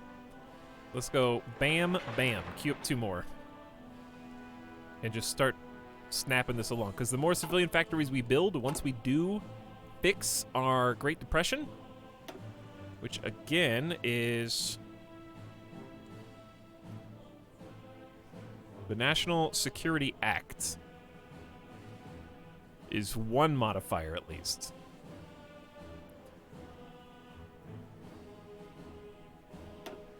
And we can actually do that next. So that'll be the next thing we do. Good timing. Okay. Demand New Zealand. We can hold off. We've already left the Allies and became free. I don't understand how the developers intended you to pursue this tree. Because it's very clear that demanding New Zealand leads to... It specifically says the effects of our own empire are leave the Allies and become free. But you can't do our own empire without demanding New Zealand, and you can't demand New Zealand without not being in the Allies. So it seems like our own empire is there to prevent you from having to spend 300 political power to become free, but you can't physically do it. So I'm not sure how was it designed for you to actually... This doesn't seem like it's going to do anything except let me create factions.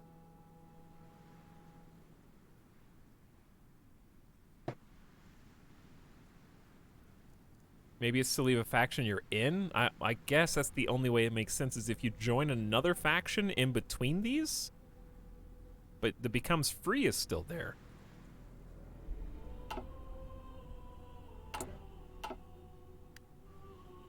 So you have to become free to leave the faction in the first place. So how can you get to that and not be free at that point? That's what I don't know. How do we not have these guys permanently on the run? There's only 2 units, and we defeat them, move them back, but then they manage to regroup.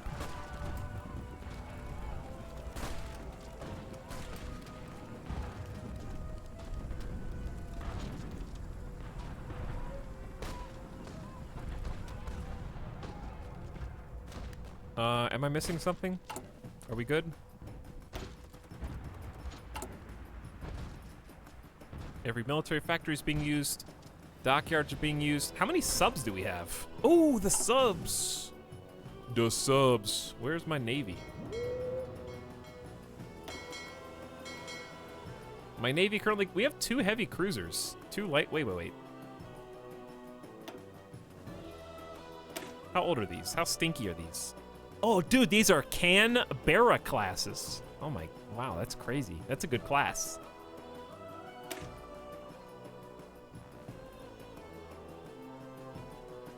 Canned berries.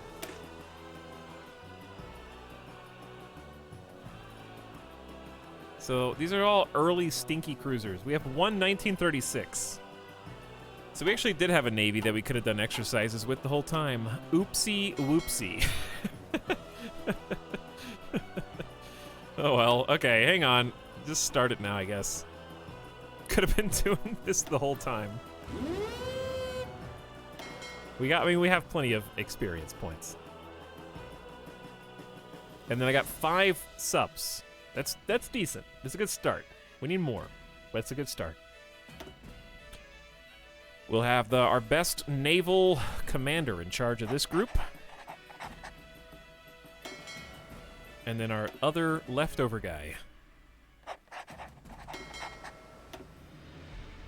This dude's got pretty balanced attack, defense, fleet speed, and positioning and coordination. Also, he's less likely to retreat, but also gets more ships in first contact. And air controller experience. So he'd probably rather be doing carriers, but we're not going to have any. Multiple Aussie squids in chat. Do Australians love squids? It's possible.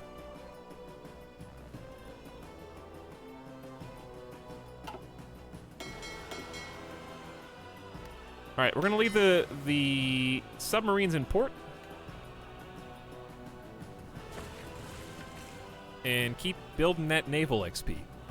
So, the downside of building naval XP is it uses fuel, so keep that in mind. It does take gas, and we only have 240 days of gas.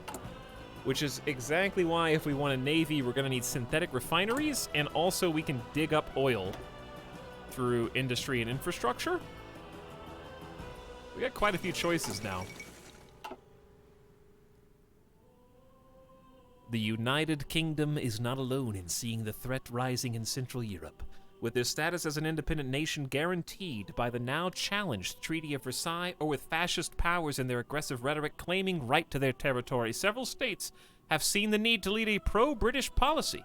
The United Kingdom has responded to this development by redoubling their diplomatic efforts in the region.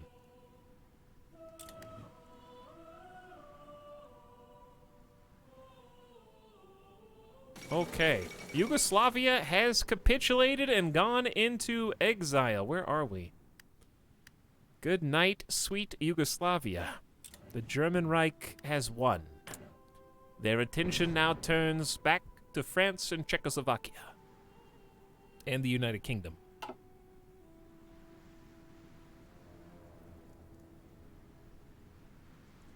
Oh, meanwhile, our conflict seems to be going well, but slowly.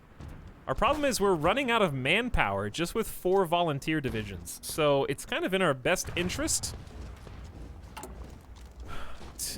I really, really, really need 2 things.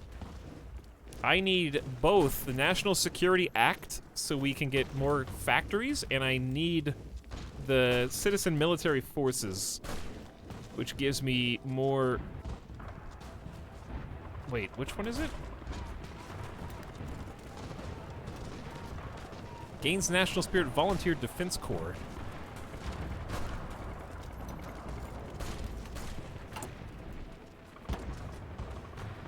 Yeah, I have to do Citizen Military Forces Tech. Or, not Tech, National Focus. So I have to do this one. It's going to take 140 days. But we're already under 3,000 troops. But I'm scared to let up the attack. Because if we allow them to get entrenched and organized, we're never going to take these islands. Worst case scenario, I think I can disband existing regiments, and those manpowers will fill back in if we go to 0. I can just disband the entire Australian standing force to feed into the Civil War, I think. By the way, what's up, Adolwolf? How's it going? Thanks for 29 months, dude. Welcome to stream. Sorry I missed you a few minutes ago.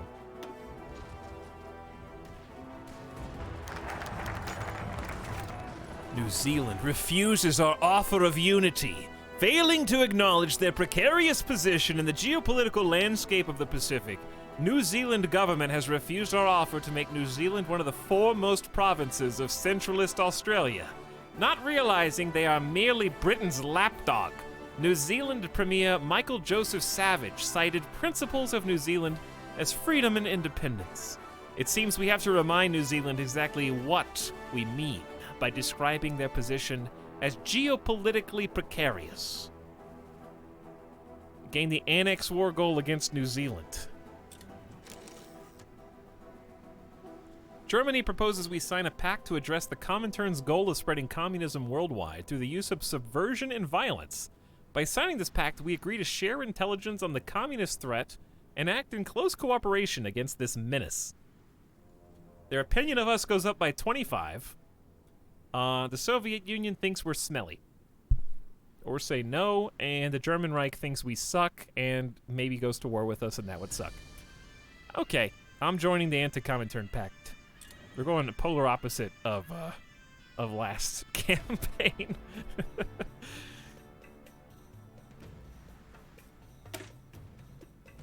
Well, New Zealand. What am I going to do with you, dude? What am I going to do with you? I think we need the National Security Act before the Citizen Military Force, unfortunately. Because we can get a research slot here. So bam, bam, bam, bam. And just worry about manpower later. It's still only 1939, January. The war shouldn't even have started yet. We just got rushed.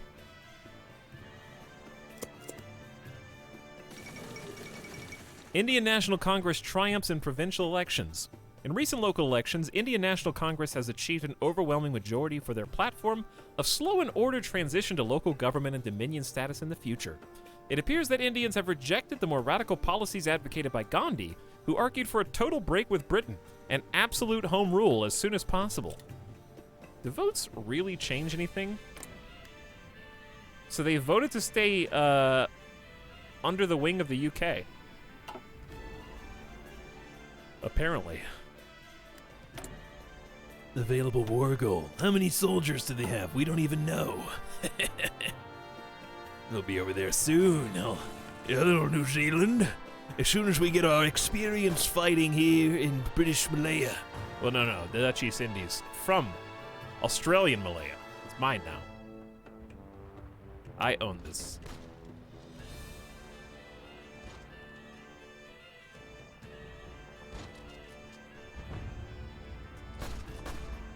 So it looks like the AI is doing a thing where they allow one dude to sit out and recover their organization, send the other guys in. We're outnumbering them 80 combat width to 20. We just can't break through their 246 god tier defense.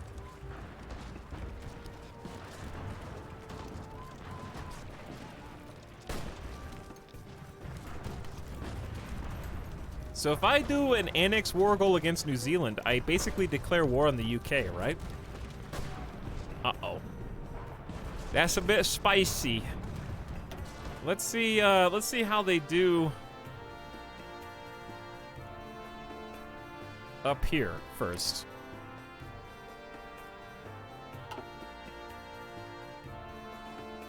Are they guaranteed by them? They are a colony.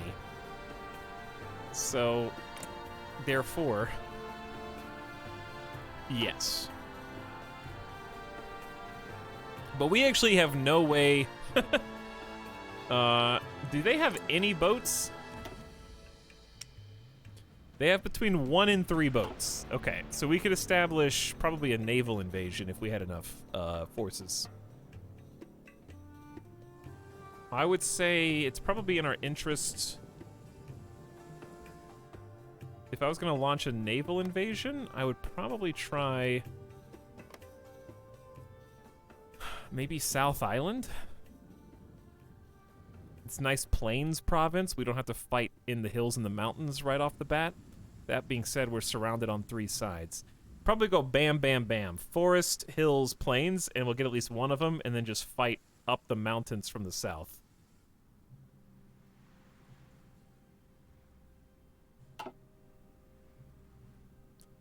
We might have to do a second naval invasion to cross into Wellington, though. That's the big downside. I guess another option would be to just take Auckland. Go bam, Auckland, and then some of this forest, and then we just lock up the top. And then can come down this way and take the capital. That's probably better.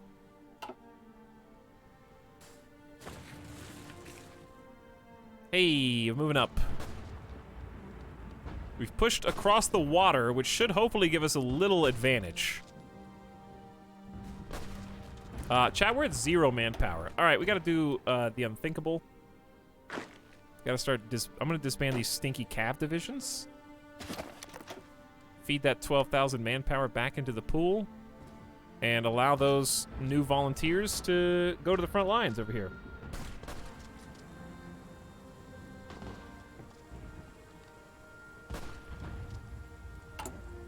Oh, we have so much political power. Why am I not doing anything with it? Options. Air base, naval base construction speed is going to be great later. Alternatively, we do know that we want to focus on fleets. So I feel like naval research speed and bonuses is good for the screening ships. This gives us a submarine max range, but this gives us more sub-detection and speed for our future destroyers and light cruisers. So I think I'm going to go with that one.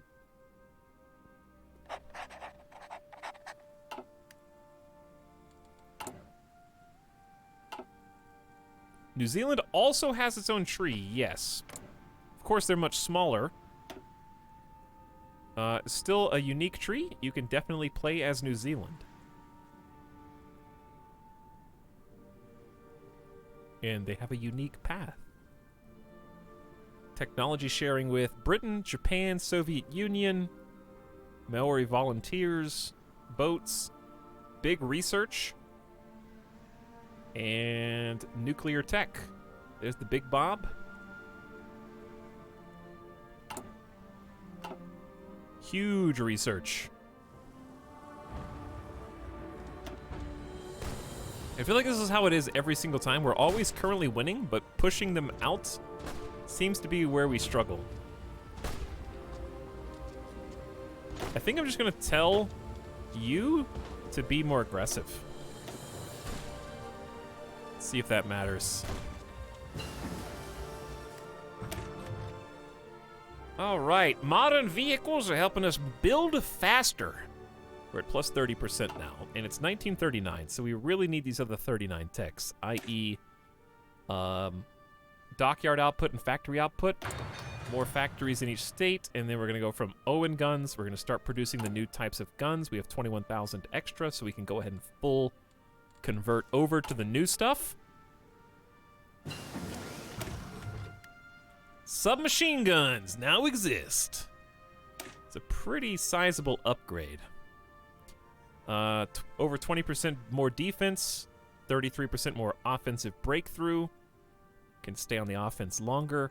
More anti-infantry, more anti-tank, armor piercing, everything. It's got it all. And then let's do efficiency cap for production so they can keep up. Because they're already maxed at 70%, but not for long because we're switching to the new gun, and that puts us all the way back to 21%. So it's going to take some time to catch up. Hey! Now that we are at war, the federal government will assume greater powers to protect Australia. Greater press censorship, suppression of dissident groups, and greater ability to tax and seize property for the defense of the Dominion. It is necessary. So our Great Depression modifier has been softened a little bit. We got much more stability, factory and dock output, and we have more civilian factories available to be used in building. So we got 13 now. We're almost at 15, which is my target. That is my current target. I will put this in Western Australia. The 15th one. The German Reich claims Memel. Lithuania has given into a German ultimatum demanding the surrender of the old Prussian territory of Memel. It's been reintegrated into the region of Ostpreußen. And we need to get that third research slot in a bad way. So that'll be our next focus. No meat. This has been fun so far. Just going full independent Australia. War is on the horizon. Getting to play around with volunteer troops. This is on 4 times speed, and these pushes are still taking this long. I love the uniforms, by the way. Can I just say I approve of the knee-high socks, boots, cowboy hats, and short-sleeve button-ups. Oh, they're spread out now. This is actually really good for us. So instead of them being condensed in one location, we got 2 split pushes that we can do, and then once we have 2 different territories, we'll be the ones pushing them from 2 sides and doing some flanks, which should be imminent. This is where it starts moving faster, I think, because we're already in. See, AI is getting the flank on this side, and I think we start crushing them now. Let's see how the war is going. The Indonesian Civil War. Oh, I can't see how many troops we've lost. I assume 23,000, mostly ours, probably. It's a lot of people. It's a lot of 23,000 casualties is a lot of people. I don't know how many of them are actually ours. But to put that into context, only 27,000 Australians. I say only, obviously, you know, not disrespectfully, but 27,000 Australians were killed in the entirety of World War II. And in theory, we've almost lost that many just as volunteers for the Dutch East Indies Civil War.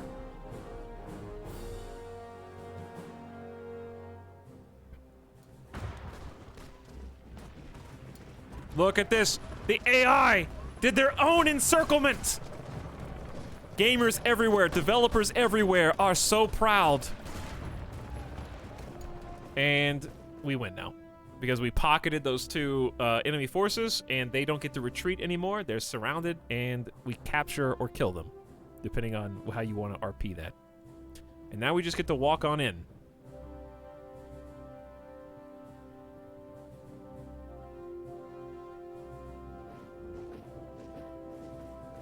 I love how the neutral Netherlands forces are on the way back. So maybe as soon as we take Batavia? I don't know if it's how you say the A. Chat will inform me. We got a lot of political power. It's really nice being able to fill in all these political power spots. Let's do... We could just get like a high command. But I like the idea of getting that political advisor guy. I think I want the dude who lets us build air bases, naval bases, rocket sites, nuclear reactors, but we don't need them yet. I do want to get an air force, and I do want to get tanks, but I feel like just a research buff would help us. But we've already researched a little bit from everything here except motorization. Where is motorization? I'm assuming that means all this. Armored cars might be fun, but how do we get them where we can't get them anywhere? How do we use our tanks and armored cars? Do I have to just make a whole bunch of amphibious Amtraks and stuff? Do I need to just make Amtraks and amphibious tanks? How am I supposed to use tanks?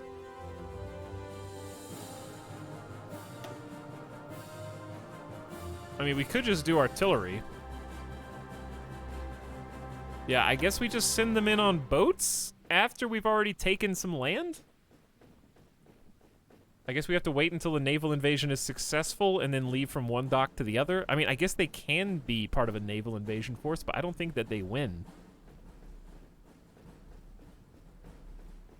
Do tanks coming in as a naval invasion fight as if they're tanks, or do they get like a huge debuff? I would assume a huge debuff, otherwise amphibious tanks would not be worth anything.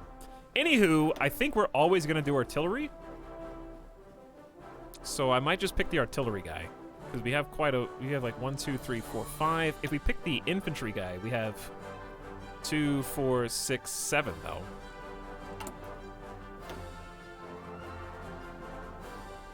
So what about support unit research speed?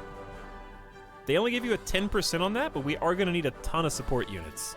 Okay, fine. I like that one. We'll do orb. I gotta pick something.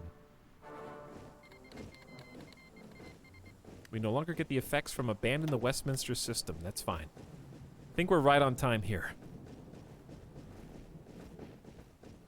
This has been, like, fun just to get some boots on the ground before the World War is even supposed to start. Get a little bit of action with the volunteer forces.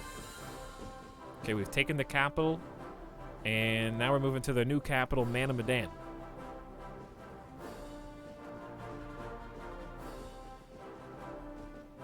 All we gotta do is cross over, get a foothold before they reinforce, if they even have any.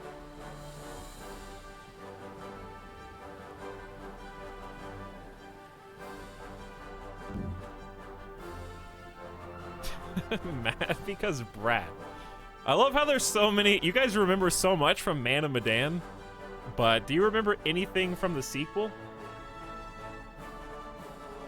The only thing I remember is, it's time for your lore, honey.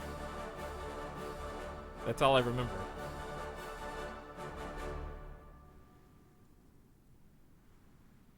That was like every 30 minutes. What was it called again? I don't remember. I was able to call that right so many times. Like, I could just sense when the game narrative was pivoting. to you're about to get yoinked into a cutscene. And I called it, I would say 3 out of 4 times correctly. Each time, like 75% of the time is what I'm trying to say. And get lore grabbed.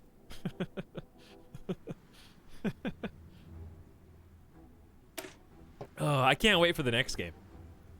I can't wait. I hope it's exactly the same experience. I feel bad, but at the same time, that's what I like. I wish there were more games that could afford. They're not trying to make it where I'll make fun of it, but that's what I love about it. It's like watching, I don't want to be mean, but it's enjoyable even if I don't like it as a game. Let's put it like that. But I don't want to say, hey, people who wrote, developed, artists, I think it was a pile of shit. Like, I don't want to say that because it's mean, because I really love it and I had a good experience even if it was bad. I wish they would make it like that on purpose, because it seems like they don't make it like that on purpose. Let's put it like that. I wish there were more intentionally funky games so that I could play them and have fun. Like Remothered. Remothered sucked, but it's one of the most memorable gaming experiences I've had in the last year. Maybe more. Wars spur innovation and creativity, and the government needs a way to sort the good ideas from the bad. A new specialized patent office will be dedicated to determining which of the many submissions to the government have any value. Hey, new research slot. Modify the Great Depression again, and get some more consumer goods factories. They have some. I think the Australian tech tree is one of the hardest to choose what to prioritize that we've played. Because it's like, I want recruits, but I want more civilian factories, but I want more research slots, but I want to create my own factions, because what sucks about factions is everyone already jumps in a faction. That's why this one might be a little rough. You gotta create factions really soon to invite other like-minded individuals to join you before they join the ones that are already available. If you want a good faction. Is there a political ideology map mode that shows you communist, fascist, democratic monarchy?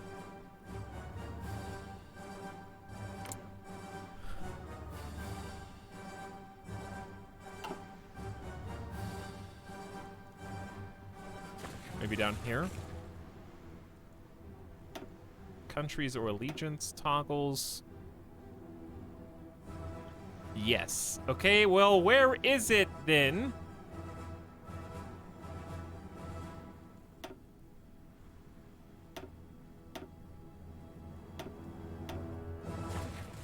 Right there. Are you pointing at the screen?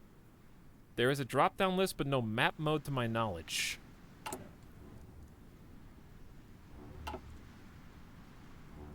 Here's the drop-down list. So it's not a map. Okay. But you can filter.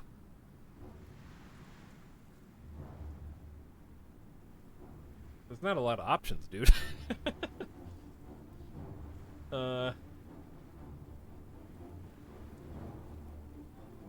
It's really like Manchukuo and Minkukuo.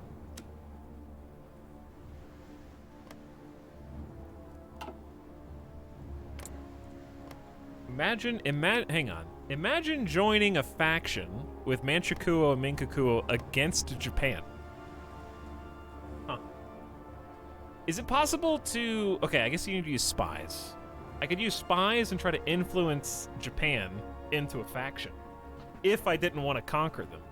But I might not be able to conquer Japan if I try to annex New Zealand, because that's going to declare war on the whole UK.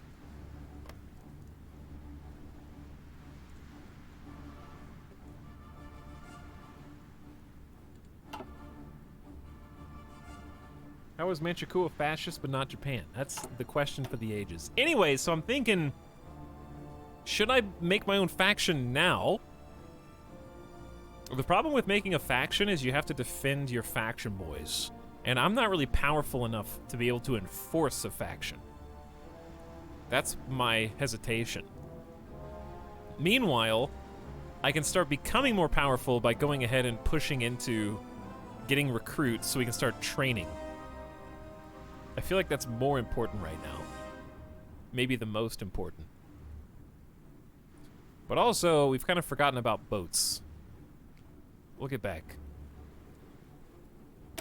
Let's go for the army, and we only have 7,500 troops. It's getting bad. Volunteer Defense Corps. Ooh, third research slot. Yeah. 3 is better than 1. Give me... If we're going to want a navy, we need oil. So synthetics are going to be pretty important. Also, we are halfway through 1939. I like getting with a free research slot, spend it on long-term getting that positive plus research speed, even if it's a half a year extra. This game seems super big brain. It just takes some getting used to, but what's nice about it is once you learn the basics, it really isn't that bad. There were some nuanced, overcomplicated issues like naval control, some plane problems, and figuring out how the army's boots on the ground fighting works, and how to make the AI do your battle for you. Like for me, I dumb and forgot to create a new offensive line over here. So we need to create a front line first. Yeah, like learning these little buttons is probably the hard part of the game, but then once you figure out, it's the same for every faction to some extent, with different coats of paint, but the coats of paint are different enough to be fun, while not really changing the core mechanics.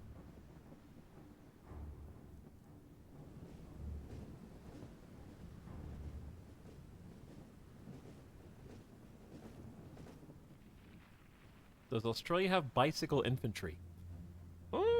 If they don't, maybe they would under my supervision.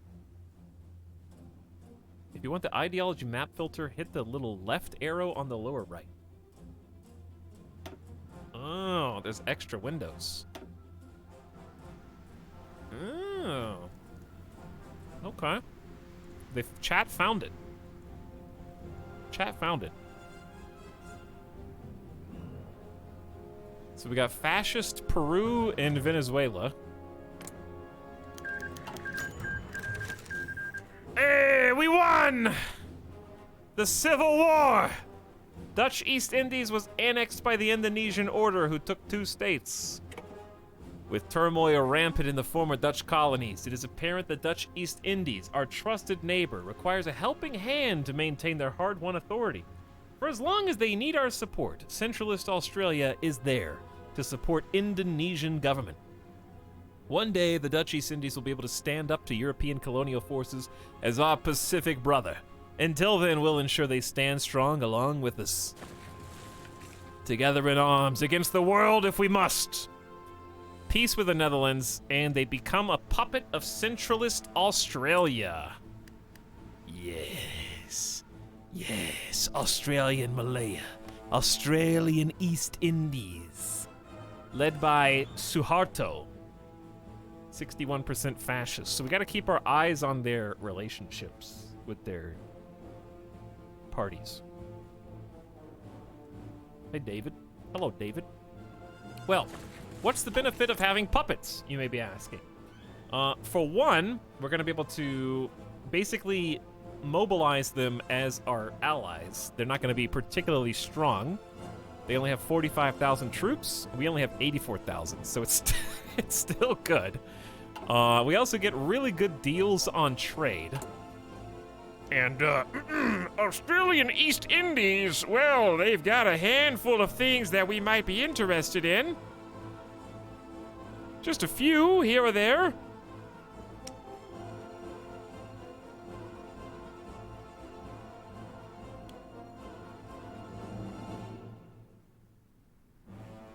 Now all we gotta do is, dude, we basically have, look at the 650 rubber, infinite chromium, we have steel, we have oil. How do you see, subjects? Why does it still say British Malaya here? Where's the Indies?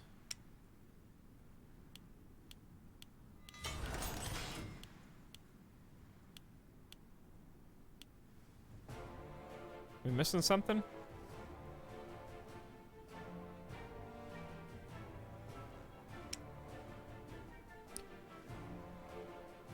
Why does it only has British Malaya? Are they not open to trade because they just had a war? Yeah, why is it called Mexican Junta? That was super... Wait. The Australian East Indies. Yeah, it's actually... It's written as Mexican Junta for some reason. Which is definitely is not. Well, I found the bug. We'll check on that in a minute. Hey, we got free civilian factories. That means we have more than 15. Which means it's time to start superpowering our nation. First of all, I want to check the industrial side of things, because I want to see where we get infrastructure in the Northern Territory. I think that's the last free infrastructure we get. So since we are currently having hiccups with infrastructure, so Northern would be right here, I am going to start increasing the infrastructure to at least 6.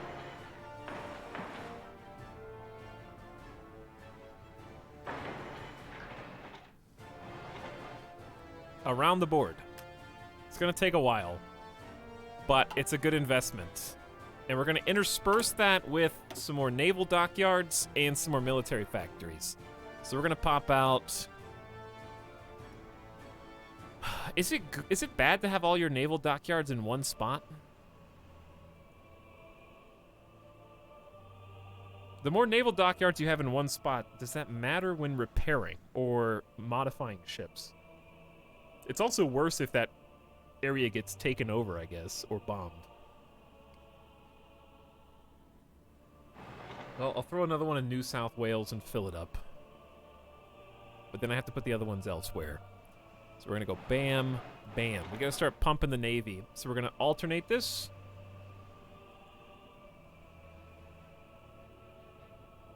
Where they'll basically build some infrastructure, build a dockyard, build infrastructure, dockyard, infrastructure, dockyard.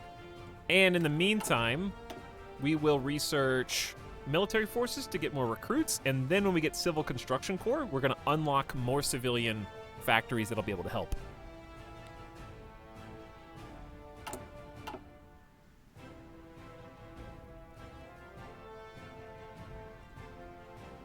New South Wales is nice and out of the way so your fleet can repair without being harassed by enemy planes. Yeah. That is true. Well, did the volunteers come home?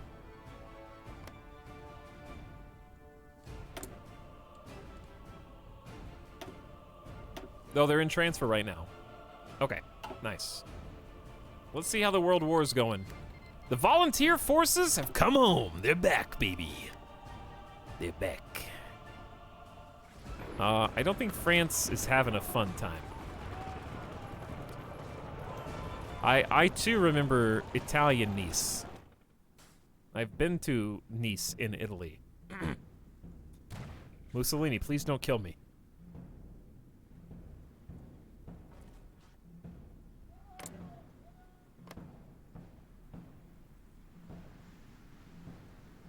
I'm worried we're going to miss the boat on faction creation, but at the same time... Okay, we need to create a new area defense.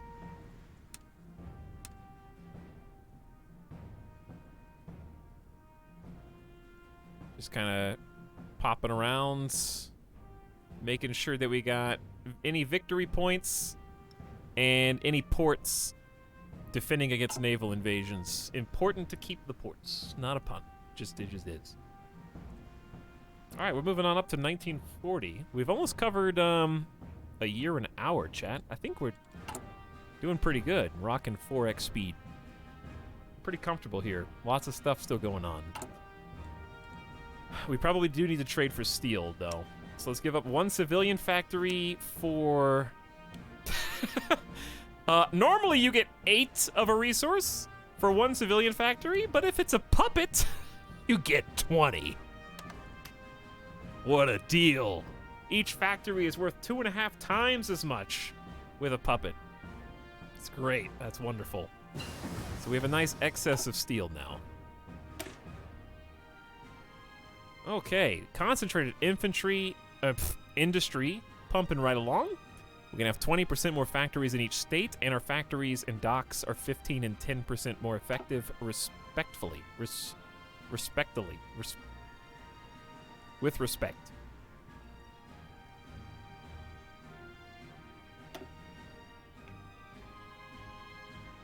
It's time to research atomic. No. We should probably get radio. I always overlook it. We always need it. Don't we have the naval guy?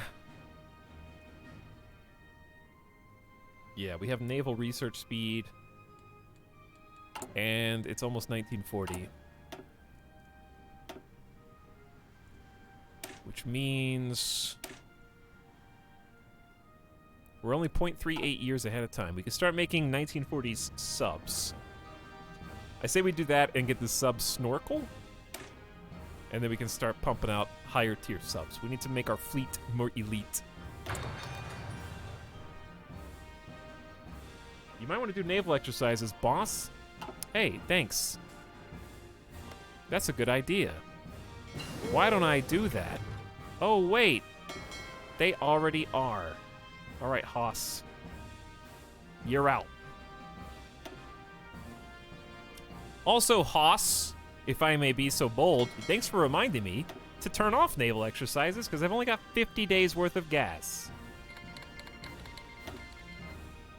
Hungary joined the Axis. We all knew it was coming. This is what I'm talking about.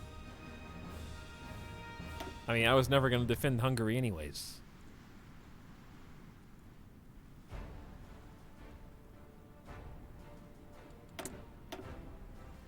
But the factions are already taking on their final form, and the World War's not even supposed to have started yet.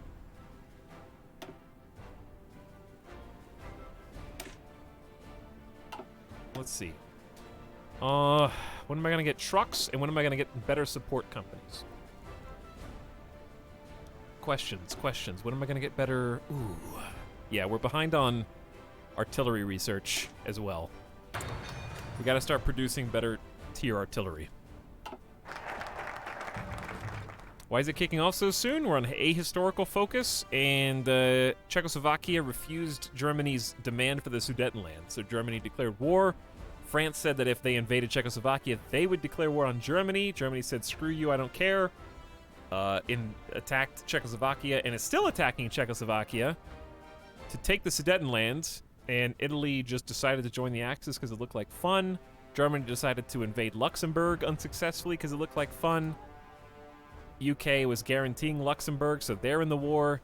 So it's basically just kicked off over a year early. It's a mess. Apparently Czechoslovakia refusing the Sudetenland causes things to escalate a little faster. It's going pretty well for Czechoslovakia so far, though. A volunteer defense corps has been assembled from older vets and other citizens not in the regular army. They will serve as a home guard to free up the army to take direct action against its enemies. A new volunteer defense corps spirit. Foreign subversive activity efficiency is minus 50% more, or I guess less effective. Does that mean like spy activity? Ideology drift defense is good for maintaining our current ruling party, fascist ideology. But more importantly, it allows us to get more recruits on the next tier.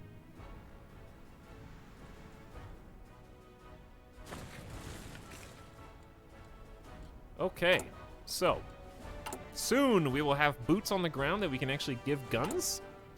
I guess the one upside of not recruiting more, it's given us some time to get a small surplus of our new Owen gun. We're making 152. And we're still trying to upgrade 6,000. So it's going to take a while. We definitely want to add some more military factories.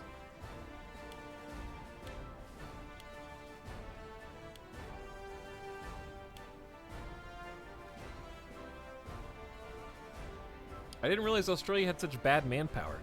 It's gonna scale, Papa Joe. It's just that we weren't allowed to even start recruiting more people until world tension hit 20%, which only happened, I think, within the last year or so. And then you have to have citizen military before you can recruit more. So it's just got an extra little block before you can get there. But I think we're going to start steamrolling pretty soon. We're bumping up infrastructure. I want all this to be 10. I want Australia to have maximum infrastructure. And then, when we feel confident, we'll turn our attention to either New Zealand or Japan. Depending on how we feel. We could do both. We can do war on Japan and a war on New Zealand, which is UK as well. Our current population, according to This this is game, the sub-sound. is 6.9 million people in total in Australia. So it's in our interest to annex New Zealand so we can have even more population and additional factories and stuff. So I think New Zealand will be our first goal. I'd like to do that tonight. We'll see if we can make it. Ooh, I have 190 political power, but I'm actually going to save it so I can change my recruitment policy immediately. Check for new decisions. Paramilitary training in Malaysia. Left-wing agitators and other traitorous filth are weakening the Malaysian nation. We'll assist friendly forces willing to collaborate with our army. Is that true? There's still 61% majority.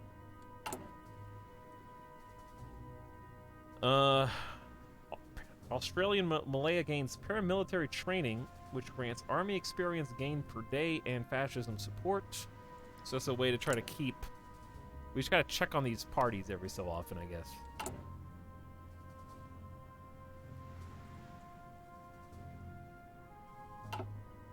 Okay. 22,000 extra guns, small surplus of artillery. Yeah, everything's going like clockwork. We're working on our dockyards now. We went from having 3 available civilian factories to 17, and that's about to go up in the next year as well, significantly. We got good resources for the most part. Got 3 research finally. Yep, everything's going good. Let's just watch the fireworks, I guess. Czechoslovakia is now falling, as they usually do, from Hungary. Hungary joining the Axis is really the Achilles heel of Czechoslovakia, because they're holding the mountains pretty well.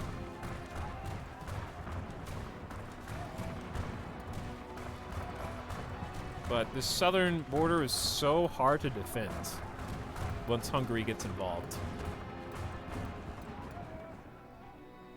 So I'm really curious. Soviet Union's been super quiet. The Comintern not really making any moves. Where are the communists in this playthrough?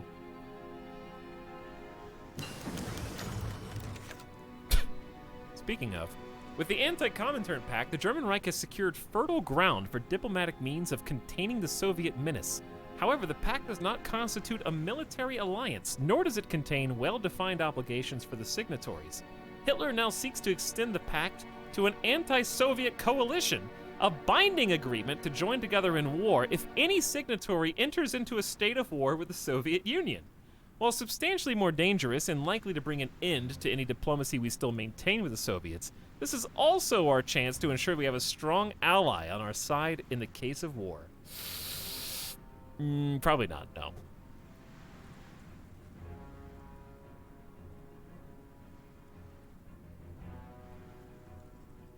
Anyone could start another world war with such a pact. Yes, that would be very bad if someone started another world war in October 1939. Sure would be bad. I'm gonna decline. I don't want to be at war with the Soviets because I want to focus on New Zealand and Japan. And if we go to Japan and then ally Manchukuo with a faction of our own, then Soviet Union would just be at war with us through Manchukuo. It'd be a mess. in Mongolia. It's bad. So I say no. No thanks. Hey, no thank you. I'm in Australia, bro. Okay, new artillery ready to be produced. 50% more defense, a little bit more breakthrough, 20% more anti-infantry attack, and a little bit more expensive to make. But it's worth it. All right, what is our main focus in 1939? We've already got research buffs. I do need fire control systems for the ships eventually. We do need basic submarine snorkels to make our submarines mo better, because we're going to be on 1940s subs for a while, so let's do sub stuff. German Reich formalizes the anti-Soviet pact. They have condemned communism in all forms and made diplomatic motions to demand other nations oppose it as well. Now the German Reich has offered states under immediate threat from communism a chance to form a pact against the Soviet Union. Any country in the pact will be committed to fighting a war against the Soviet Union. Should there come a time when a member is attacked, let them bleed each other dry.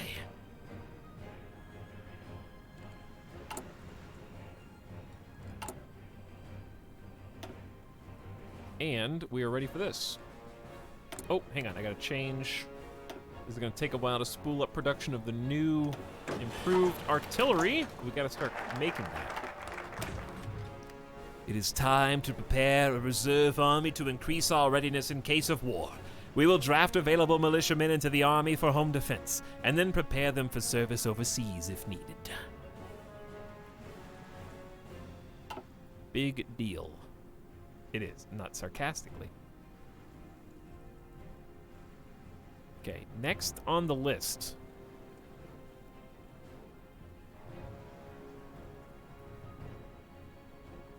Probably Civil Construction Corps for the consumer goods bonus. And then we'll bounce from that to making our own faction.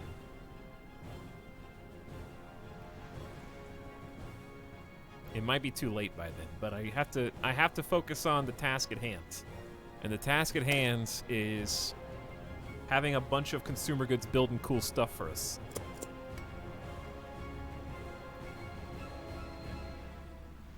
Okay, well, with that, what was I going to save this political power for? Oh, yeah, this. So I can only go up to limited conscription. If I get fight, work, or perish, we can go to the next tier. So we gotta do baby steps. Fight, work, or perish. Where is that? Oh, down here. Requires... Oh, it requires this. Hey. Okay, okay, okay. We need this one to get this one. And then we can recruit more. But for now, we'll take what we can get, which is going from 1.5% of the recruitable pop to 2.5, so an extra 1% pop. It ain't much, but you gotta start somewhere, so you should start seeing the manpower number rise now, and then we can start training more troops. Go 5x for a little bit. I should save.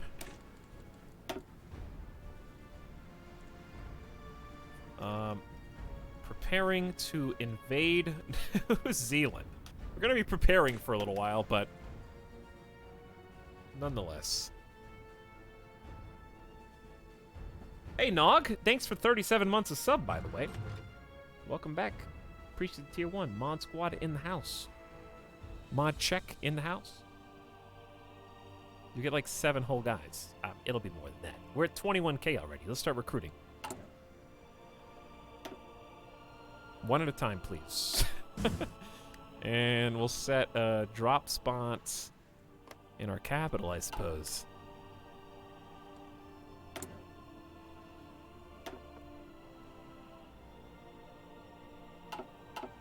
So, I mean, it's going up. It's going up.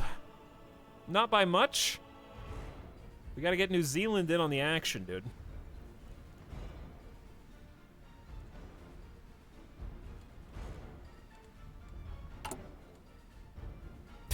It's already at 1.9%. This is bad. It's so little. It's so few people.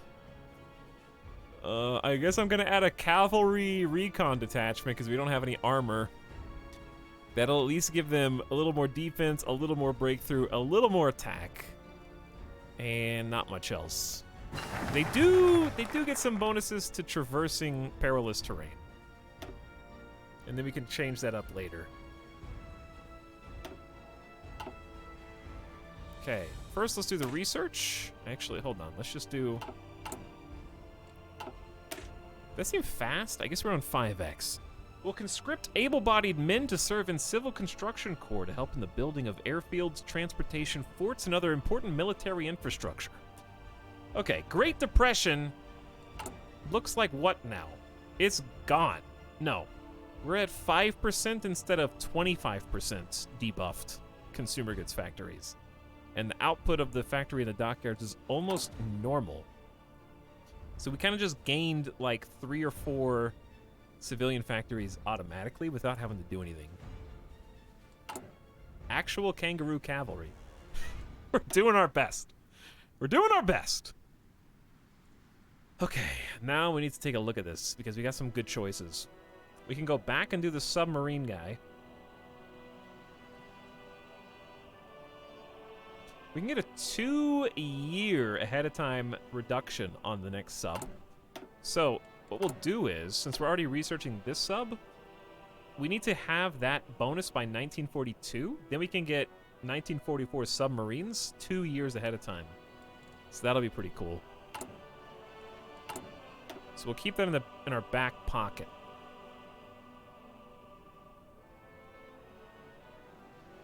Same thing for destroyers. Construction, coastal construction fort speed 50%, naval doctrine, and cruiser research. Maybe it's time to go back to the infrastructure and civilian. Oh, 4 civilian factories. But the faction, chat. But the faction. Okay, 4 civilian factories first, then the faction's gonna get put off over and over again.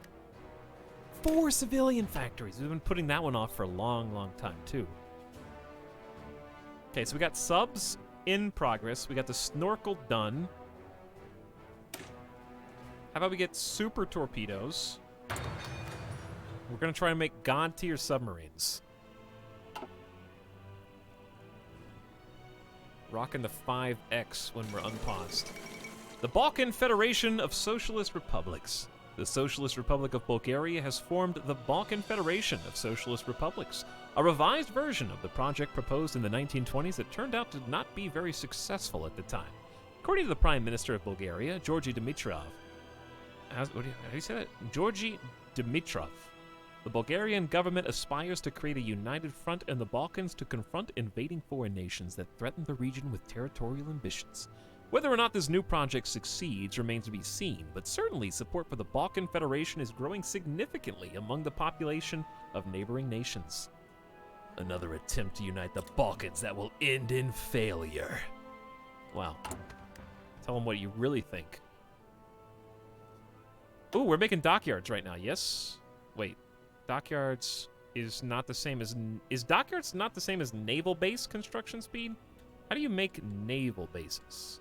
That is a construction... How do you make naval bases? What does that mean? Oh, this. Extend the range of your fleet and provide repair services for it. Allows overseas supply and export of resources. Oh, the supply throughput. Yes. And we're at 6 out of 10 from New South Wales, so we probably want to go ahead and just pump those numbers up.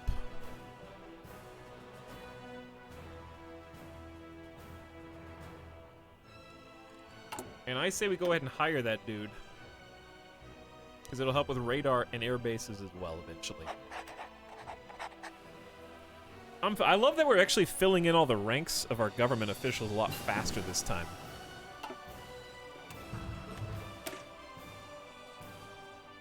The beautiful, sexy new 1940 submarine hull is ready for duty.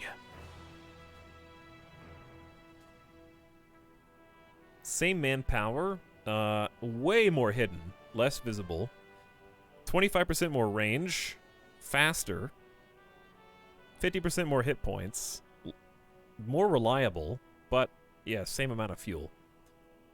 Okay, let's start making that. We have enough Navy experience. We gotta start worrying about oil soon.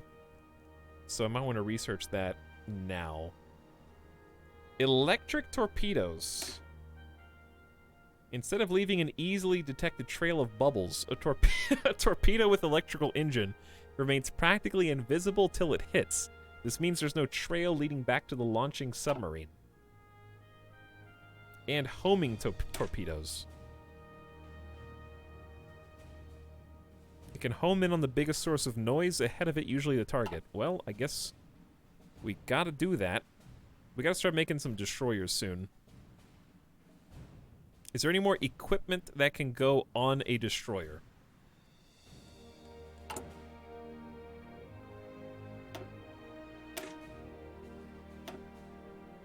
The snorkel. We've got another spot for torpedoes, I guess.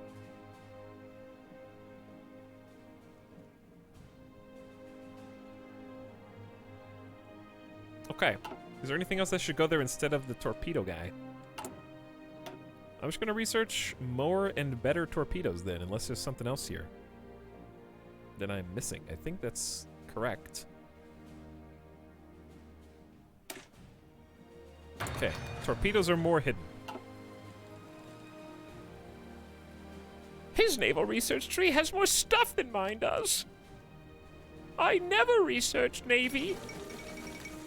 Ooh, spicy. Earlier today, the German Reich and the Spanish Empire issued a joint statement. The latter has now been formally granted member status with the Axis. Whether this partnership will be used for offensive or defensive purposes remains to be seen. But undoubtedly extensive joint military planning is already underway. Rip France, yes. Spain replaced Japan. Apparently, yeah. I'm curious what, if anything, will bring the United States in this time. The United States is supporting Romania through Lend-Lease. That's about it. Japan's chilling, dude. Japan's just going full isolationist right now, just hanging out. China's so happy. Yeah, imagine if that happened in our China playthrough. It'd be a whole different experience.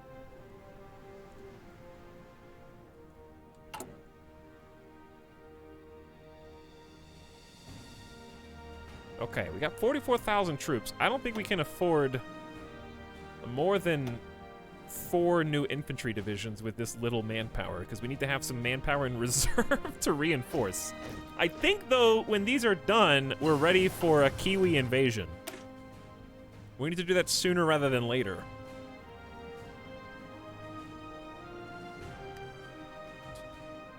Okay, we got 1940 improved computers. 8% bonus research is massive. So fire control systems cannot go on submarines, right? This is for actual ships. We can start atomic. Chat loves atomic research, even though nukes suck in this game, so why? We'll do it next. We'll do it next. Let's finish the homing torpedo first. Oh, never mind. That's 2 years ahead of time. I take that back. All right, atomic it is. We're going atomic power. Buy 50k channel points. Yes. Indeed. Goodbye.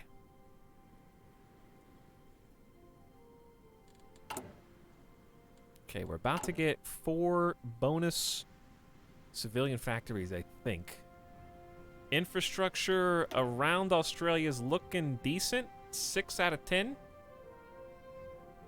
The biggest one is Central Australia's got 4 in a row.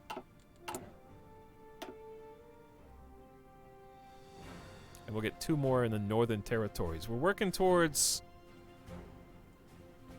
yeah, we gotta get fight, work, or perish. Man, this is a long way away.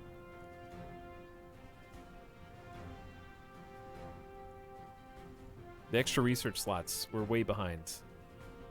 Time someone out for 10 minutes. After Dorito said, why delete 50,000 channel points when you could delete someone? And they themselves have been deleted.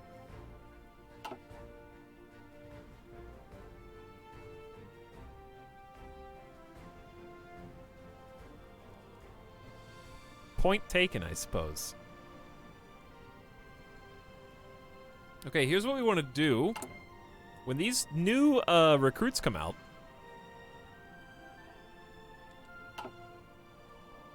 well, for a moment at least, we're going to go ahead and train. We're going to exercise with our army units since we still have 25,000 extra guns. Might create some small logistic problems for upgrading, but try and go to 100 XP. But yes, when the 2 new recruits come out, we're going to start planning our naval invasion of New Zealand. They don't have a fleet. We don't have a fleet. It's going to be even. Us versus them. Boots on the ground. Italy announces claims on Yugoslavian territory. What? Didn't you guys already handle that?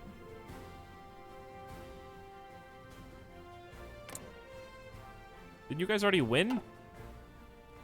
Speaking to the Italian population along the Dalmatian coast, Benito Mussolini announced that Italy fully considers Italian-speaking territory in Yugoslavia to be a rightful part of Italy. An official statement backed up the claims, making it clear Italy is prepared to take the territory by force. Meanwhile, we got 4 extra civilian factories. The Allied Works Council will oversee all military construction in Australia. The centralized planning makes sure the government gets the type of productivity it needs. And now, I guess we work towards this research slot. We have to be at war to invest in victory. So we can do this one in the meantime. Australia is a nation of immigrants, and as such, may have taken in some with loyalties to their homeland.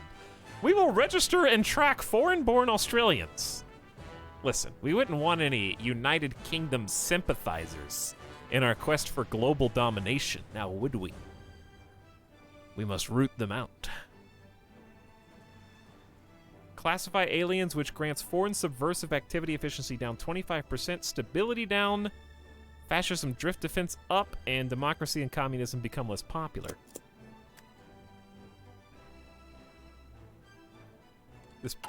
Oh, I did say I was going to do the faction. But at this point, I don't care. I just want the extra research slot. This is the sub-sound. France? France just became fascist, by the way. Before they capitulated.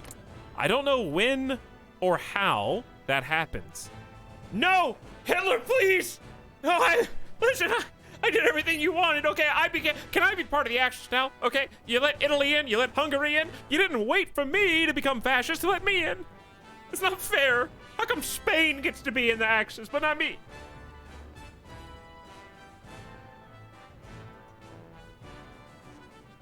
You let Spain in, you just want to let them in so that they can cross. You didn't like the Maginot Line? We built so many underground bunkers, dude.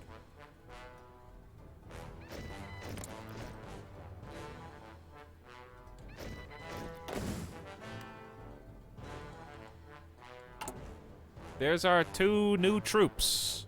Wait, what? No, it's just 1. Okay, just 1 new troop. Low manpower. Yes, I am well aware.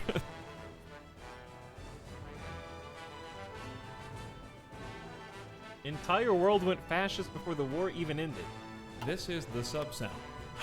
Yeah, the one time I decided to go fascist, people kind of chilling. Where's the communists? No, not diplomacy. Ideology. Where? Communists? Mod check? It's kind of like everyone against the Soviet Union. I don't know how that's gonna go. Well, at least we're not on the losing side this time. Super torpedoes! Oh yeah, don't we need to make the new subs? Let's make the new subs. So 33% more raw attack. And I think we're done researching torps. We do need to start researching ship stuff, but let's check on industry. We could start half a year early on this, but I'll wait a little longer. I said we need to do oil. If we want boats, we need oil. I know that we can trade. 5 consecutive subscriptions. We can trade the Mexican junta, which is what the Australian East Indies pin name is in my game. Listen, Mom. Australian East Indies, I don't really like my name, okay? I'm gonna change it to Mexican junta. But you're not even a Mexican fascist. I don't care, Mom. I want to be called Mexican junta. It's way cooler. I guess we could trade 42 oil. Maybe. Is it worth researching synthetic oil if we can trade 42 oil from Mexican junta, aka our puppet states? Probably not. Because, like, look how much we can get. For one civilian factory, I get 20 oil. Which is gonna go pretty big. But that's as long as we keep control of it. If somebody invades, then we lose it all. That's the big scary part. We don't really have any space to build synthetic oils? Yeah, that's a good point. Okay, good point, me. I take it back. Let's do... Radio's so boring, but I need it. I need it. Go. Pick the boring one. Reinforce rate up. We will actually use that against New Zealand imminently. Speaking of civilian factories... Here they are. Alright, it's time to finally invest in some military mites. We're not producing enough. We'll go military factory for you. Military factory for you. What should Tasmania have? It only gets one factory. Probably a military factory. We'll do 3 military factories in a row. Oh, hang on. I can build up in my puppet states? But I don't get to use those, right? They do. Correct?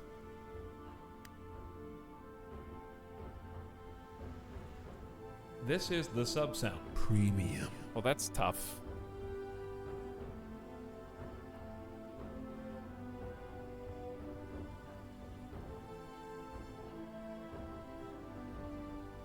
I get +6 civilian factories from subjects. Apparently. You get 50% of factories when they're an integrated puppet. Okay, but what do you mean integrated puppet?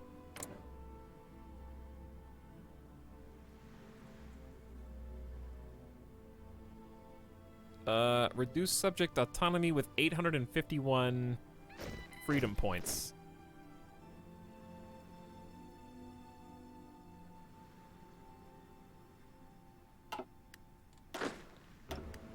Okay, so now we're gonna stop military exercises, and we're gonna plan a naval invasion. We just get the plan going. They won't know. All right, naval invasion order. We're gonna go from Sydney, and we're gonna invade here, Auckland. We're gonna go bam, bam, bam. So what's interesting about a naval invasion? If I remember correctly, you can hit as many tiles simultaneously as one water tile touches, right? So because, see this water line? Since this is all one sea zone, any land tile that touches that sea zone can be part of a... So we can actually do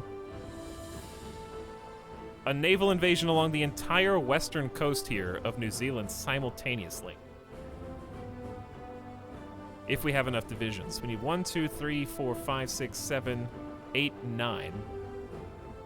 And we have 10 right now. So they won't be able to defend all of it, I think. That's a really, really good spot for us. You don't see that many ever. And then to confirm this, just hit enter?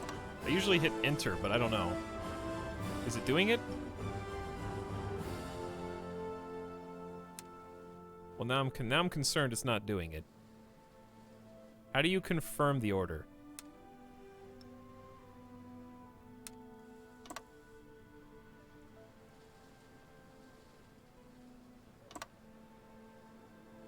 I don't think you can do Wellington.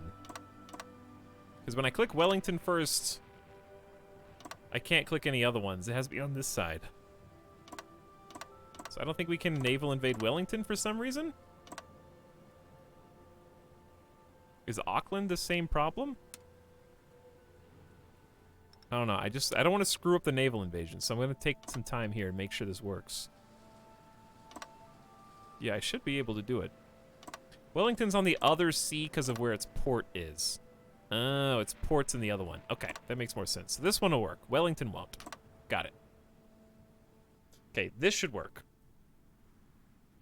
So what they do now is they all go to the port, in this case Sydney, our origin, and they're going to work on planning. They require 50% naval supremacy. So what we need to do is send out our navy. Oh, I always forget. I need to start the new subs. Torpedo tier 3 for you. A basic schnorkel. A schnorkel. A device that allows a submarine to run its main engines underwater, enabling it to recharge its batteries without exposing itself by surfacing. Low visibility schnorkels.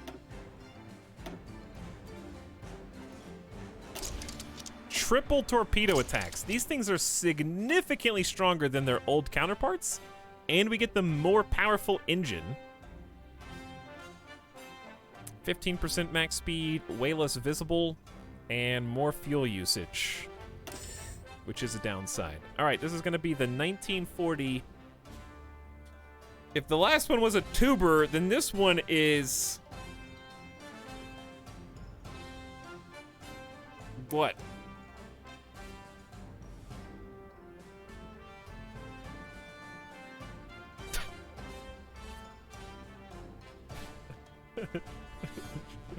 A YouTuber like a U-boat?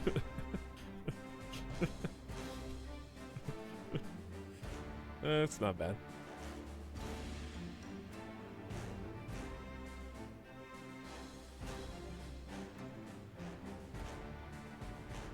It's got 3 tubes on it, chat. And they're tier 3 tubes. These are good tubes. Big torpedo attack. All right, start making that instead of the other guy. We actually got a sizable chunk of dockyards making these now. They're doing 1 a month of the new one. That's pretty good. We need 2 more dockyards for full production of subs. This is the Anyway, sub sound. can submarines...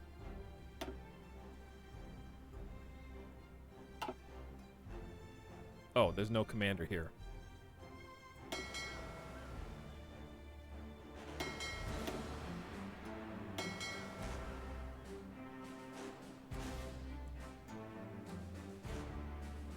Am I doing this wrong? How do I merge these? Time to relearn how to do the Navy. There we go. I thought you could just drag them over. Anyway. 2 different commanders for 2 different types of fleets. We need... 1 team to patrol and 1 team to fight. Yes? So I guess I'm gonna patrol with the old stinky boats. And then I'm gonna have the new submarine force be a strike force. Hey! 6th of May, 1940. Japan got done snoozing the alarm clock and has decided, we don't have to be fascist to declare war on China. Right, guys? We can just go to war now, I guess. They're not fascist, though, so Manchukuo is not their allies. Which is why maybe I will take a second before they can form up.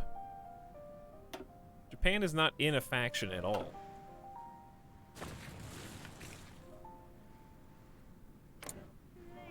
How are they going to attack Communist China? Oh, they only attacked Communist China. Manchukuo's at war anyways. Even though they're not in a faction? Weird.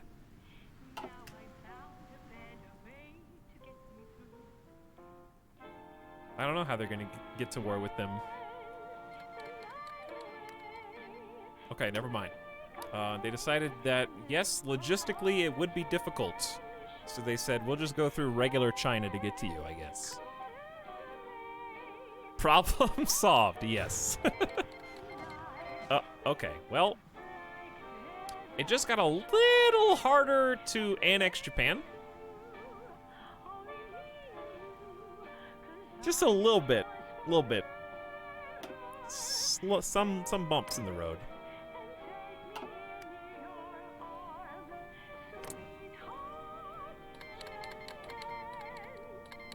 Here it goes. Here it goes. Sinkyung joined the Comintern. There's our boys. It's popping off now. We're at 100% world tension. I would say it's definitely World War II is at hand. Anyway, so now that we have dominance in this region, basically what you have to do when making a naval invasion is control the water with navy in between them. Otherwise, you can't do a naval invasion. So, now that we have control with our ships, we're losing fuel. We only have 60 days of fuel. So we're going to go into the trade menu, give up a civilian factory. Receive gas. And we're receiving enough gas now. We're actually, so far as a swing, we're in the positive, and we will fill our reserves in 126 days to max. For the first time since it was seized by the British more than 2 centuries ago, Gibraltar is back in Spanish hands. News coming in from the territory report most of the garrisons surrendered, although a few stubborn holdouts retreated to tunnels running under the rock. At a press conference in Madrid, representatives of the government stated that Gibraltar is henceforth to be considered Spanish territory, quote, in perpetuity. British diplomats have unsurprisingly debunked the statement, dismissing it as utter nonsense.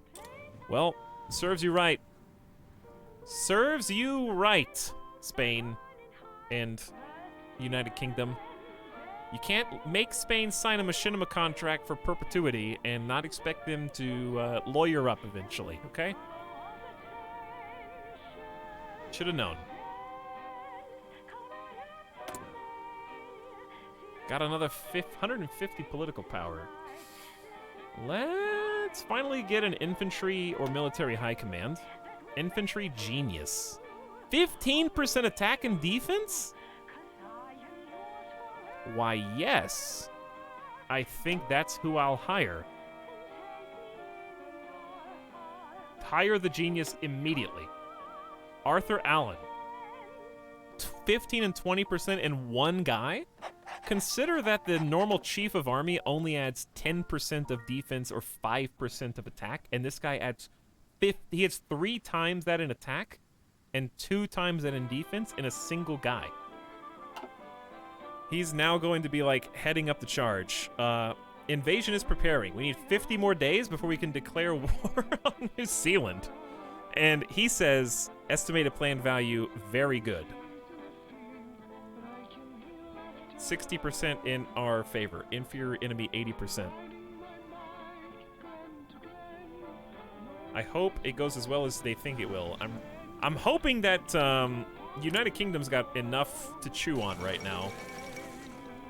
Poland refuses the German ultimatum. Wow, 1940, huh? Poland would be forced to cede Danzig to Germany, and a Polish plenipotentiary would be sent to Berlin to negotiate further terms. Ignacy Mosicki pointed to the German Reich's recent actions when stating it was obvious Germany would not be satisfied with Danzig alone. German and Polish forces are prepared for war, and reports are coming in of clashes on the border. Once again, there is war in Europe. Yeah, it's it's already there. Poland jumping in may trigger the Soviet Union. We will see. But if it didn't trigger the Soviet Union, it would definitely be good for Czechoslovakia to have an ally here trying to squeeze out Hungary and Romania. Poland would be potentially bringing in Lithuania, Latvia, and Estonia.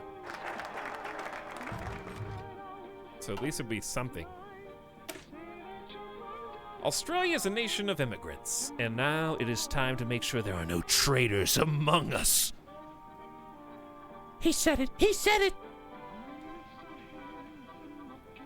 Foreign subversive activity efficiency, they can't spy on us as well. I only need 2. I can't do that one because we have to be at war, but we're about to be at war. So let's do one more.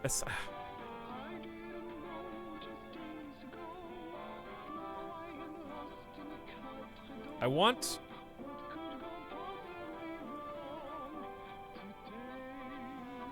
all these.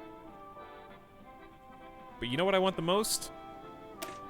Our own empire. The time has come for the former colony to stand on its own and proclaim an Australian empire. Our benevolence and far-sighted planning will be good for all in the area. It's time.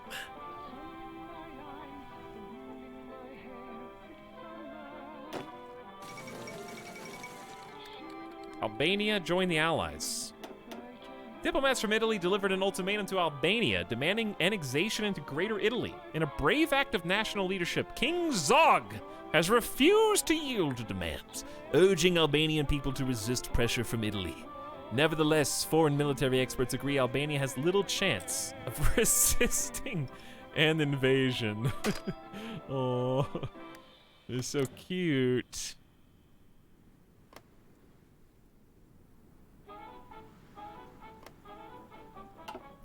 Poland needs to get in on the war before everyone else capitulates, or not at all.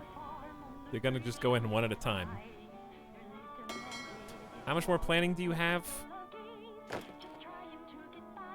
35 more days. Alright, let's check on our things, make sure we're doing everything we're supposed to. Research for torpedoes is almost better.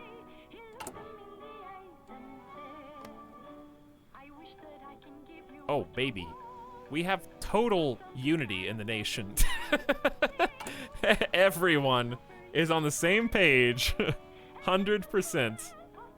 First time in 9,999 games I've seen Albania resist. Good old alternate history. And we've got infrastructure currently almost done 6 out of 10 everywhere except for here, which gets +2 once we research it. And then we got triple military factories coming in next. We've almost caught up on infantry upgrades and improved artillery upgrades. And we're working around the clock to make YouTuber holes. This stream is sponsored by viewers like you. Oh yeah!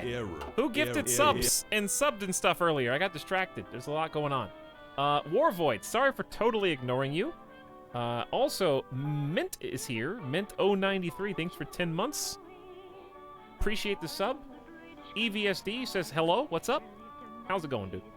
Thanks for sharing support for the channel. War Void gifting a sub to Kurosake, Snafu Snail, Tom, 514, Sable, and Geralt.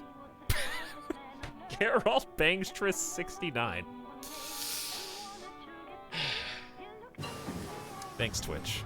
That's why we read the names. No. No. It is Sky is back for 4 months as well. Thanks, Warvoid, for the 5 gift sub. And it's Sky for subbing with a tier 2. Blue Adder is back for 2 years. Happy 2 years. Thanks for sharing and sticking around for so long. And then Camrad just dumped 10 gift subs on Fluffy Butts, Drancoin, Happy Cushion, Saketh, Atherol, High Kaiser, Battle of Balls Deep TV. Oh! Ah! Fire for 5 months, and a new sign-in. Last but not least, Captain Kalapa. Thanks for being here, guys. You could receive these gift subs.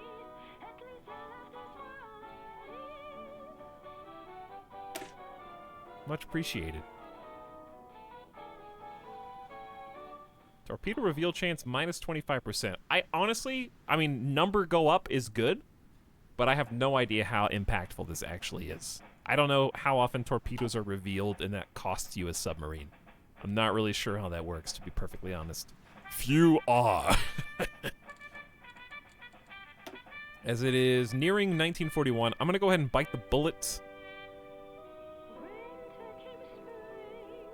on construction 4 ahead of time. Because it's just nice to get that as soon as possible when we're trying to constantly play catch-up. There are probably other better things. Once we get research slot 4 and 5, we'll really snowball.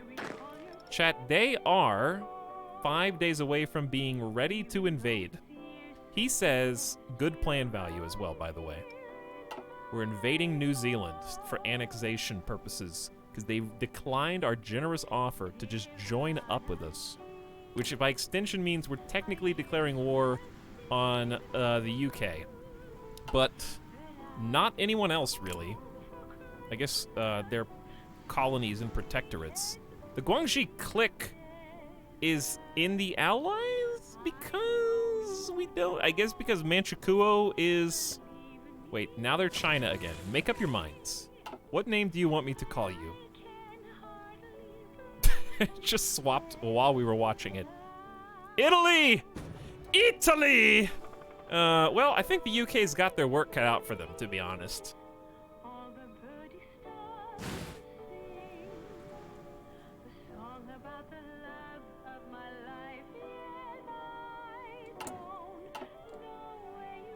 They are good to go. We're ready whenever, sir. Whenever you would like to declare war, we're ready.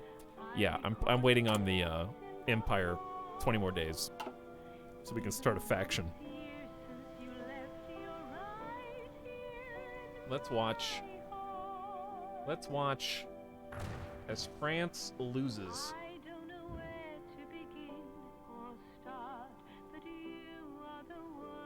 Poland's like, maybe war's not such a good idea, dude.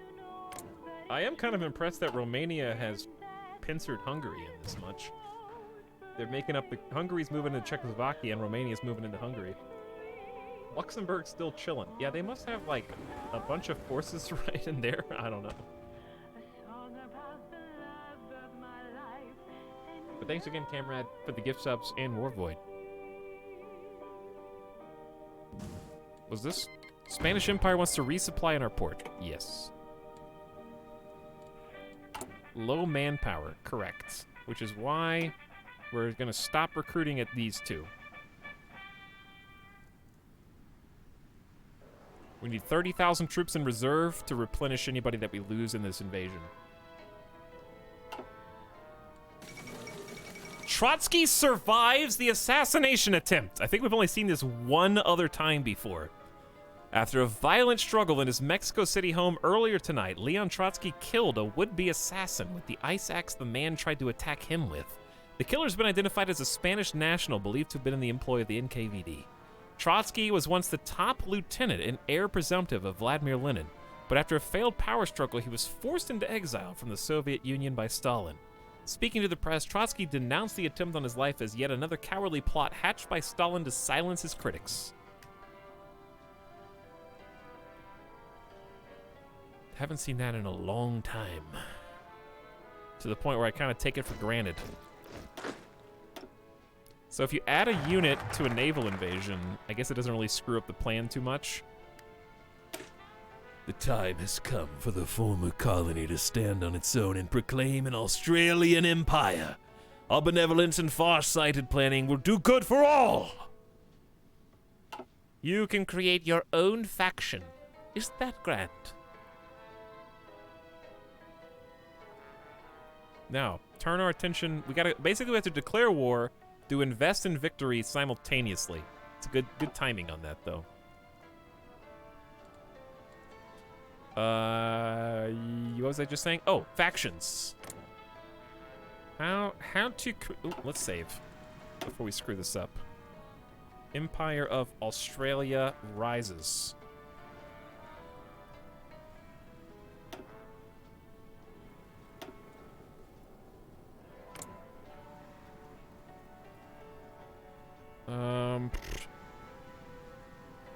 They're in the Axis? Oh, they're on the Axis. Who's left? Manchukuo joined the Axis. I don't remember that happening. Who's left? Is anybody left? It's just the fact that the war kicked off so... Dude, Peru and Venezuela time, baby. They don't like us. They think we stinky. Peru and Venezuela. So let's start improving relations with them. And improving relations with them.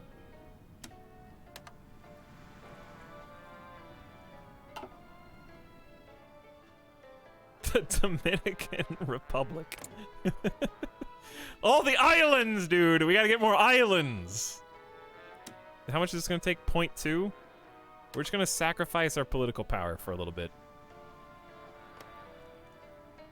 El Salvador, dude. The strongest of alliances here. Which, by the way, I just want to mention I am not gonna back any of these guys up. Pretty much in any war that is declared on them.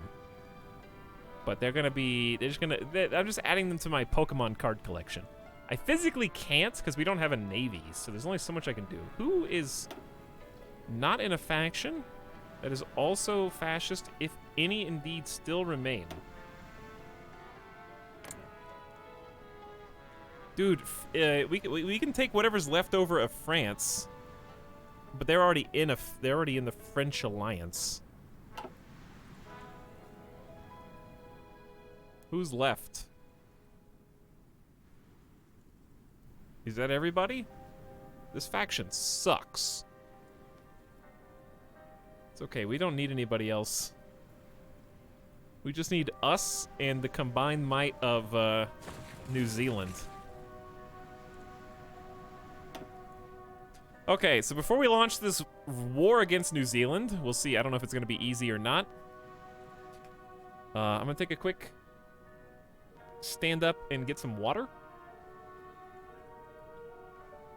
And then sit down for the long haul of taking New Zealand over. Can we trick Japan into being fascist? Doesn't matter because they joined the Axis even though they're not fascist for some reason. I don't know why, but they're also in the Axis as monarchs. I think Jubei is fascist. No. You just made that up. But if we create an intelligence agency, I think we can start manipulating people into being fascist who are not already and who are not in a faction, and then go from there. So maybe it would be worth it for us to create an intelligence agency for 30 days. Because we do have 7 extra factories. So I say, let's do that. I always ignore the intelligence stuff, but I think it would be beneficial for us. Always gotta pick a good icon. What screams Australia to you? What, excuse me, let me rephrase that. What screams Empire of Australia to you?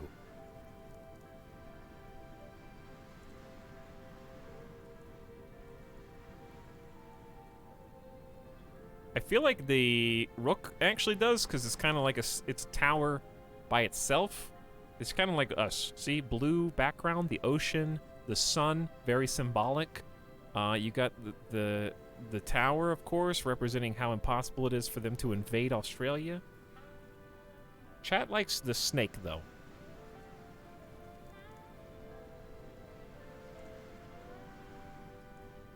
Fine, I'll pick the snake. And our name is gonna be...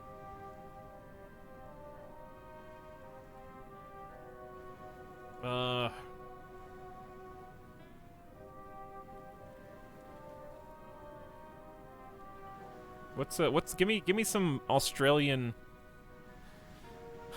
memes slash what do you call it?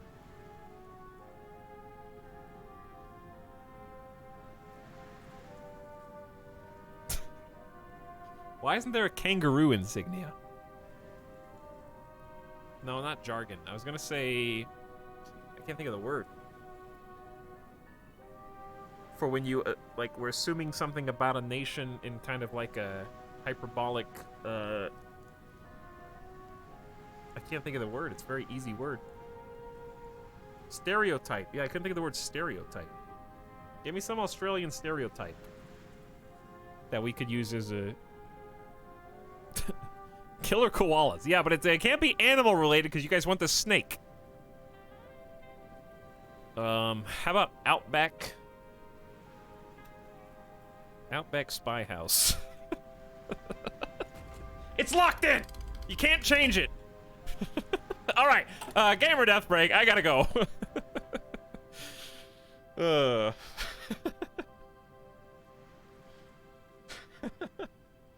That's why you take a moment to try to figure out a good name.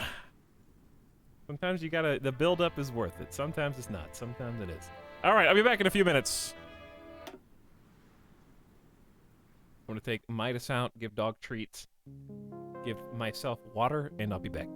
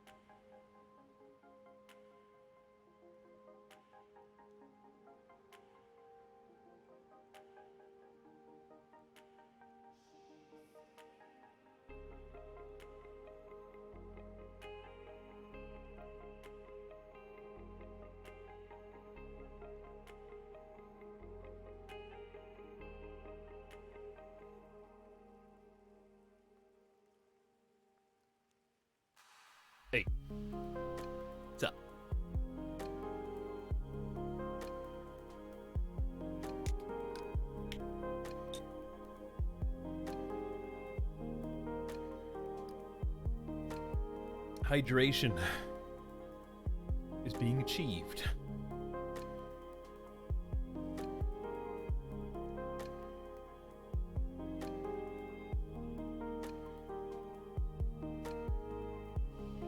Okay.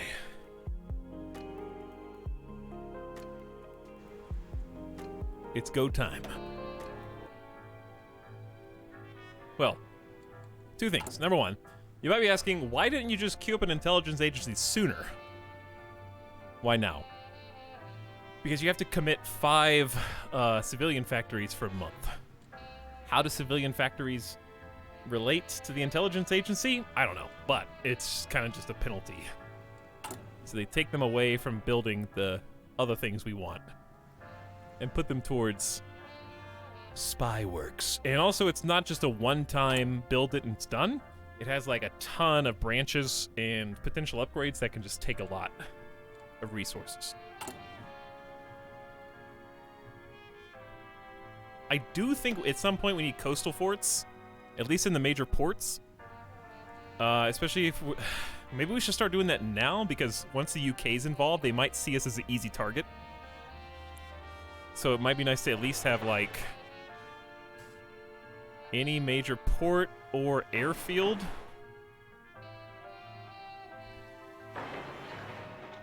Should get a little bit of love. I think we should have at least a tier 2.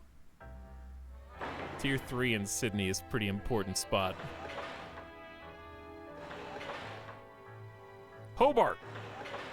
There you go, Hobart. These are going to take a long time, though. That's kind of why I've been not super thrilled about it. But yes, coastal forts is a good idea. I'm going to up jump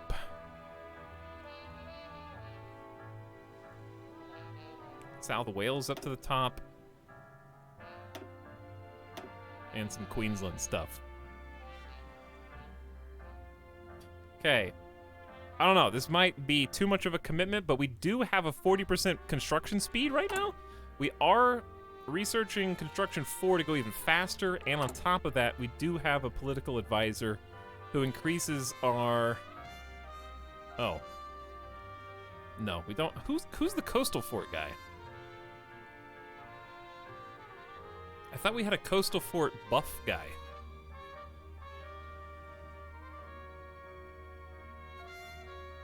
I don't remember where he is.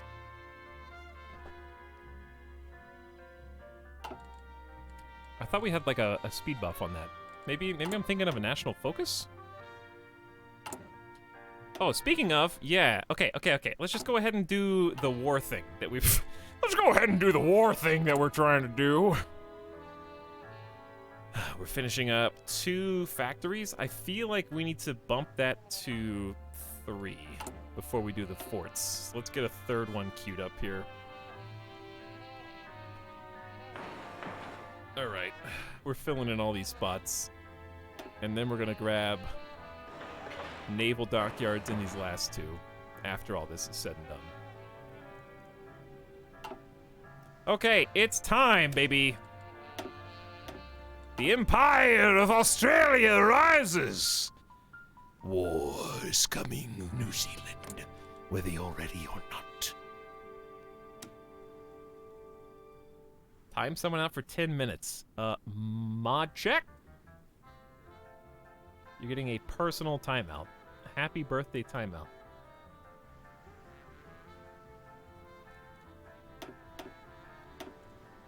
We're here to annex New Zealand.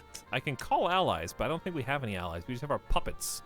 I think we have enough forces, though. We don't have any idea how much in... They have between 5 and 14 divisions. That may be more than us. We'll see. We're kind of going in the dark here. Centralist Australia has declared war on New Zealand. Launch the amphibious assault! And now that we are at war, we may invest in victory. Selling war bonds to our population, they can contribute their savings to the war effort. Getting more consumer goods or more civilian factories. We get more stability, which we need because we're at 55%. Going to war gives you a big debuff.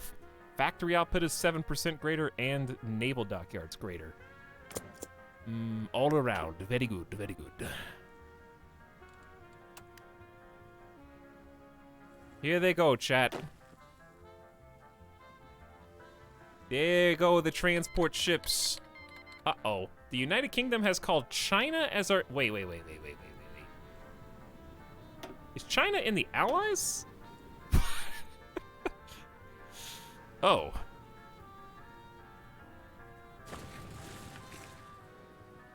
Are there any land bridges here?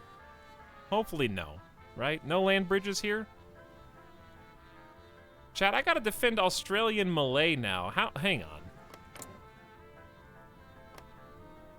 Oh, no. They're not at war. Australia Malay is a puppet state. They're not at war. We're good. We're good. China does not have a navy, as far as I know. Anywho, we knew this day would come. That's the... Empire of Japan wants to resupply in our ports. Ooh, guess what? Now that we are at war... Now that we're at war... All of a sudden, everybody's like, hey, non-aggression pact with the German right? Hey, Italy non-aggression pact? You guys are at war with the UK too? That's crazy. So am I. Don't worry about that Japan pact. I am not going to join the Axis, though. Sorry, Hitler. That's where I draw the line. Because we are working on our own weird South American faction. We have a military alliance opportunity with Peru. And, the dawn of your faction name here. Wait, what? Hang on. Was there a blank to type in my faction name? You didn't type it in. Oh no. Where was the blank to type it in?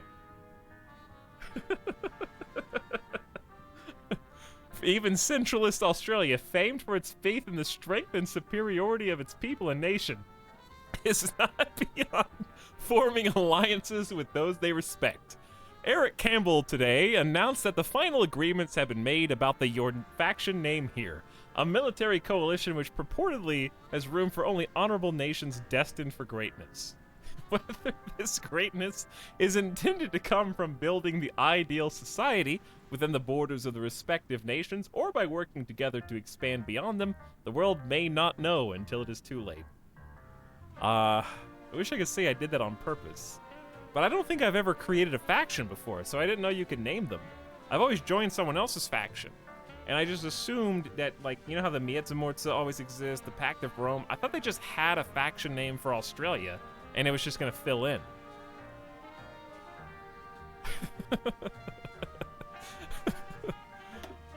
Anywho, together we'll never be defeated. I guess I have to keep it now, because chat would be mad if I didn't.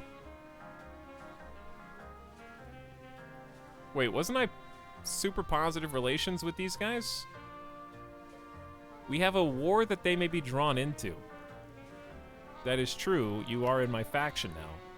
That is part of the deal. You have 227,000 manpower? That's more than me, dude. Peru's actually stronger than me right now, funnily enough.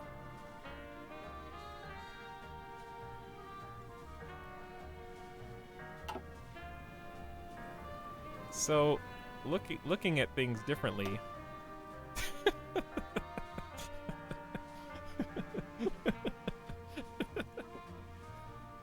Is it locked? I guess it's locked like that forever unless you load a save.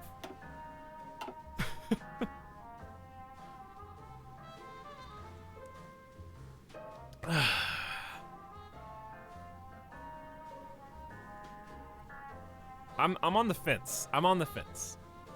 On the one hand, it's hilarious. On the other hand, I'm just imagining having to explain this for 2 more streams. Every single time. And just the idea of having to explain it every single time is almost motivation enough to undo it. Do I have to reload the save to do it? I don't have a better name, though.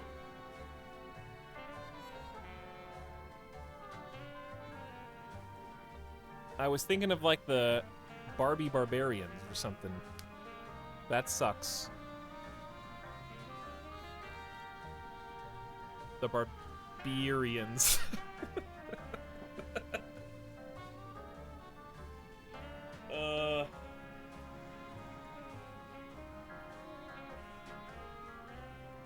What about, like,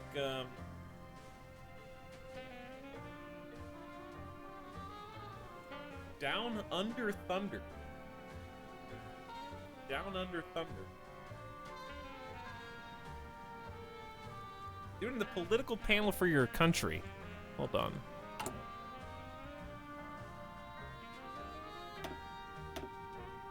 Well, my country doesn't have anything. That's what's confusing. These are all the fascists that exist.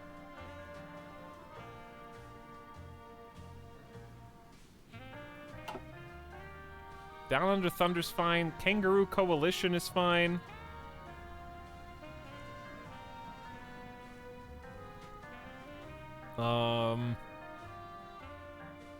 What about, like, the...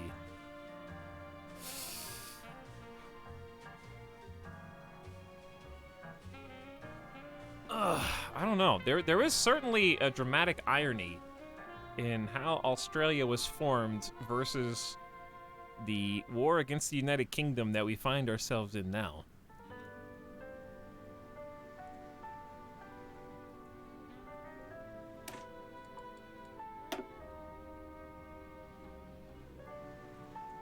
I mean, we just did this. It's 2 days old. Royal Family Rejects.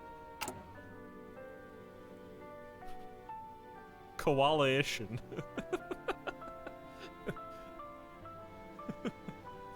Coalition.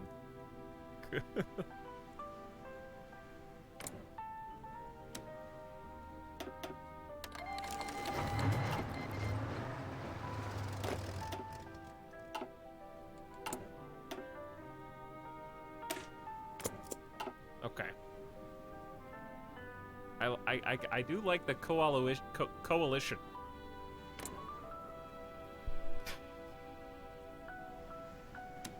Oh, here there it is. Yeah, your faction name here. Okay, what about I like these. I do like these.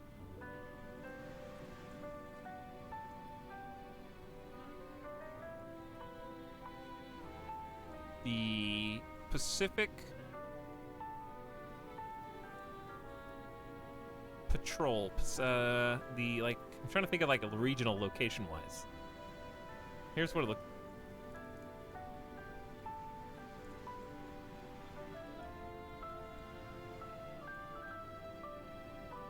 The Pacific Coalition.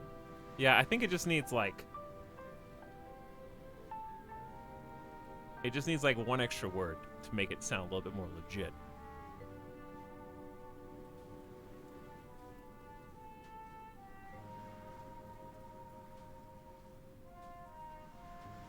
All right, I'll go with it. Chat, you want? Hang on. Do you want this or Down Under Thunder? You pick.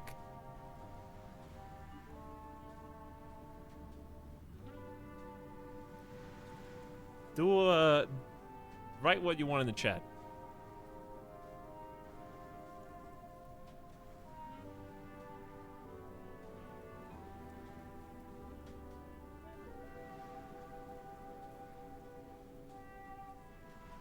I think chat wants Down Under Thunder more.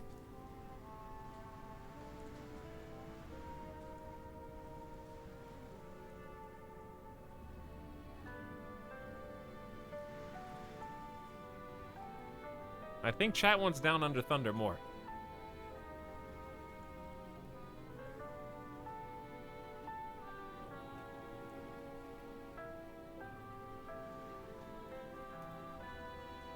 Thunder Down Under?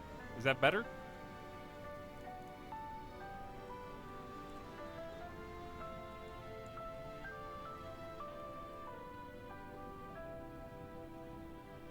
TDU?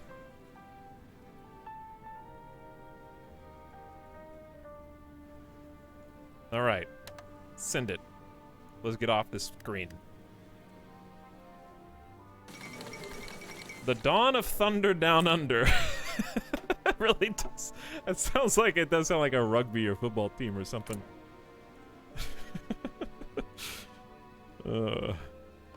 We shouldn't need to improve relations with you anymore. Get the pee-pee back.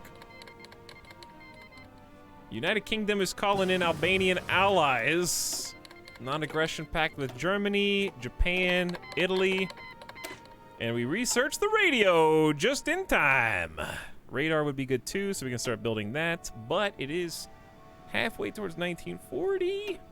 And we don't even have destroyer hulls. We need to start mass producing destroyers. So let's go back to the sea research. Here comes China as our enemy. I want to watch the naval invasion. That's what I'm most interested in right now.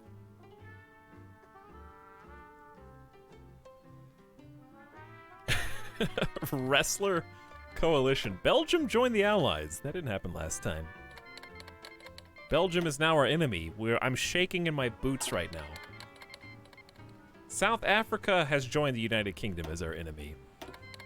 The Australian East Indies wants to help in our war efforts against New Zealand, the United Kingdom, Albania, China, Belgium, and South Africa. You see, that's not a good idea if you're Australian Malaya. The Australian East Indies is fine, though. We cannot allow... Well, Malaya is fine as long as the British Raj does not move into Singapore. So I think Australian East Indies is fine. Peru wants to help. Sure, let Peru help in whatever way they can. Manchukuo wants us to sign a pact of non-aggression. Hungary wants non-aggression. Croatia wants non-aggression. Malaysia. Do we let Malaysia in? We're with China, not Japan. That's the important bit. Hopefully is this gonna stay? Northern Malay, is it gonna stay independent? They actually have some fascist tendency. We could bring them in, but then we end up stretching to China and the British Raj, and that's gonna be tough.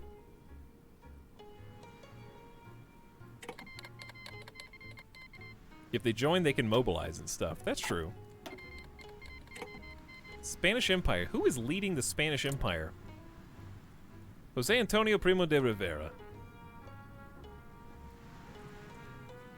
He looks like, you guys are gonna be like, no he doesn't! He looks like, to me, the first person I think of is Wallace, from Wallace and Gromit, but like 20 years younger than Wallace. This is like Wallace before he gets old and becomes a claymation.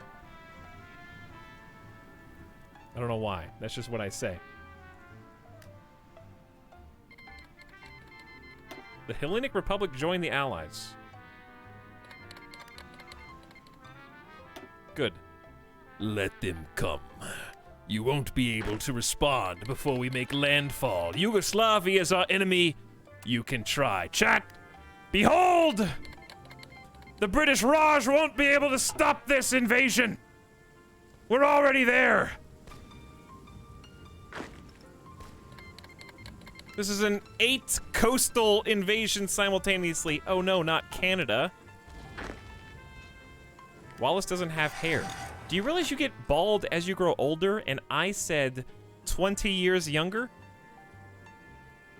I did mention that, right? Also, sorry Kiwis, but you should have joined peacefully. Look how much land we got.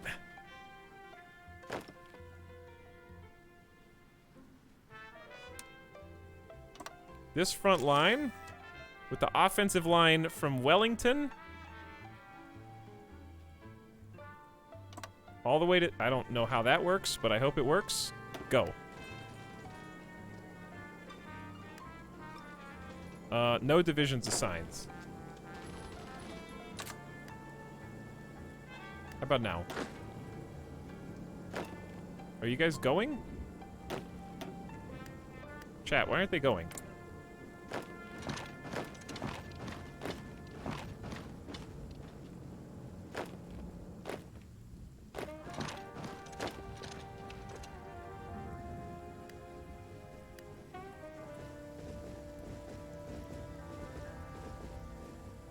You guys are just making up answers. No divisions assigned to the attack order. Oh, it pulled from this front instead of this front for some dumb reason. It took this one army in Auckland. And it said that was going to be the... Why did it create two separate fronts? Only one guy out of like 7 people was correct in chat. This is why it's so hard to be a streamer. Because you gotta listen to all these literally just made up nonsense.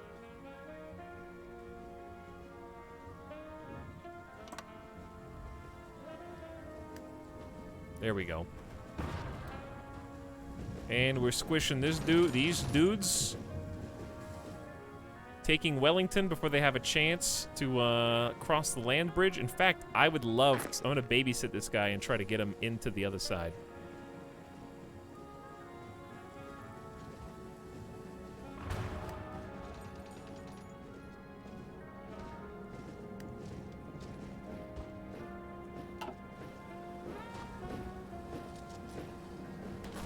Keep pushing them back. Keep pushing them back. Don't give any ground. Now, these dudes are encircled. I'm gonna branch one guy off and just have him go all the way up there, just so we can take all the territory.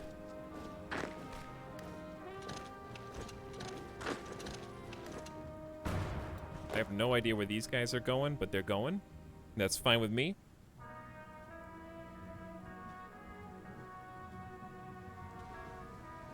Oh, yeah. And we already crossed to the other side. Easiest invasion of my life. All right. All I gotta do is survive World War with the entire force of the Allies, including China, for some reason. The Kiwis are mine. We have annexed New Zealand. They barely even put up a fight. We stormed the beaches and peacefully took them over. Eric Campbell has announced the cowardly New Zealand nation could no longer withstand the pressure from overwhelming presence of Australian forces throughout the country. The New Zealand government chose to flee the country and has gone into exile. Their main forces have capitulated and centralist Australia is now in control of the home area. Though the war against what remains of the Allies continues elsewhere, this is a great victory for all of the Thunder Down Under. Great news! Oh, fantastic news!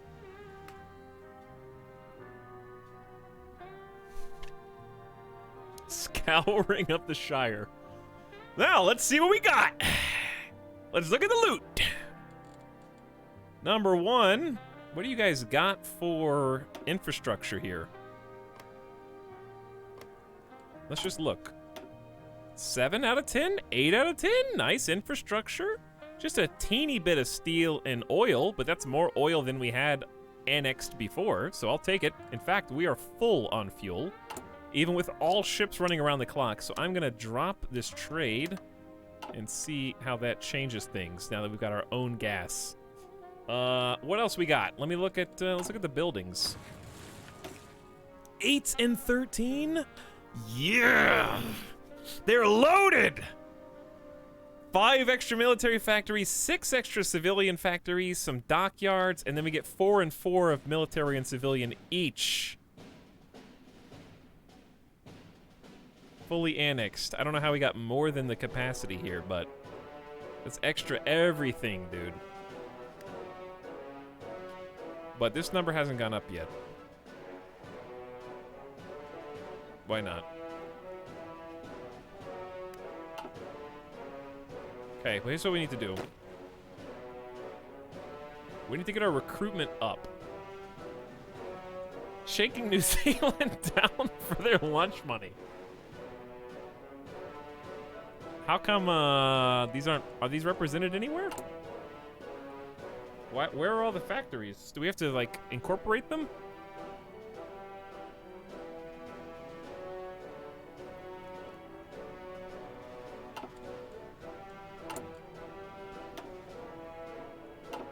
Alright, well, here's what we need to do. We need to get 2 forces because we need to guard New Zealand and Australia both.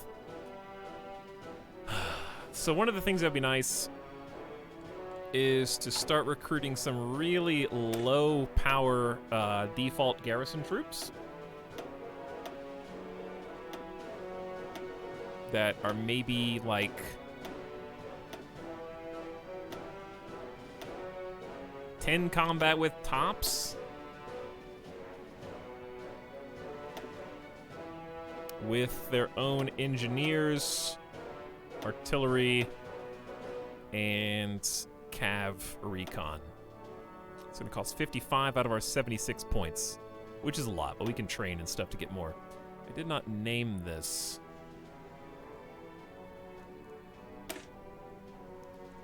Garrisons. Okay, what we picked the castle symbol, I think, last time, or did we pick the shovels? Because they dig in.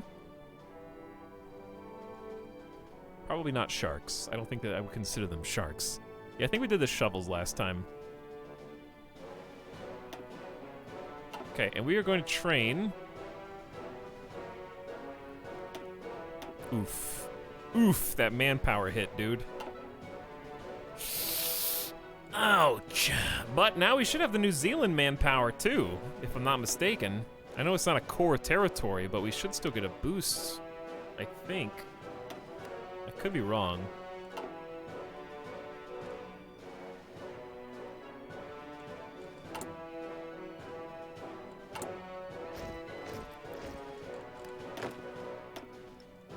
Well, at the bare minimum, I'm just gonna add a area defense here that just does naval bases, victory points, hold down the fort in New Zealand. This is a big spread for very few forces.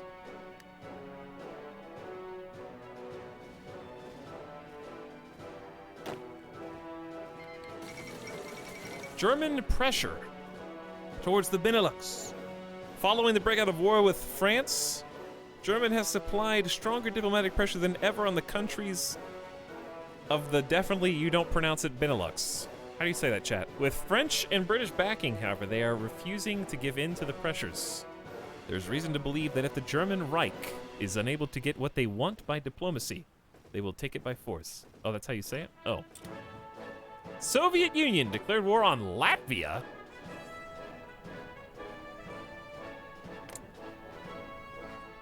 Okay, they said, Germany? If you won't do it, we will. Time to invade Poland and use Latvia as an excuse. Yep, they declared war on Poland to annex Poland and Latvia. French pressure, Omega lol. Yes, this is currently the extent of the French pressure that they're able to exert.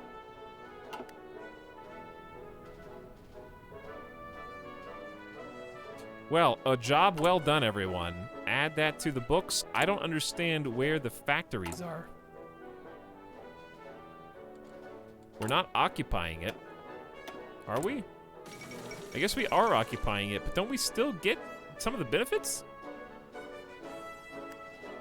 Luxembourg has finally capitulated to the German Reich, now in charge of the home area. Uncertain times, which is also why we need another army. Actually, we just need to research MPs.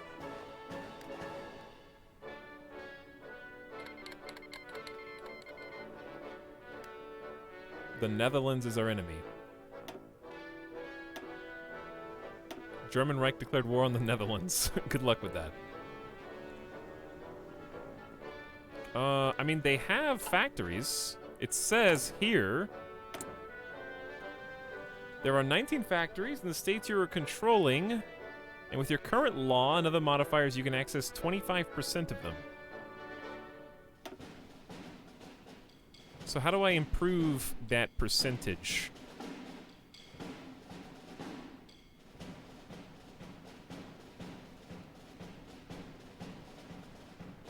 This gives us recruitable okay, 10% local factories here, 20% of their recruitable population, a new regime. So we need to significantly boost compliance here while keeping resistance down. Okay, so we need to research MPs in the meantime, basically. Alright, so it's going to be a issue of time.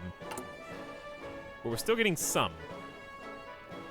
Oh, we do have more. It's just that I'm still using 5 for special projects. That's what it is. We're still using 5 for the spy network. The Outback Spy House Agency is complete. We'll take a look at that more in a minute. But first...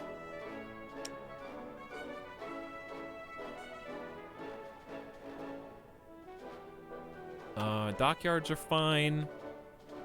We really just need, I would think, to start making some planes. And/or manufacturing anti-air.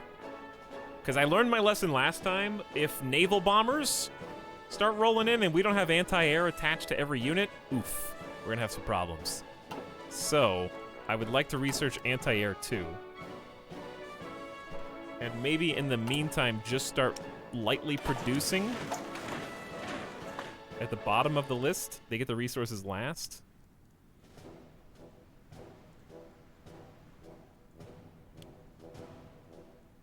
Yeah, we'll do that. We need to start getting some planes manufactured as well. But we're doing full-time work after this last military factory on coastal forts for a little while. We're going to intersperse some infrastructure in there. And let's take a look at the intelligence agency now while this is all going in the background.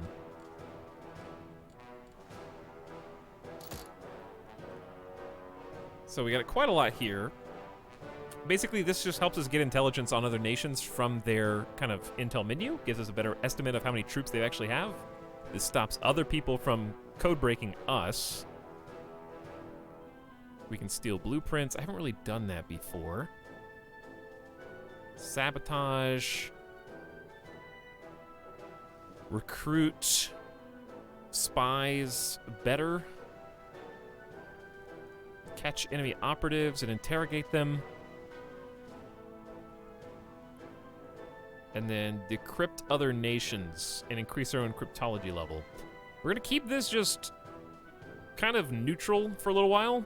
Let us build up a little bit, and then we'll come back to this. Because what I'd like to do, isn't one of these options allow you to do... manipulation of the local population? I think we have to have a spy first. So if we want to spy... I think I need training centers, right?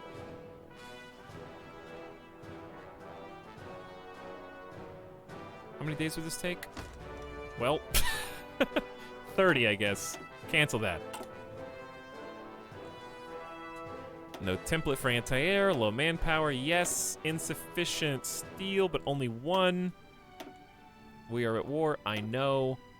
And we got 90 political power. Okay, I think we're back on track now. GG's, New Zealand. Now let's press forward making the Navy. Oh, we went from 100% fascism to 15% democratic, so we gotta be careful of that. And we should also check on our puppet nations as well. Make sure they're just still in the majority.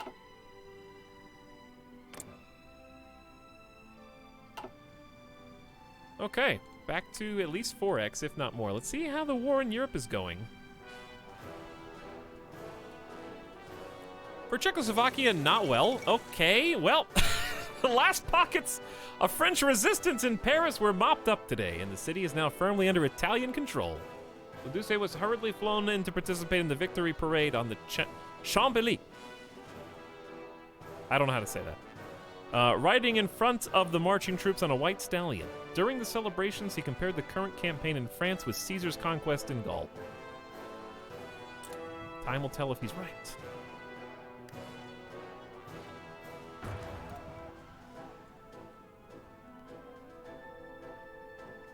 WTF is this world where Italy succeeds. I've seen them do well a couple times. They really don't have that many troops, though. They really... Nobody does. Remember in our last campaign, German Empire, under the Kaisers, had like 6 to 8 million? They haven't ramped up yet.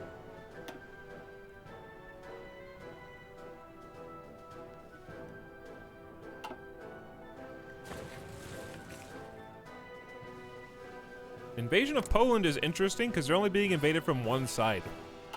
So I'm curious how long they can hold back the Soviets when they're only got one front to contend with. And they had an extra full year of preparation before they got invaded. So I don't know if that'll make a difference, but...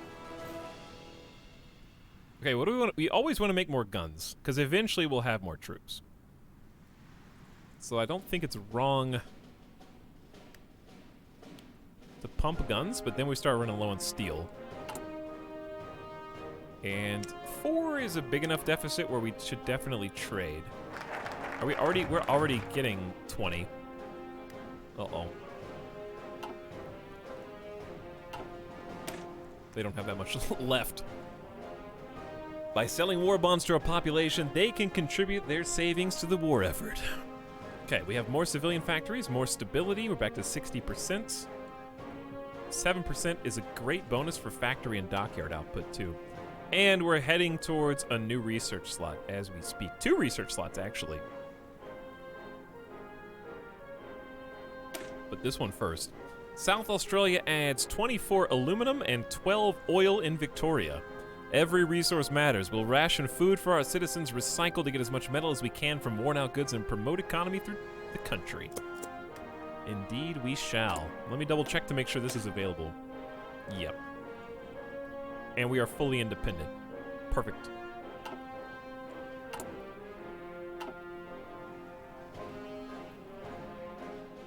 Perfect. An operative can be recruited. Chloe. Escape artist. Demolition expert. Good.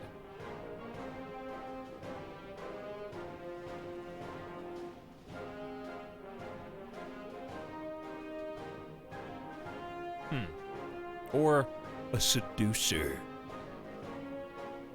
Infiltration effectiveness way up.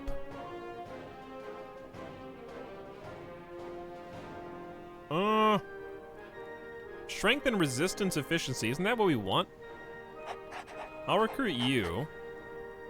But who are we going to try and convert?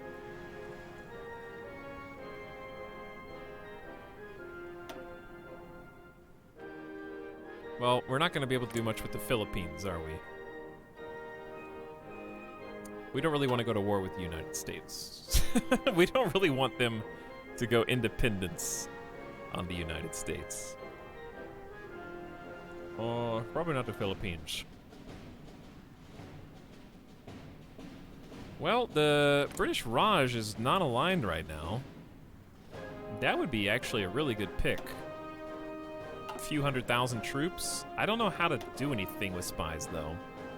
You think you have to build an intel network first.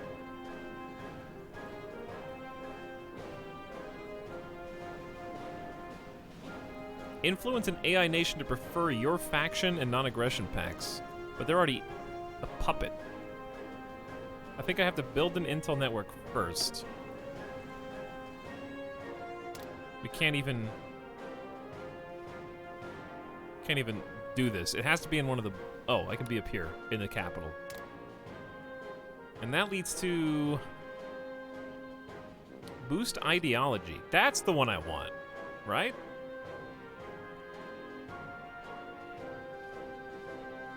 Support the local party. Okay. They might get captured, but let's just give that a try. And what would I pick on intelligence agency to make that even better? Is there a boost?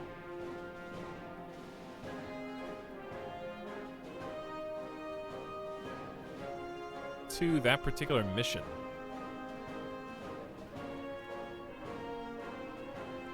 Boost ideology mission effects plus 25%. Psychological warfare. All right, we'll do that. We'll go ahead and boost it, because that could be good long term, even if it takes 8 of our civilian factories away short term. It's kind of annoying. And if we totally fill up all these spots and we get the infrastructure that we want, we can start building up our puppets, which isn't really great short term, but could help us later. Okay, research is coming along. We are now actively building the sea forts and then a couple more dockyards.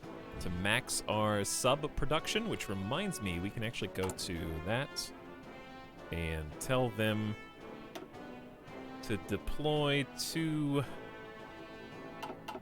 What is the name of this fleet?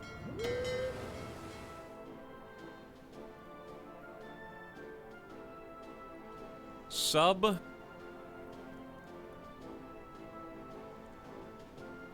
What would you call a flock of submarines, chat? What is a large grouping of submarines?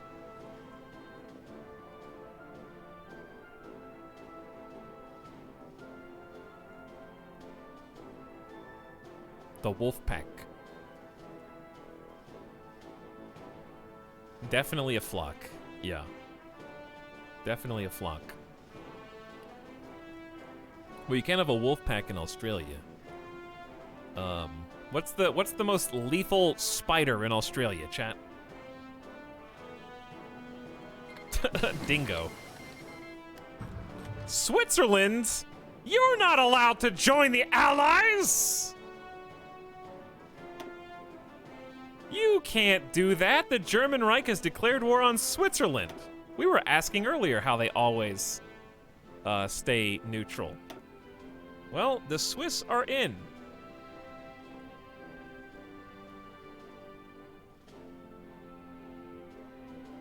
All of them. Redback spider.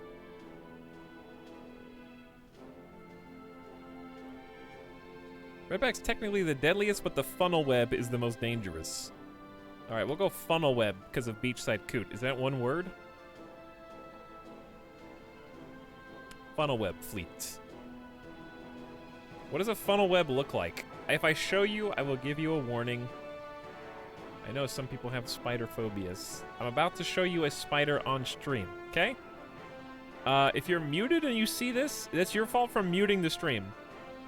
Do you guys want to see just a regular pose? Let's do a regular pose. These things look... I would be terrified. I'm already getting creepy crawlies.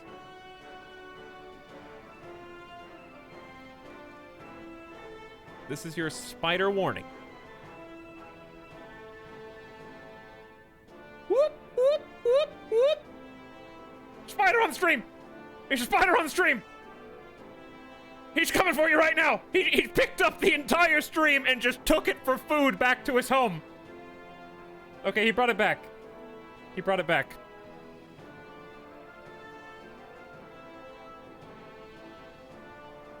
I would not want to see that in real life.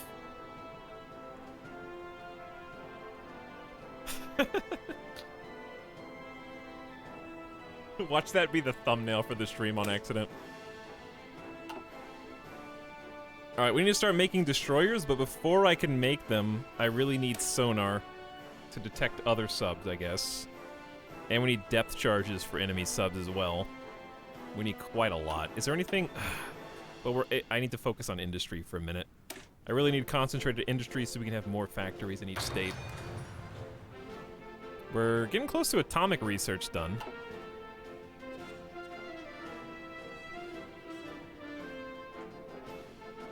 Anywho, the point here is that out of our ships, Japan declared war on Xinjiang. Where have we seen that before?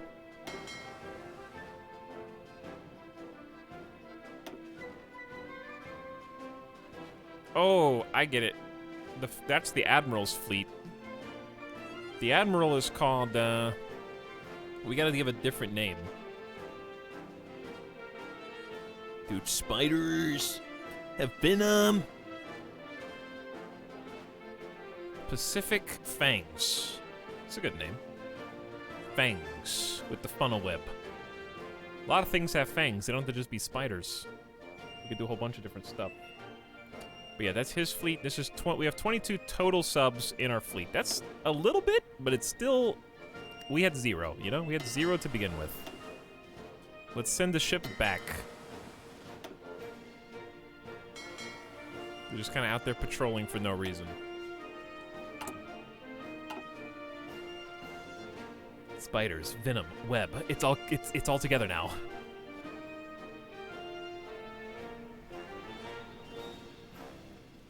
How is Switzerland doing now?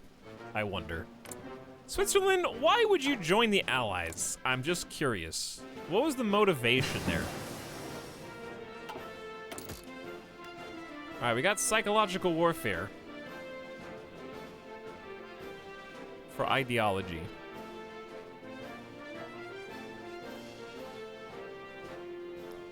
I guess we could do one more. Diplomatic pressure, enemy op capture chance, air intel, navy intel, army intel, civilian intel. Chat, what should I do next? Should I do one more or just go back to building? Just build.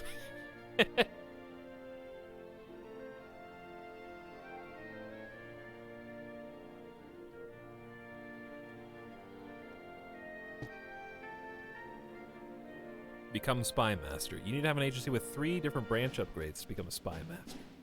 You can control more operatives. There can only be 1 Spy Master per faction.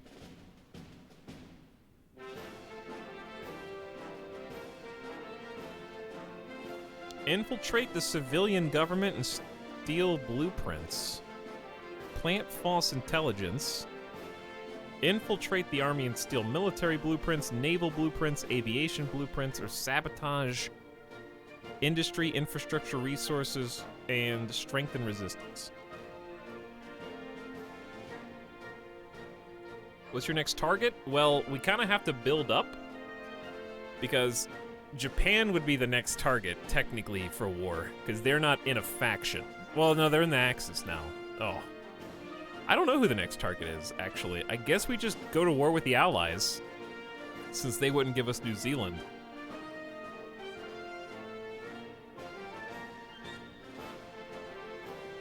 Passive defense? Yeah. It's okay. I think we need to build other stuff more right now, so let's just focus on building for a little while. Because we get 2 constructing at the same time more consistently. So basically, we're just at war with all the Reds. So the British Raj and China. We're working inside the British Raj, but I'm not expecting good things. France is already gone. The United States is not in the Allies. Uh-oh. 1% Communist Party? Are they... Is that... Hang on. What if we just sent a spy to America? They're not in a faction. Screw trying to get the... Well, the British... Yeah, screw trying to get the British Raj. Why don't we try to get America to go fascist and join our faction?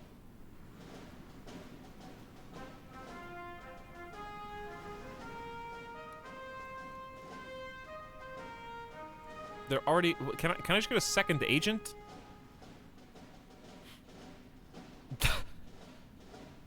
How do I get a second agent? I have to become a leader guy, right?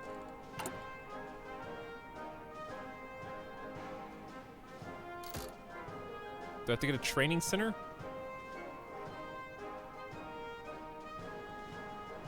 Enemy nationality recruit chance up. Occupied friendly nationality recruit chance up. More operative recruit choices. Meh. What gives us more offensive push with the... I would say probably...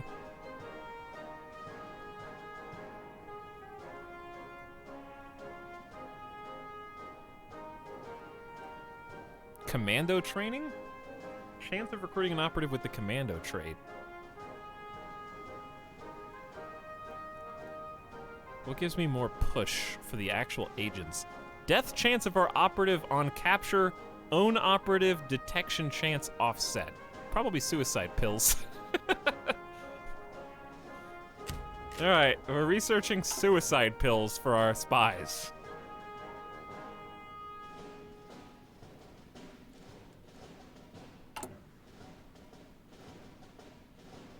Chat, we are officially faster as in the Australian playthrough than we were in the Sinkiang playthrough. Remember, didn't we stop around 1940 and was like, whoa, we did 4 years. That's pretty good.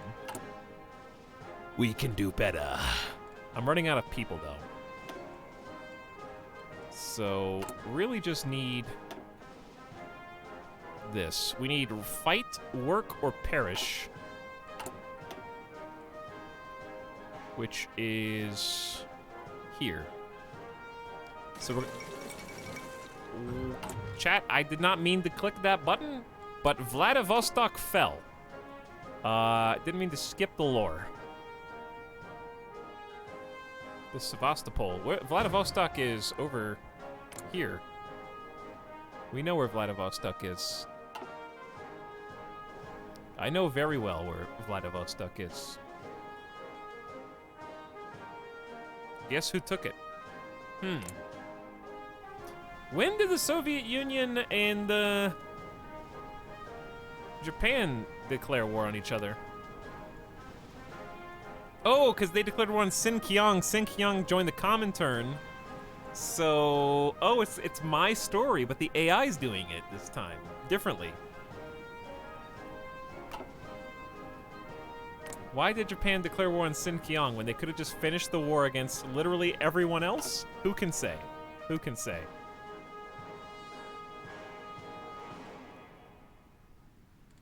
We'll never know exactly why. Wow, we actually built these coastal forts pretty fast. We don't have a lot of them, but we have enough for now. Then we're gonna work on, I really wanna get anti-air. The home front needs to be well secure and in hand. Also, I think having some fuel silos when we get a bunch more space would be nice somewhere. But I think we'll focus on infrastructure at the end of this. One infrastructure damaged on North Island. Are we running into some bombers or some action? Resistance to occupation. High levels of resistance. I'm gonna work on it, dude. I'm gonna work on it. I'll get it right now. Don't worry, guys. I'll be right with you. Alright, we're rationing, we're recycling. We found production of 12 oil in Victoria and 24 aluminum in South Australia. Next, I need the research slot, but I need more people. Let's do the research slot first.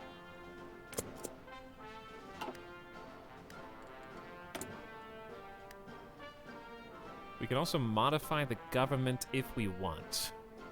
We are going to need an air force. Chief of Navy might be nice. Uh-oh. Uh-oh. Italy took 44 states. The German Reich took 26. RIP Luxembourg, Bohemian Empire, Legionary Romania, Transylvania, Bessarabia, what's left of France, Empire of Vietnam, Laos, Nationalist China, Imperial Khmer. I don't know what that is.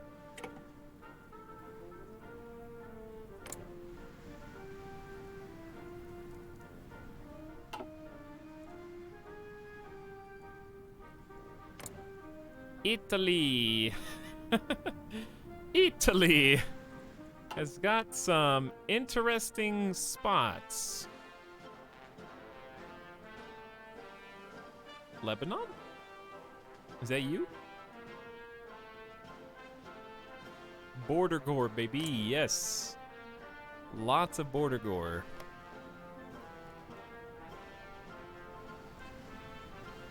What else did Germany get? Besides Czechoslovakia.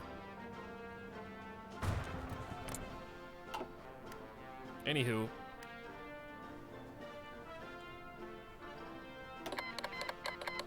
Sure, non-aggression packs seem great, guys. Anyway, as far as ooh, do we have any new decisions?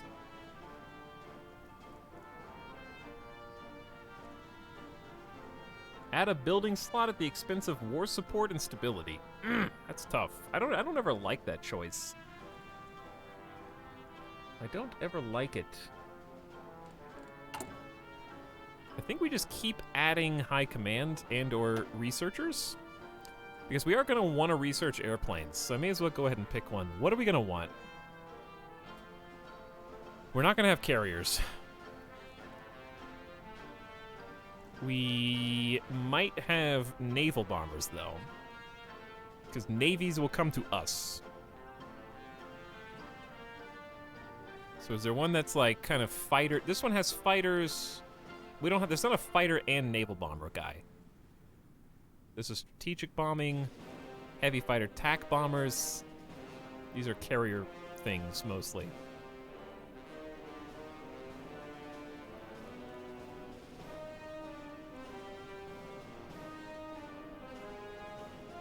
Commonwealth aircraft. This just makes us slightly faster to produce.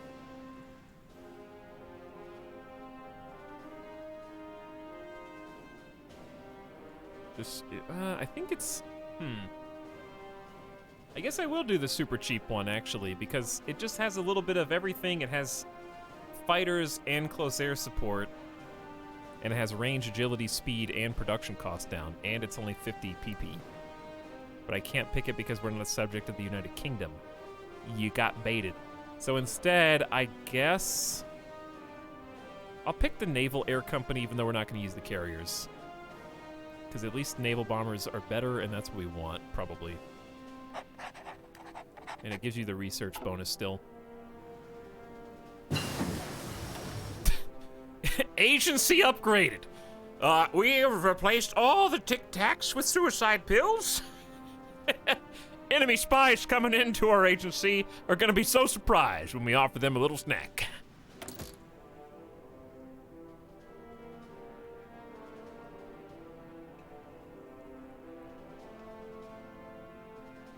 Okay, so that is the second upgrade. We need one more for Spy Master. Let's get some intel. Intel's nice. What does civilian intelligence do? Assume the role of civilians in enemy territory and operate within their industrial and civil sectors, gathering intelligence on their industry and economy. I guess some defense would be good. By training the Home Guard and garrison troops in ways of espionage and counterintelligence will ensure we always have a defensive presence at home, even when our experts are otherwise engaged. We'll do some defense first. All right, construction is done before it's even 1941, so we're ahead of the game on construction 4 and for building. Now we have the objective. We need military police for our garrison to help with our occupied territories and kind of keep things calm. So we will do that next.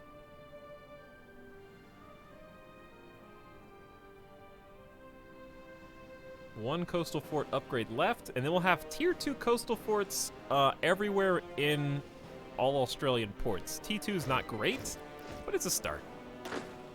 And then we've got 2 garrison boys. We need a overall commander, field marshal here. And a new general. Who's going to be the general on the home front? Probably this guy. He's only level 3. We'll save the level 4 guy for like another offense. Plus he's got 4 skill in defense. Okay, that's just going to be garrison troops. I might take the big boy soldiers home. Like this. Well, we'll just leave it where it is right now, because I need to wait until I can hire more people.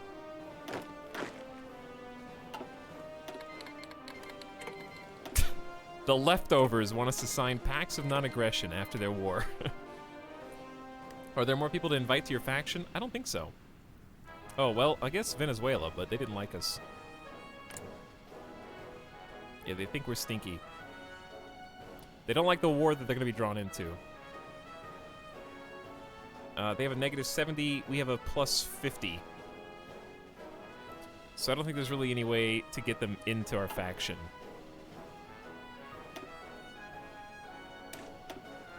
And other than that,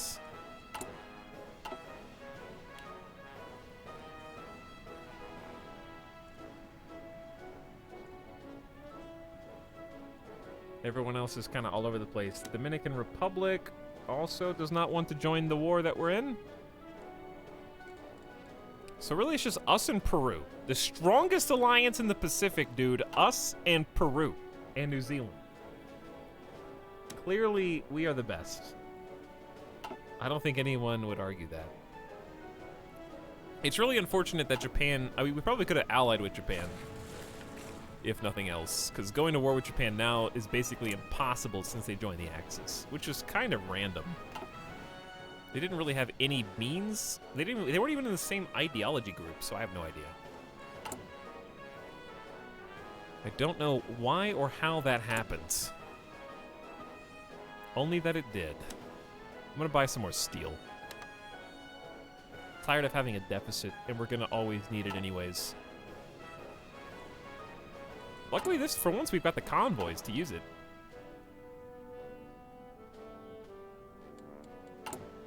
Okay, let's go. I guess I can go back to 5X. We can't recruit anybody else right now. Switzerland has capitulated.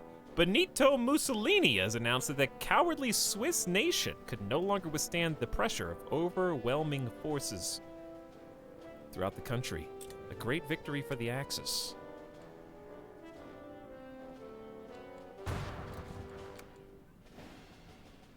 The Swiss are gone. Italy and the German Reich. We're not on their team, but we're not against them either. We're using them. Poland is falling. You can see the east creeping in. Yugoslavia is probably also falling soon. Hey, atomic research finally. Little 4% bonus to research speed, but nuclear reactors would be next. Now that it's 1941, let's get the last of our industrial production efficiency caps. The Empire of Vietnam wants a non-aggression pact. Interesting.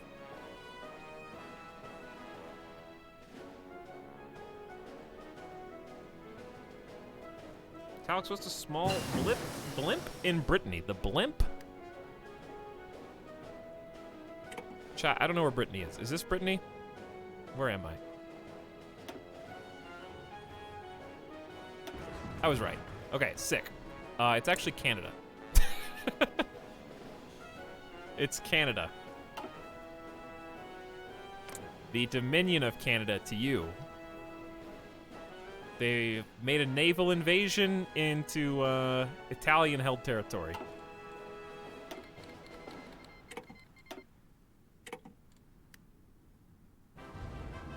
Go Canada, I guess.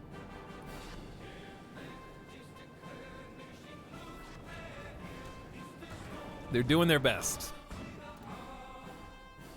Brussels and Amsterdam are about to fall soon. There's no way they can hold out against the... Oop, Canada. We barely knew ye. That must have been like a naval invasion that got squashed. AI and their naval invasions. I'm worried that's going to start happening to us if we're not careful. Luckily, UK's a lot further away than Japan was from us. Oh, it's time for that song. What? I didn't change the song. What is it? It's not respecting my no shuffle request, and it's just changing to whatever it wants. Okay, song over. What's the name of that song?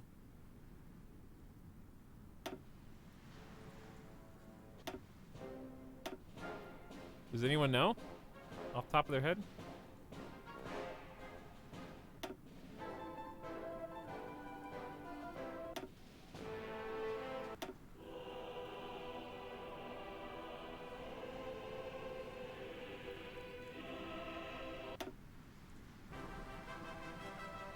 Was it one of these?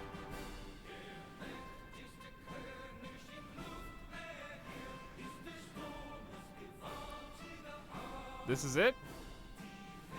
Is this it? I don't know why it just swapped to a different song. Or I mean a speech. I should have speeches disabled.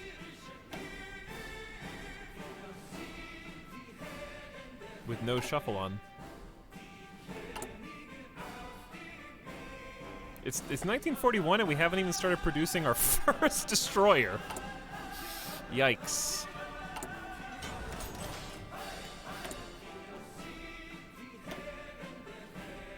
Well, Australia is packed. So now we turn to infrastructure.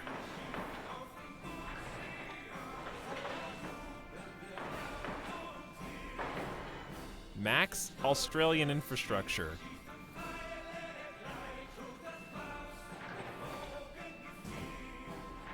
Let's max some of our territories as well, or at least improve them so that we can fight from there. Should we ever need to. And I'd like to start getting some anti-air up. Now that Australia is fully a sovereign nation, we no longer are receiving access to advanced prototypes and blueprints as we previously did. We must ensure that we always stay ahead of our enemies and do not fall behind technologically. New research slot. Engage. Now, we get to recruit more people once we get to fight, work, or perish, and then another research slot here. So we're really going to snowball soon. For my next trick, I will continue pumping destroyers so we can actually make the destroyers as we planned. Having that extra research slot is huge. Well, at least the UK can't really hurt us. Yet. Curious to see how this campaign's gonna play out, because the Soviets are still there. Why is there a Democratic Party there? I would love to see the Soviets go Democratic and join the United States. United States and Soviets versus everybody else.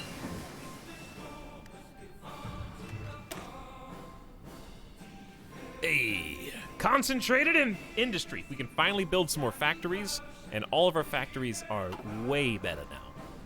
Let's go and pump up the destroyers. Smoke generation is not a piece of equipment, so I think we're good just getting depth charge throwers, and then we'll start building destroyers. So, look at all the space we've got.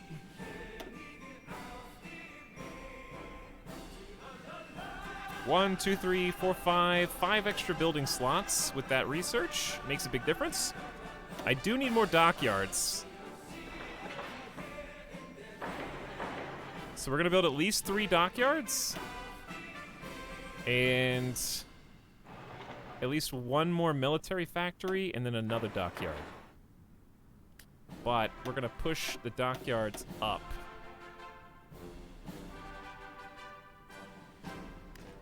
So we can get those out first. Yeah, Lulu, I think the Soviet focus tree is one of the things that is most requested in Hearts of Iron. So I wonder if they're ever going to do anything about it. Not sure. But I also like the other DLCs they put out that flesh out some of the smaller nations.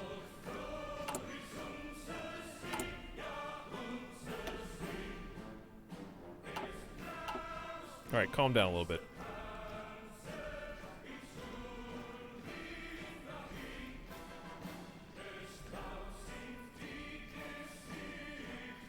But yeah, I think, yeah, Italy and the Soviets probably haven't been updated. Maybe they will. Who knows? Hearts of Iron 5! Announce it!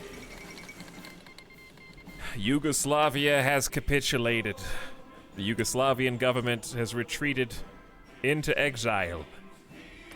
Legionary Romania and Legionary Transylvania rise to fight against the Hellenic Republic.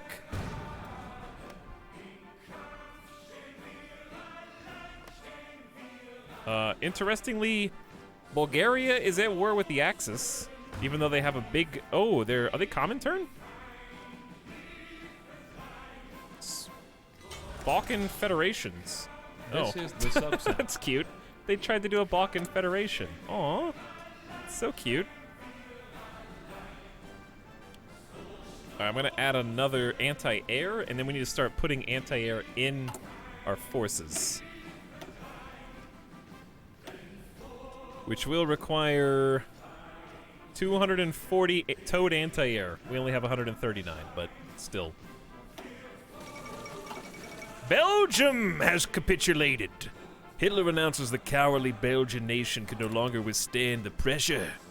Next to fall will be Amsterdam.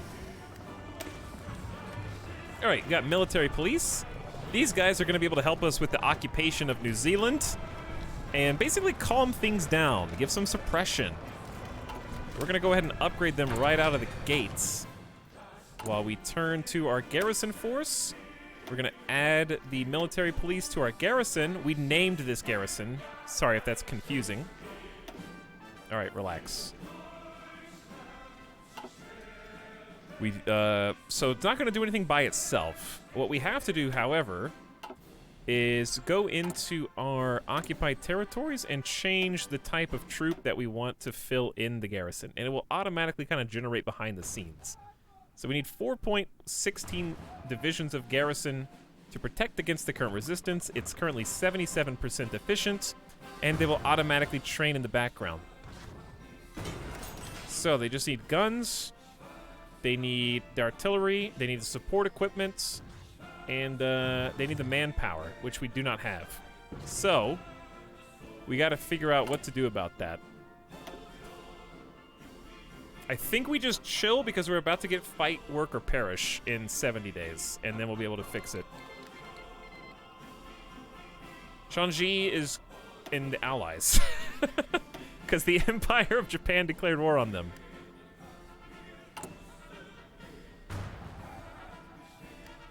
We got free dockyards. So that means, why? Oh, there's not enough manpower to deploy U-boats. Oof. Okay, hold on. I'm actually just gonna defund the 2 garrisons that we've already got out of desperation. Those are the physical garrisons, not the ones that are actually occupying territory. It's a difference, even though it's confusing. And then we are going to hire maybe a chief of navy. Screen attack and screen defense plus 10%. Alternatively, artillery attack up would be nice. We are going to have artillery in every single unit, but we don't have any physical artillery units. We should probably work on that.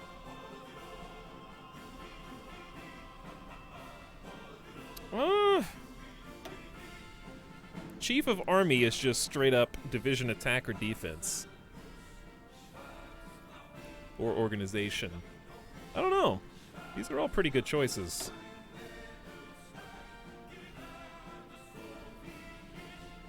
$10% XP doesn't seem like much. We do ultimately want the Navy to perform, so let's get the naval guy first. I do want to research tanks, but I just can't really produce them. Alright, we do have free dockyards. Let's do that. Time to... Wait. I do want to start making destroyers. However, consider... Chat, remind me after the next national focus to do boats, because we get some sick ahead of time perks coming up. We don't have any good guns for these. I don't even want to make destroyers right now. We haven't even researched the guns that go on them. Yeah, we just have nothing. We don't have any light batteries. We don't have any turreted secondaries. I got nothing, so I'm just not even gonna make them right now. What I might do is just add a second submarine line? And just double up on subs? At least temporarily? Wasteful spending on inflation-affected consumer goods is taking money away from war bonds in the war effort. We need to discourage this appetite for luxury while our army is in need. Modify one of our perks by giving us more civilian factories, more stability, and more output for everything factory and dock related. Now, fight, work, or perish. I need more manpower! The Netherlands has capitulated. The Dutch are no more. The German Reich and Italy now have the entire coast all the way up to Denmark from the Spanish Empire, looking out over the water of the Channel. The United Kingdom stares back, growing ever more desperate. 10% bonus production efficiency for all of these boys. We can go up to 90% now. We got 44,000 guns in reserve. That's really good. We can start making other stuff. We can start researching other stuff. But I gotta do boats a little while longer, and then I can turn my attention to mass-producing planes.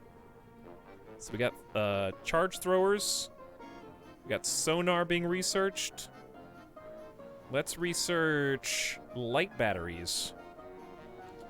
For light ships and cruisers. So this should be able to go on destroyers, yes? So 60-day research is pretty easy.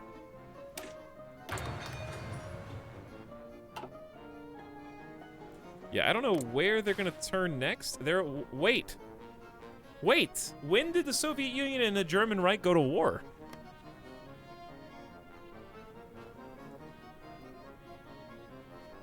They're fighting a defensive war against the Axis. Maybe they activated the Anti-Comintern Pact? Possibly? Either way, we got full-blown war between the Axis and the independent Comintern and the independent Allies. So I guess once the Polish border capitulates, Germany will be right there waiting for them. Yeah, Poland still exists. What's up, Carson? Thanks for 13 months of sub.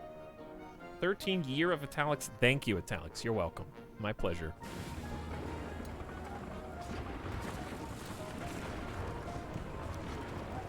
United Kingdom attempted a naval invasion of Spain. It's not going well. It's actually a co-op with Greece. Greece did a naval invasion of Spain? While on the border with the German Reich invaded the Peloponnese. Uh-oh. Okay, so we're going from passive sonar straight up to active sonar. Detect subs better. And then we can start making destroyers once the second tier batteries are good. Ooh, these extra research slots are tasty.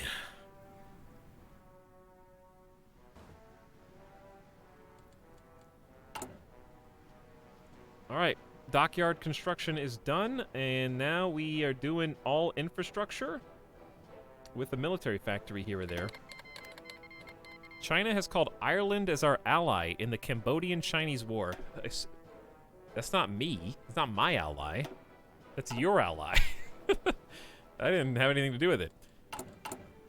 I'm gonna get ahead of the curve here, chat. I'm gonna start making first of all, we're gonna get a sick airbase for the future. Wait. Let's do the naval base. Max level naval base, level 10. Where will supplies flow out of my best naval base? I assume so. Yeah, that should be the one. So let's make sure supplies are perfect. We're gonna have level 10 infrastructure on all of mainland Australia. We could beef up New Zealand soon too, but I need to get anti-air before carriers and bombers and all that start coming in.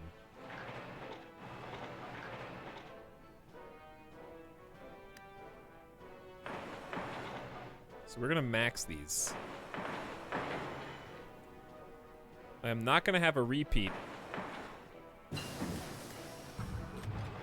The other ones we're just gonna go to 2 on just to start with because they're not quite as important territorially. Depth charge throwers allows them to attack enemy submarines. The destroyer no longer has to drive directly across the target. We can chuck it on out there. And we're gonna go straight up to depth charge mortars. Since we could actually do exercises. Let's increase the speed of that to 44 days. Now that we actually have oil, I'm gonna have both of these dudes do naval exercises out here. And we have maybe enough, we have enough gas for 2 years. And I think that's without importing anything. Portugal! Portugal joins the Allies.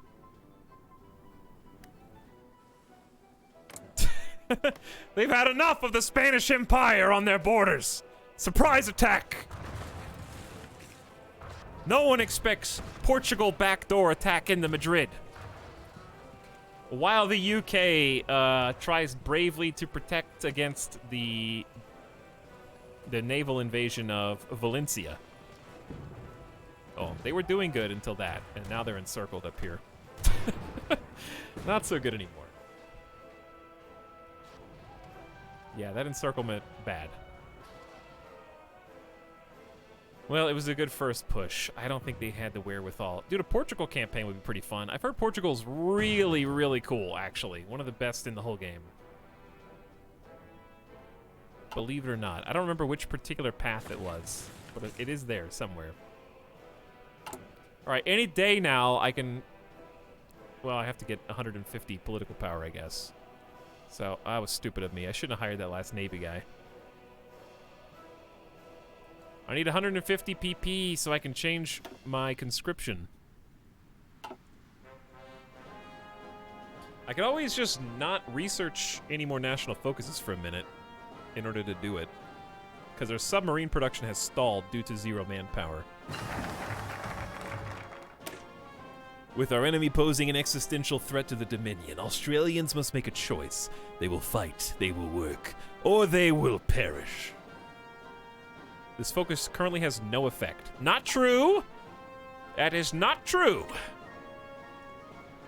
Don't lie to me. Civilian to military factory conversion cost down. I don't ever use this. Maybe I should. I really don't ever use it, but I need it for the final research slot. Oh, no, I did tell you guys to tell me to get the submarine dude. But these are 70 days. That's 2 months and change. It's only July. So we go ahead and research 714. That's 3 months. Then we'll research this at the end of the year, and then we can get the research for subs 2 years early. I think. I think there's enough time to do all of them.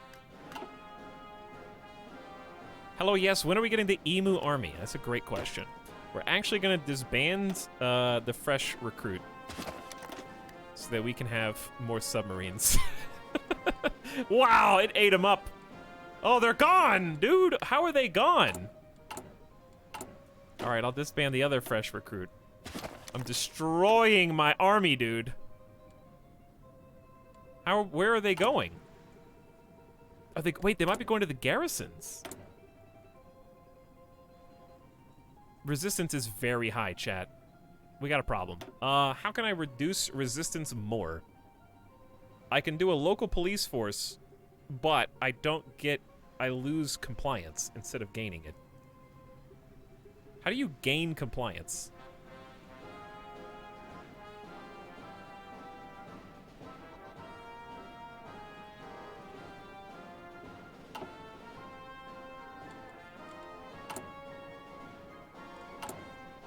Okay, we have a few things. Number one, it's time to become it's a 50 PP for Spy Master.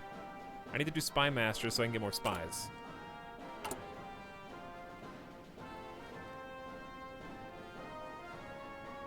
I got a lot of stuff I need to do.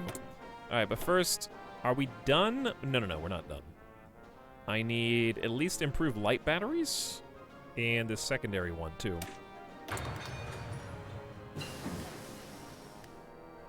Military Police T2.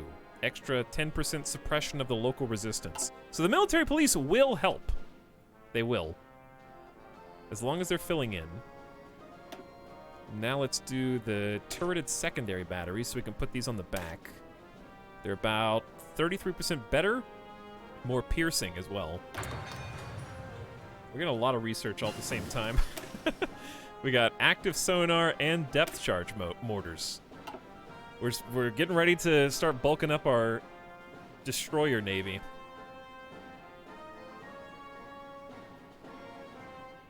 I think we should also do naval doctrine.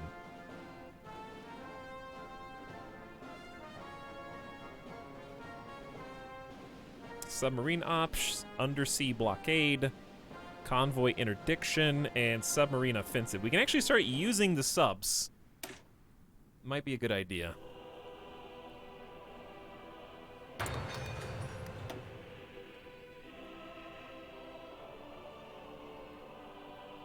Especially since this is our forward operating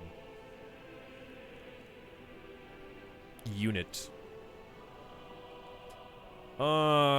Damage control might be nice, so we don't receive as many critical hits. What are we like severely lacking? We're lacking radar tech. Let's start being able to build some radar. That's option 1. Don't jump the gun. I usually pick the first good thing we see. We can start building airplanes. We're gonna need fighters and naval bombers, both. Okay, that's another option. We could just make the ships continuously more better by improving the chance to get critical hits and the caliber of their weapons. Screw land doctrine, because we don't have any troops, so who cares? We could try to pick up the pace. Artillery research is falling behind. And we do have artillery on every infantry troop. We don't even research tanks. We do need to research better support units. I say we just finish up our naval research. Then we can turn our attention to other stuff. Let's just go all in on naval research. Let's do fire controls, so less critical hits. Because we got 4 researchers at a time. We're working on the 5th. What are the casualty numbers like in Europe? That's a good question. Which of these is the main one? Soviet Union's lost 2.8 million. Poland has killed almost 2 million Soviet troops. Poland, in turn, has only lost 952,000 to the Soviets. So Poland traded the Soviet Union 2-1. That's what happens when Germany doesn't really show interest in Poland. Now, they're still pushing in, but German Reich and Poland are chill. Then we got the German-Yugoslavian War, with about 3.4 million casualties on the Allies side, headed up by the United Kingdom, and the German Reich's lost about 1 million. That's a majority on the Axis side. But they are very much winning, the Axis is. Very much. The German-Chinese War has seen 748 Soviet casualties inflicted by the Axis. There you go. And Estonia is gone. The Soviet Union is walking in. Portugal is gone. The Imperial Spanish forces are walking in.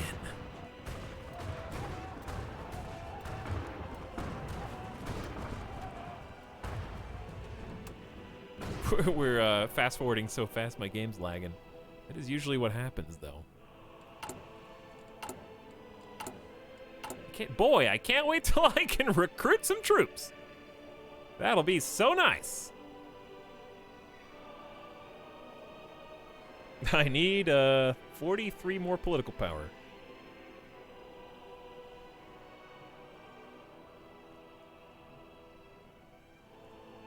How many subs are we up to?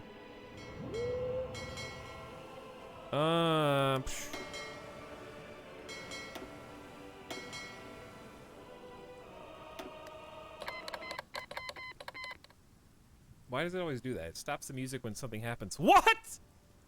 No! It's happening again! No! Well, it's been a fun run, chat.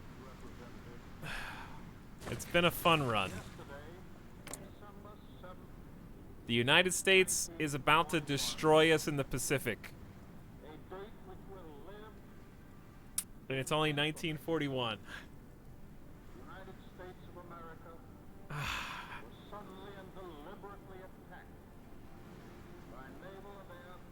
The only upside is, unlike last time, Japan was not on the Axis, so the United States and Japan were never at war.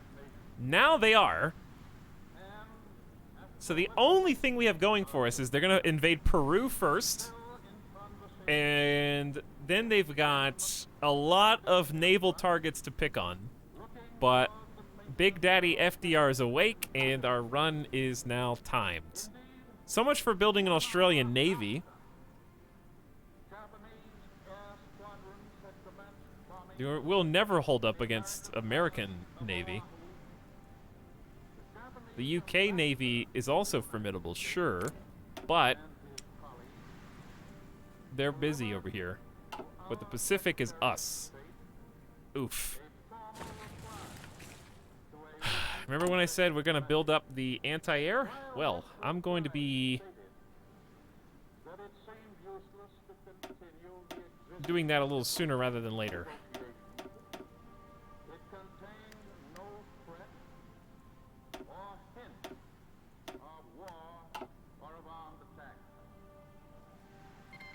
Here's hoping the Japanese Navy can bail us out.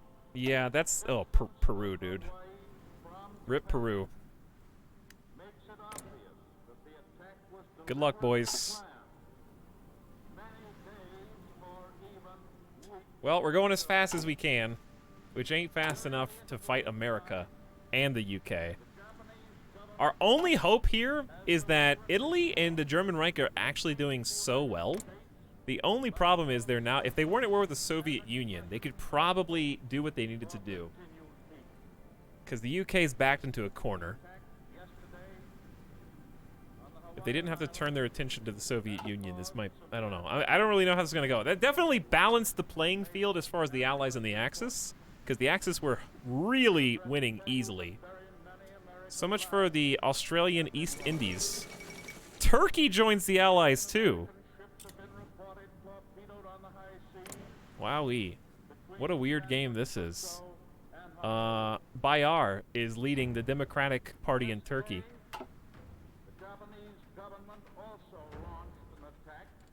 Well,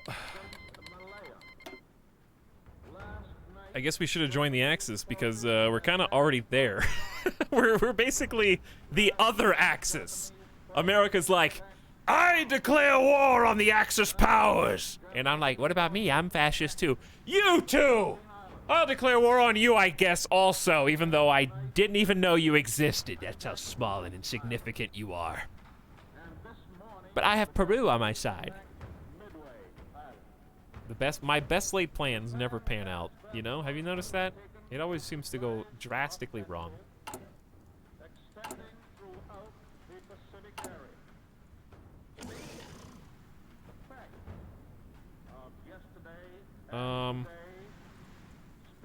Well, what do I do now?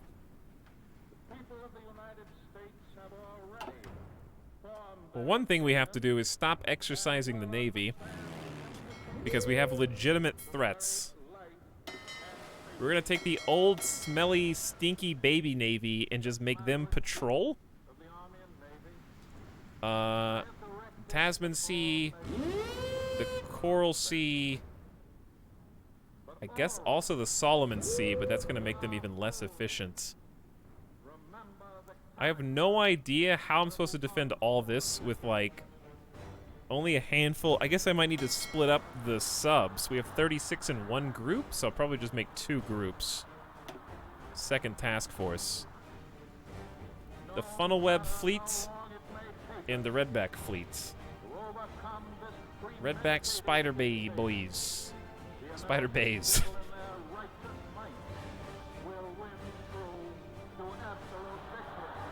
And then we need maybe another one of these dudes to patrol.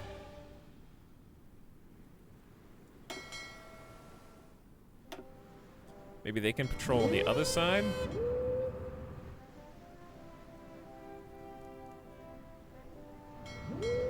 Four is probably enough. America could just go around.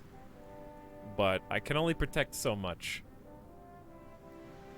Okay, then the other fleet needs to be on strike duties.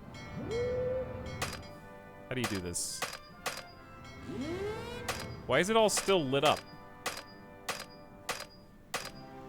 I don't know if I did this right, but I think I did. So you have to have scouts on patrol to identify targets and a strike force to go in and actually attack.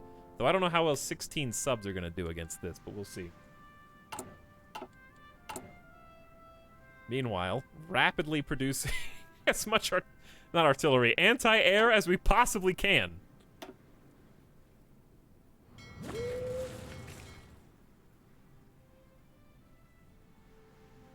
And fuel's going to be an issue. But we can actually trade for more, so it's fine. Thank you, Australian East Indies.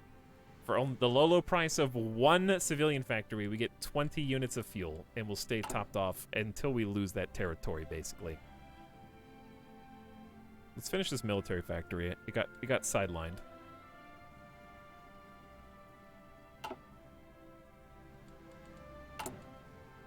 Well, hey, America, I'm about to make my first destroyer in 1941. What do you think about that? It's pretty cool, right?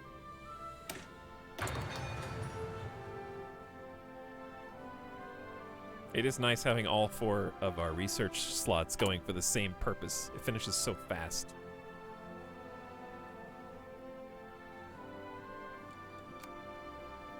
Well, now we need to pay extra special attention to any reports of naval invasions or sea activity over there. Improved light battery. That's tier 3. It's tier 1, tier 2, and 3. Okay, I think we are officially ready to research something else. I need to research cruisers, but I don't have enough dockyards to make cruisers. So I don't know what to do about that. We can only focus on so many things.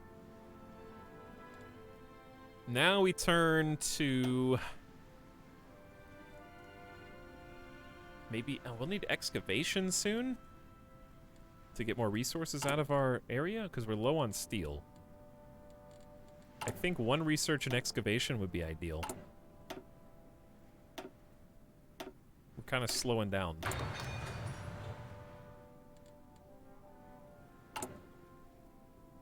Can you ask to join the other axis? I mean, we're basically in the other axis in all but name, because we're fighting the same parties. Oh, 151. Yes! I can finally get extensive conscription, which gives us a whopping 5% recruitable population, which is double what we currently have. It's still not a lot, but it's more than 0. That's what matters.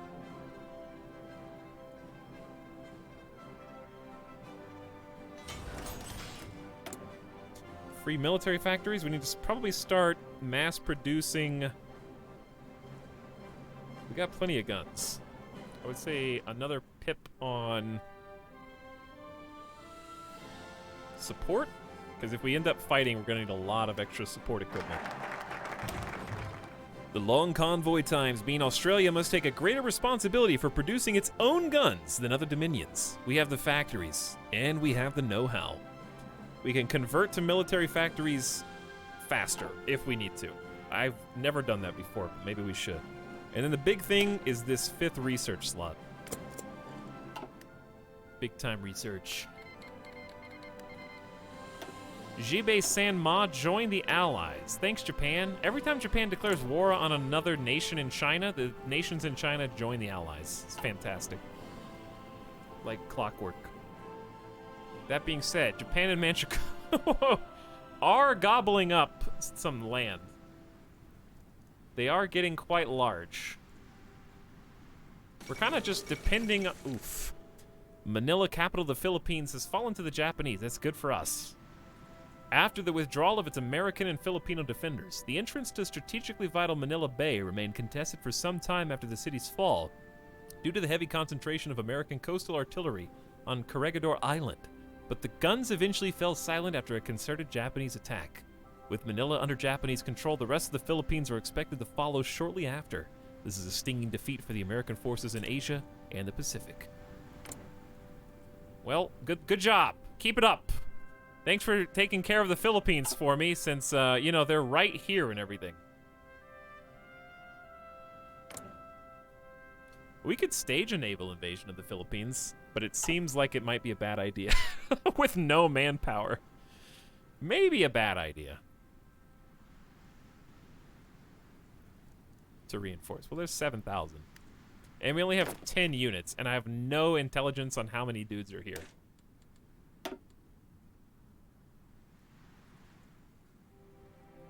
Is it 2 L's or 2 P's or both? I don't remember. It's 1 L, 2 P's. Okay. 1 L. English is stupid.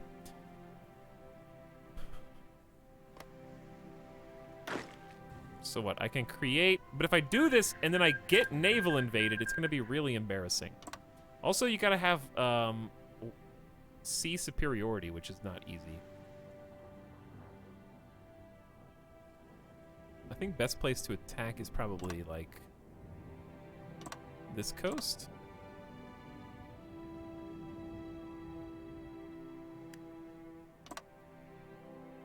We might not even need to. Japan's already there. Okay, scratch that last order. Hirohito has announced the cowardly Philippine nation can no longer withstand the pressure from the overwhelming presence of Japanese forces throughout the country and have gone into exile. Shh, whoopsie. Sorry, the Navy was a little behind on that one, sir. What would you like us to do next instead? Naval intelligence is some work to do still, chat. We really need to defend everywhere where we're currently getting resources from. And that is primarily here. We're getting too much here not to try and defend this.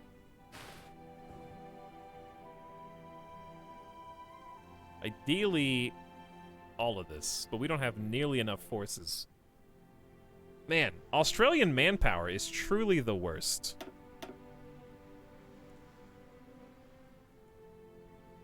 It is bad. I'm just gonna go naval bases only. Naval bases and forts. And that's it.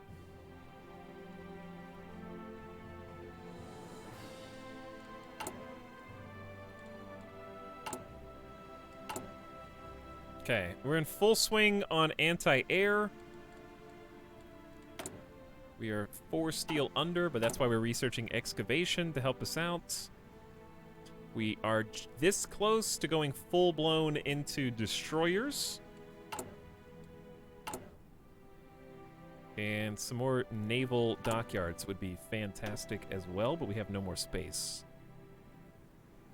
At least not in the home territories. So yeah, Australia playthrough seems tough. I feel like I don't have a lot of room to grow, at least in this timeline. I think this timeline just kind of went sideways. Best thing I wait.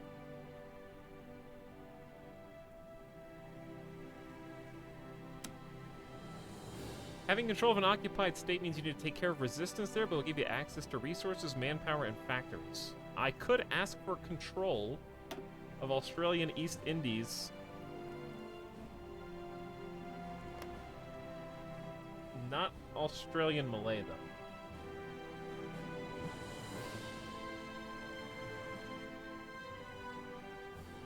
So, that's going to be short-term huge hit to our manpower, because we're going to need to train more behind-the-scenes garrisons to control the territories.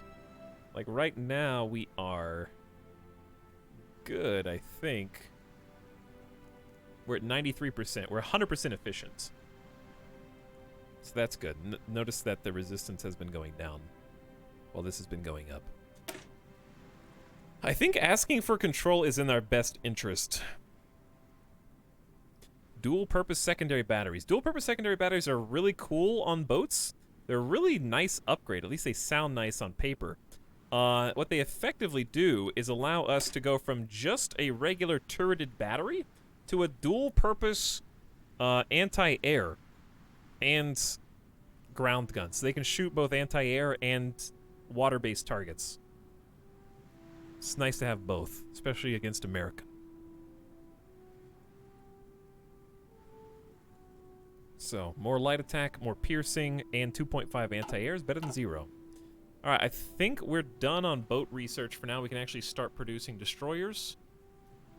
What we probably want to do is turn our attention to the skies and or just improve our infantry because we are behind the times in a bad way. We need to start thinking about tier 3 infantry guns. So, let's start thinking about that. British Parliament debates intervention in Scandinavia. Yeah, how's this gonna work for you guys, being in the World War and all? Considering the strategic value of the Scandinavian region to British defensive efforts and the potential risk of seeing an enemy build influence there, British Parliament debates the possibility of military intervention. While political implications of such action weigh heavily on Lord Edward Halifax, several decisive arguments were delivered before it was decided the rest of the debate should be conducted in closed chambers. Such an intervention could irrevocably change the political landscape of Northern Europe. Indeed it could. We're at 2.8% manpower out of 5. That's not good enough. We need more boots. Well, hold on. This requires 60% war support. Chat, how can I get 60% war support? With a decision, probably. Jacques Doriot And Adolf Hitler have met in Berlin to discuss the political and strategic situation in Central Europe. While details from the meeting are scarce, no official communique has been released. Observers note a clear shift in French and German rhetoric and policy toward the Benelux countries. Where the German minority in Belgium was once a constant drumbeat for German propaganda, it is now only mentioned in passing, while noting that Belgium is, quote, an artificial construct, not a nation, merely a collection of nations thrown together haphazardly, and putting great emphasis on the large French-speaking population. I think they're already gone. I think they're already not here. Yeah, so we have to pump up propaganda, but it takes 150. 150 for only 12% war support. I guess that's enough for what we need, right? But then we have to have enough PP to. Yeah, man, that's gonna be tough. That's a lot of PP. We should have saved more PP. Should have saved more PP. Oh, we're ready to make boats. China has capitulated. Wow.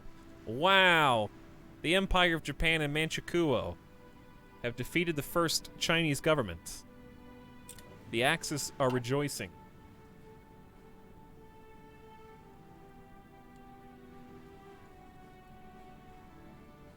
Yeah, I know it's less than 60.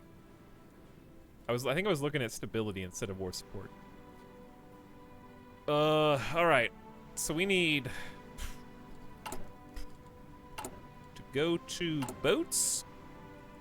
And since we just have so many submarines, I think I'm gonna just defer the max of the 1940 subhull to a new destroyer type.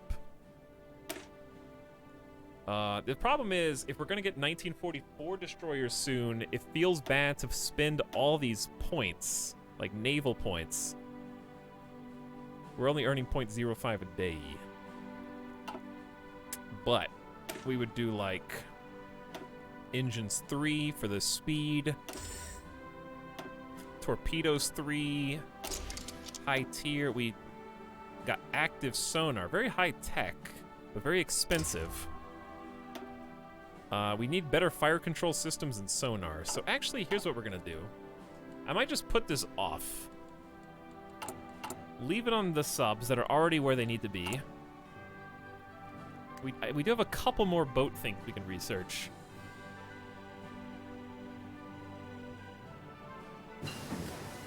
Okay, that was naval doctrine, which gave us submarine organization and torpedo reveal chances a little bit more hidden.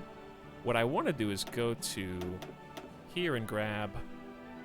Can we just skip basic fire control systems and go straight to advanced and just plug that in?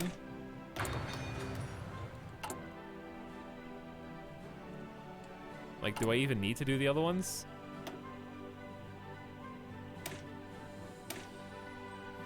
It's literally twice as effective against everything. Light attack, heavy attack, anti-air is just less reliable, I guess, and twice as expensive to produce. These are going to be some expensive boats, but if we ever get to produce them, we will have quite the navy of at least destroyers. Just a lot of destroyers. Better than zero.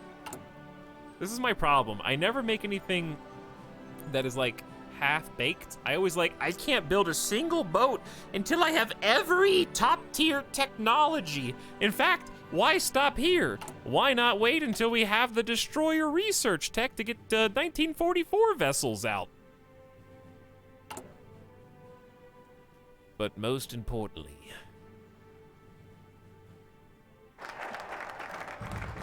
research collaboration is complete. The British showed us the advantage of sharing scientific progress between close allies. Our whole faction, me, Peru, we'll be able to conduct wartime R&D more efficiently if we take the steps necessary to coordinate this. Dude, Australia and New Zealand love Peru. They love Peru. Anyways, the final research slot is at hand. It's beautiful. Now, boats. The Super Submarine Service, the 2-year penalty on submodels, is coming up now. We'll do that next, and then we get 1944 subs way in advance. Simultaneously, let's go ahead and get the radar. We've been putting that off for a while.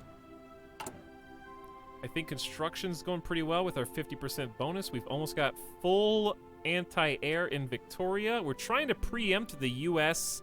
arriving on the scene to bomb Australia to hell. And we're gonna have to do the same for New Zealand. So I may as well just queue that up too. Likewise, we have quite a lot going on in the East Indies. Well, the Australian East Indies.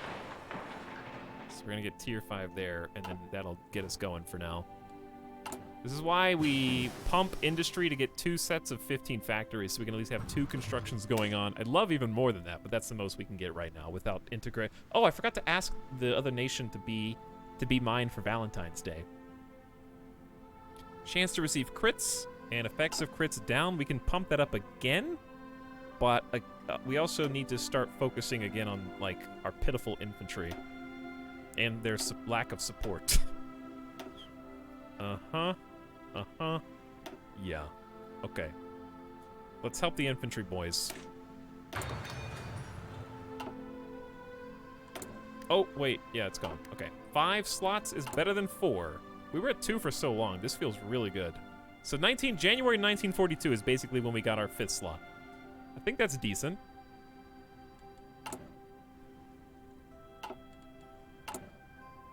Huge stockpile of infantry equipment, which we'll eventually need. It's basically build the stockpile now so we can pivot to building planes after a while.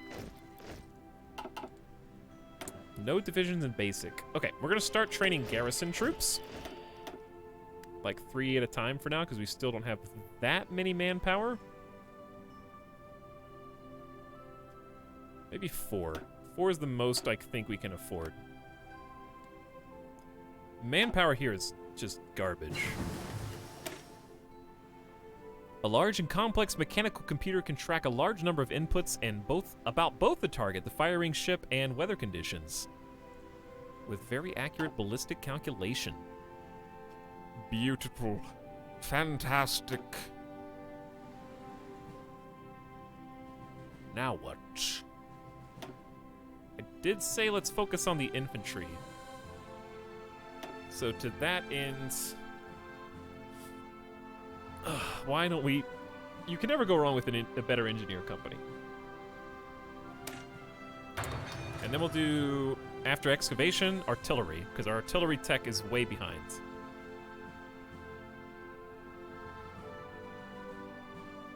Time for subs. Yep, I'm already on it. Submarine service is doing their thing right now. We got 29 days. It's happening. Okay, 10% more resources come out of our owned land and territories.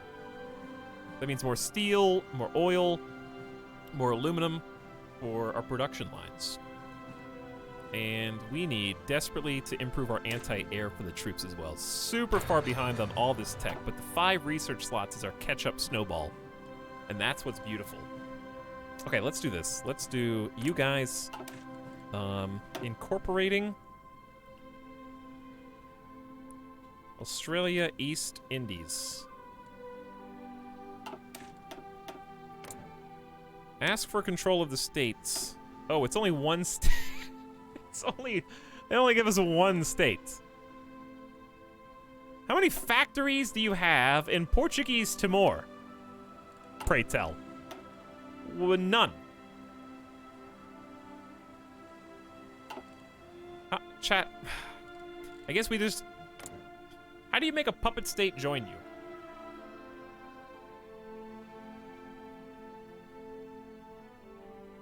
Reduce subject autonomy. Need 867 pawn. I don't understand how to get that.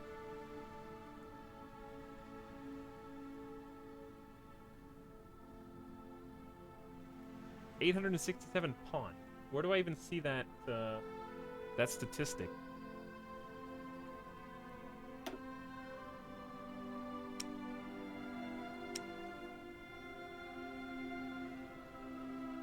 I don't know what resource that is or where to look at it. Is it perhaps unoccupied territories? We're not occupying them, though. They're just a puppet.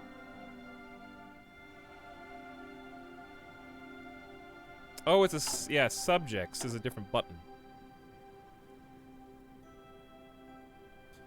They have 829 until being able to become a satellite subject, exporting to Overlord plus 79. So we need them to go to 0?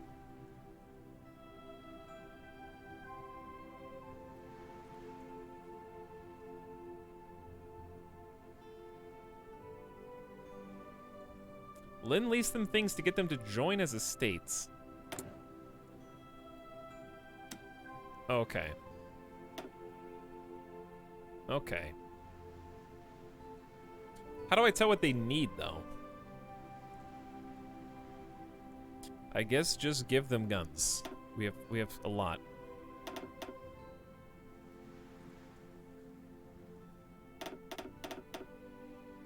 Monthly impact on autonomy in case of full delivery.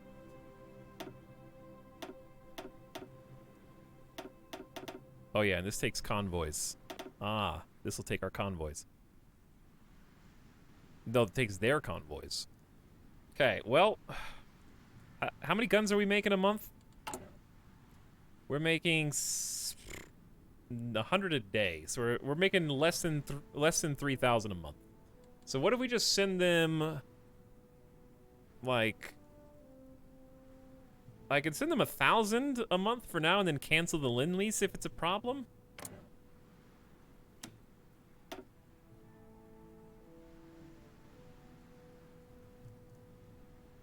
These are old guns anyways.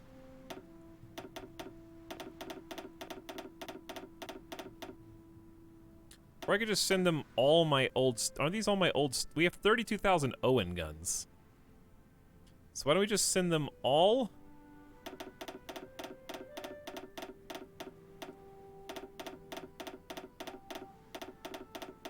Type 1,000. Oh. How many do we have? Why is there not an all button? I have to, like, memorize how many there are. We have 27,000. Okay, so let's send them 10,000. 10,000 guns. Monthly impact on autonomy in case of full delivery. Minus 50. They do not have... We have 249 of 500. Okay, so let's do 4,500 then. There we go. They accept our Lend-Lease. Our material support will help their efforts. Okay. So it's a one-time shipment, and then we'll get the boats back.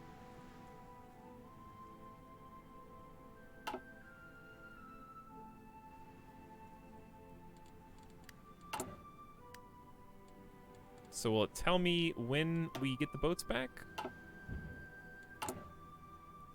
We have 207 convoys in storage.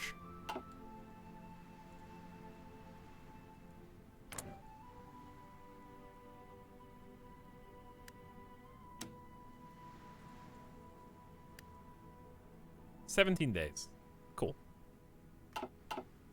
That's a cool system. I don't think I've ever done this before, so learning the new stuff. 150 PP.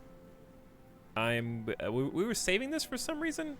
We were thinking about doing war support up, but now I'm thinking we might need to wait and do another manpower thingy if we get the opportunity.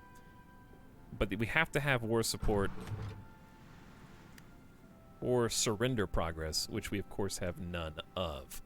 So I might have no choice but to try and do... We're not in an offensive war?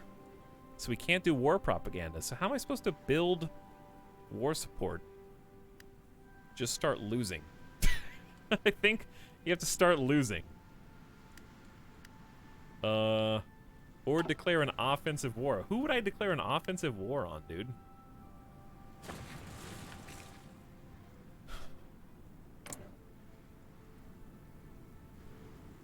Hey, guys.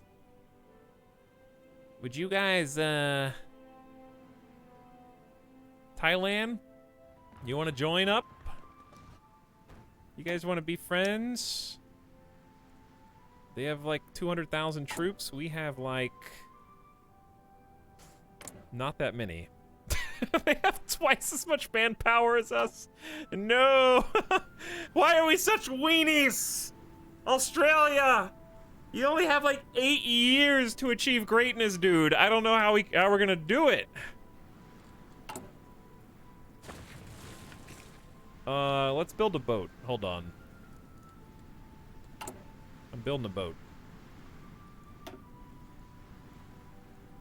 Wait until this one's done, and then we'll start building a boat. Actually, we'll start this one. Submarines are the sea weapon of the future and a crucial component of our allies' forces. We must embrace this way of war. 2-year head start on the next submarine model. Perfect. And then we are going to do scrap iron flotilla and get a research head start as well. And then we can make coastal forts 50% faster, which we've already kind of started.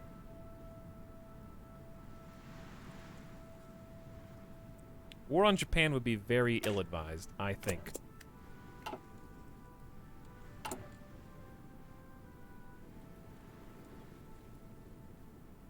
Time to give everyone a gun. All of you need weapons. Alright, we're gonna create the destroyer now. No, we're gonna wait till the 1944. True, I'm dumb. I already forgot that was the plan.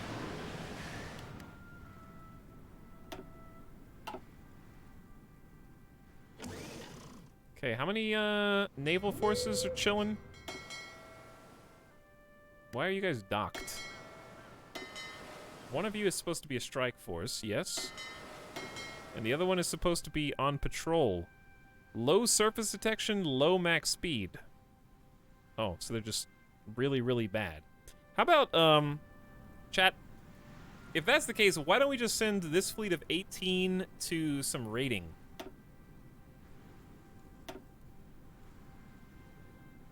Let's do some convoy raiding. But where? How do I see where I guess convoys are coming from?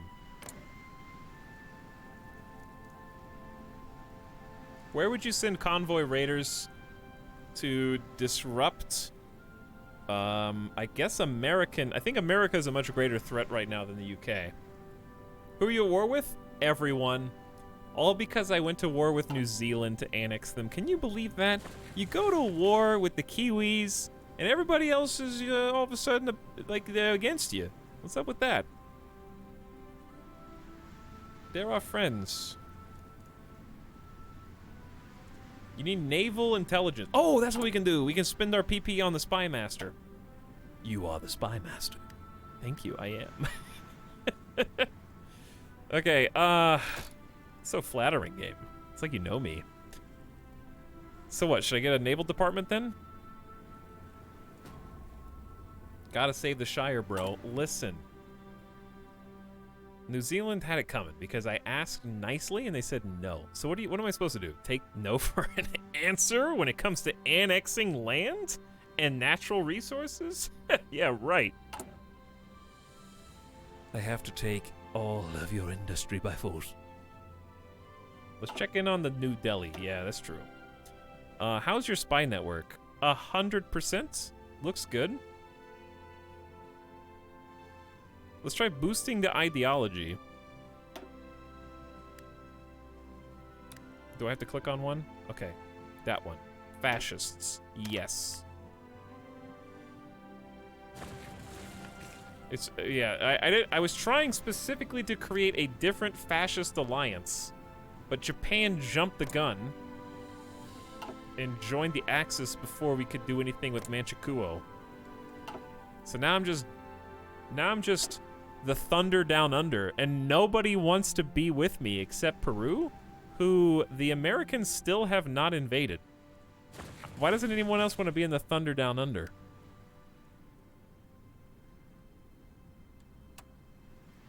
So we're doing a 3,000 IQ play that's definitely just either not going to work. India has already, I guess, committed to being a puppet of the UK, but we're spreading fascism in India to try and stir up rebellion. Because if we can get Team India on our side, then we'll have another friend near our other Pacific territories. Peru is kind of down under the equator. That's what we meant.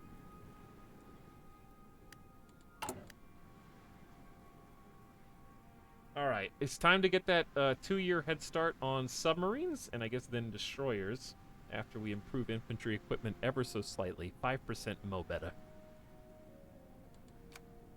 And then we'll take a look at how the European theater is going.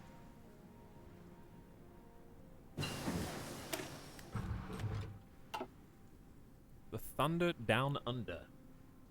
We are doing this bad boy.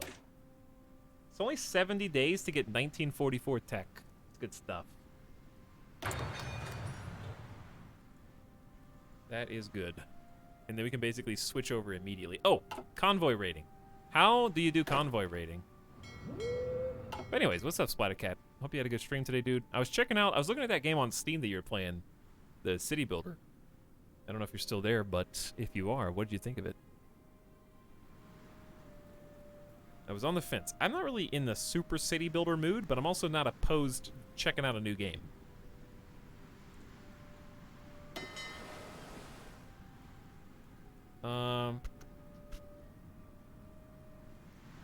They can raid convoys in up to 1.8 different regions effectively. So basically, they're terrible at their job right now. How do you, I don't really understand why it's painting all these. Let me just reset. Let me just do a hard reset here.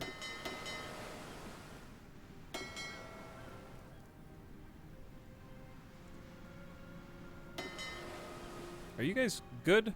Who's doing what? Dude, this is so confusing to me. Because I wish they did it like they did the armies, where they have a field commander and then a regular commander. Right now, when it's one admiral governing 2 fleets, that's what makes it so confusing to me. It's because I gotta remember which fleet under the admiral is doing what.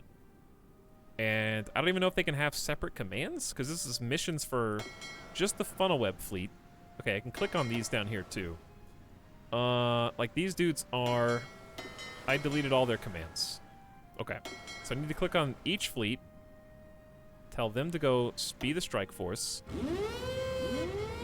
I think it's the fact that it highlights other groups' things that makes it so confusing. Okay, then these guys will be convoy raiding.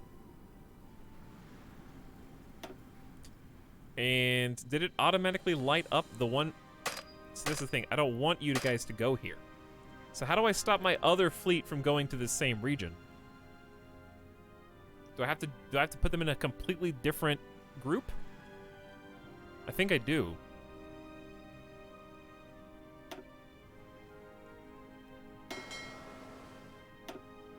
How do I remove you?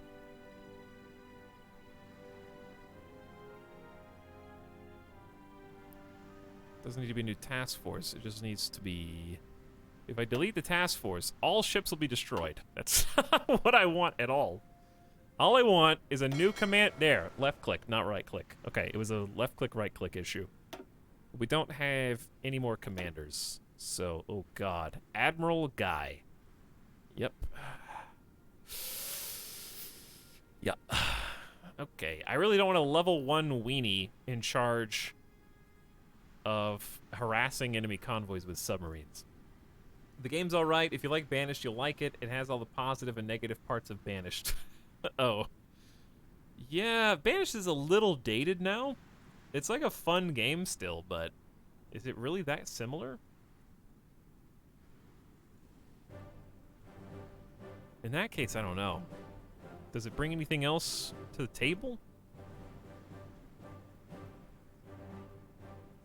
But either way, calling them weenies. I call them what they are, Jadamski. End Zone, World Apart. That's what it's called. All right, let's take at least the level. Let's take the level 4 guy. Let's take the big boy. Then we'll take the little weenie guys and put them in the big boy group. Actually, let's just do that. Yeah, that's a good idea. You guys select. Go here. Yes. Okay. Then this fleet is on strike force duty while the first fleet's on patrol. That should work better. And then Admiral Harold Farncombe. What if I just sent, like, is this red is outside of your naval range? How do I get subs? Oh, that can go all the way to Hawaii. I just need to increase the shipyards? The naval base? It's already queued up. Let's bump that up.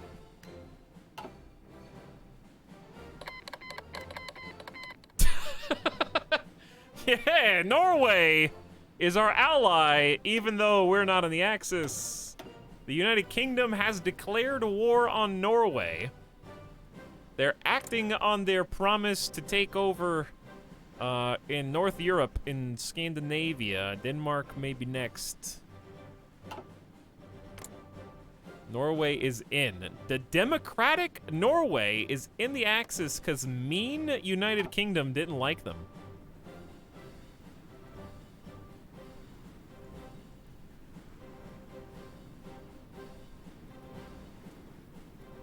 Well, there you go, I guess. Okay. You saw it here first, I suppose. Yunnan joined the Comintern. Things are spiraling out of control here. The Soviet Union called Xinjiang as our enemy. A lot of stuff happening. We're about to have like 4 researches finished at the same time. Mongolia's jumping in on the fray. Tanu Tuva, it's over now, chat. Tanu Tuva's in. Uh-oh, Mexico. Wait, Mexico joined the Comintern again? Yeah, they did. They joined the Comintern again. Soviet Union and Mexico issued a joint statement. The latter has been formally granted member status. Guess what I know? I know how this story goes. Mexico decides to invade Central America, then the United States attacks the Comintern. I've seen this story before. Hey, we got a naval department. Navy intelligence up 25%. And then we need, like, 2 more upgrades? Or 1 more upgrade. I think we already got tier 1 passive defense. Let's do... We could make a cipher decryption thing. That'll be important soon. But I feel like passive defense is fine. I don't know what diplomatic pressure missions do. Yeah, let's do passive defense. Counter intel. We really don't have to do any of them. Alright, we're trying to catch up on artillery. We are some years behind. Poland wants an... How is Poland still alive? Hello, Bessarabia. Poland is only fighting the USSR, or the Soviet Union, rather, and, not losing? German Reich is like, whatever, dude, I got plenty of options over here. United Kingdom has launched an all-out invasion of Normandy without the United States' help. Or maybe with. Actually, they could be there, I don't know. It's possible. 5x speed lags the game a little bit, so if the frames drop, it's because I'm fast-forwarding through time. We've never played over 6 years on the first stream, though. So So that's kind of new. Okay, we can build radar stations now, which will allow us information on nearby enemy state troops. It'll also, more importantly, give us better detection of enemy air force, which is going to be important once the U.S., if the U.S. ever turns its attention fully on us. That's when we got screwed over in the last campaign. So having radar, maybe starting to build some planes now would be nice, but before we do that, we need to start getting guns. We need tier 3 guns in the hands of our infantry. And we got another research. What did we just get? What were the 2 things we just got? Time to make the destroyer too. Let's do that. Destroyer time. Wait, no. Submarine time. In 49 days. I keep forgetting that. I need so much tech. I need support tech. I need artillery and anti-air. I need planes. Ooh, so much. And, ooh, it's 1942 and I don't have this 8% research bonus. That's computer tech. I need that more. Send more junk to the Kiwis. They're not my puppets. They are all... you can't core New Zealand. Unless you're talking about the East Indies. Which might be what you meant. I can lease convoys. Which we're not really using. We can also just give them gas. How much are we getting per day? Daily gain 1.5k. All of my boats are out. So if we're consuming 850, we have roughly 650 left over. So I'm going to give them half of what we have left over.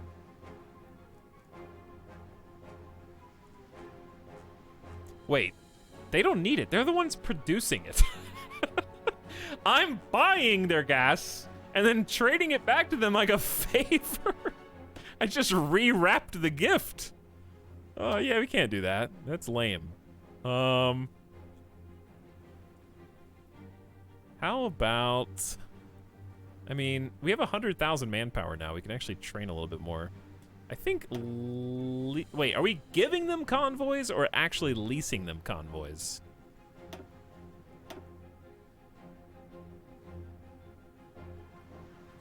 I probably better do guns. Let's just give them the old guns because we're about to make the new guns. That's a better idea. Except I'm going to forget that we're doing this. Monthly impact on autonomy is only 1.16, which is terrible. Let's do 350 a month until they're gone. In the meantime, we'll be making tier 3 guns soon. Stinky, smelly Owen guns.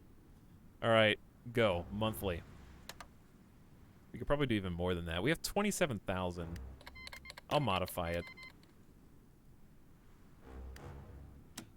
We'll do more. We'll do 500 a month. Because we have 27k. Okay, let's recruit. We desperately are going to need additional garrison divisions. We will soon have... It's possible!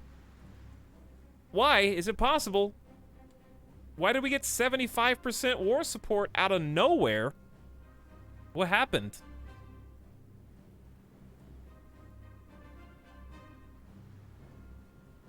I don't know. Has Pride of the Fleet World Tension Defensive War? World Tension's been at 100% the entire time. We've been in a defensive war. I love that since we attacked New Zealand and got declared on, that's a defensive war. Even though we did it. Alright, I don't know. I don't know how we got it, but we didn't have it before. Now we do.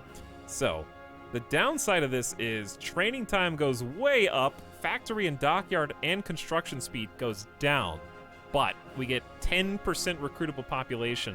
You gotta do it. We have so little population. We're at 420 right now. Now we can go up to 10.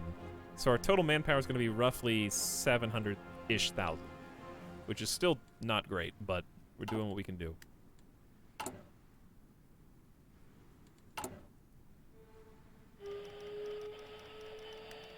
That's the sound. What is it? Hang on, where is it? Where's that sound? Where is it?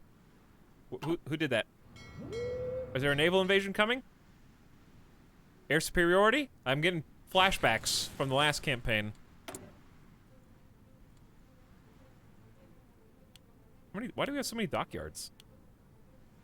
Oh, because I did something stupid, that's why. We'll just make some convoys temporarily. We are just waiting on submarine hull.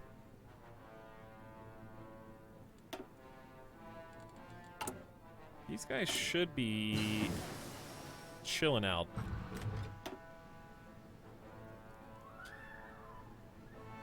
I think civilian oversight's fine. It's gonna take ages, though. All right, modern engineer companies, extra entrenchment's gonna help us on defense when America comes knocking. We could even do that one more. What was I working on just now, though? It's 1942. We need more. We need better radar. We need an air force. We need cruisers. Oh my god. We need anti-air. Let's do anti-air. America and planes and carriers are extremely spooky. Which is why we've already got 5 out of 5 anti-air on the east coast of Australia. And we're working on more. I don't think I can afford to improve the infrastructure of my puppets now that we're at war with the US. They'll have to do that on their own.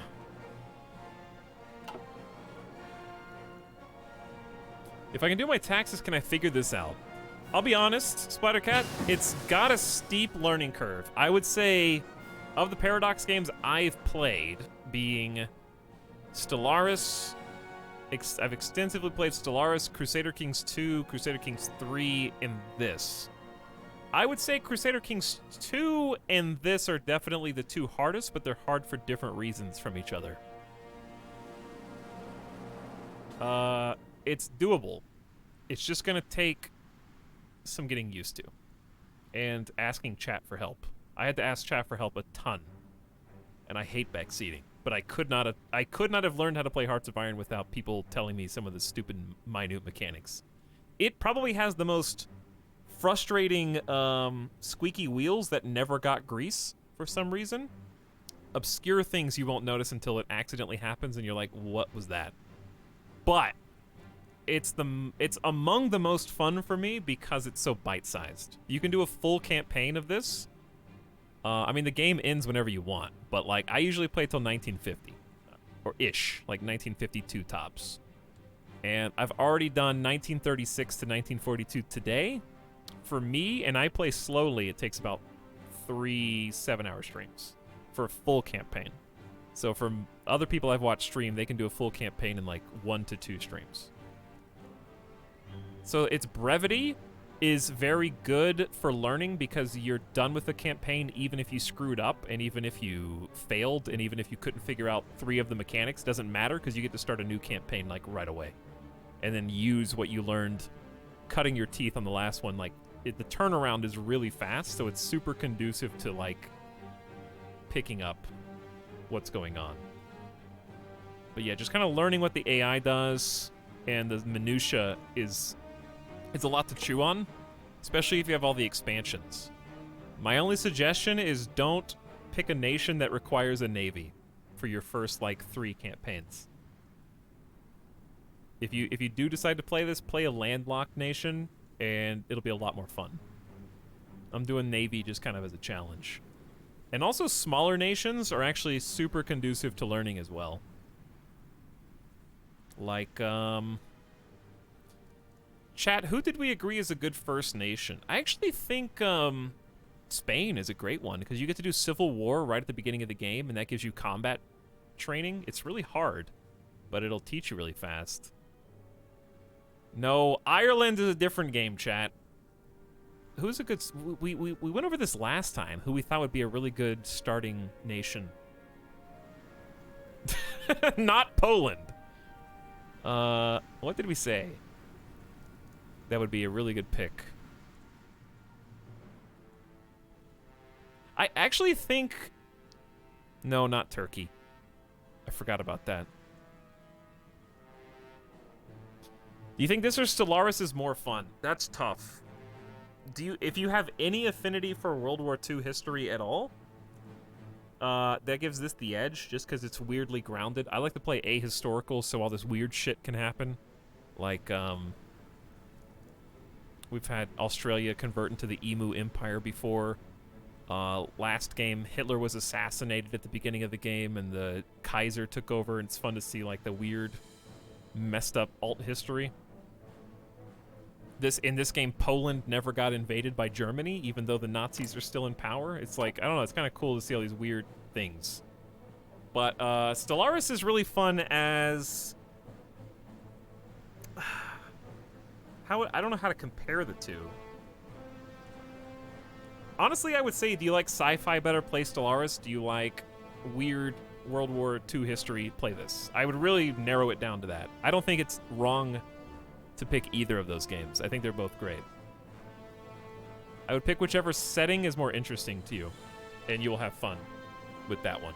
That sounds like a cop-out answer, but I stand by it. Stellaris is great. Here's the thing. You have to buy DLCs. I would not play Vanilla Stellaris. I might play Vanilla Hearts of Iron. But I can't go back to Vanilla Stellaris, ever. So if I played Stellaris, I would want it to be with pretty much all the DLCs, except for the, like, cosmetic ones. I think Stellaris Hearts of Iron has more to offer than Vanilla Stellaris does, personally. If you can get the bundle, though...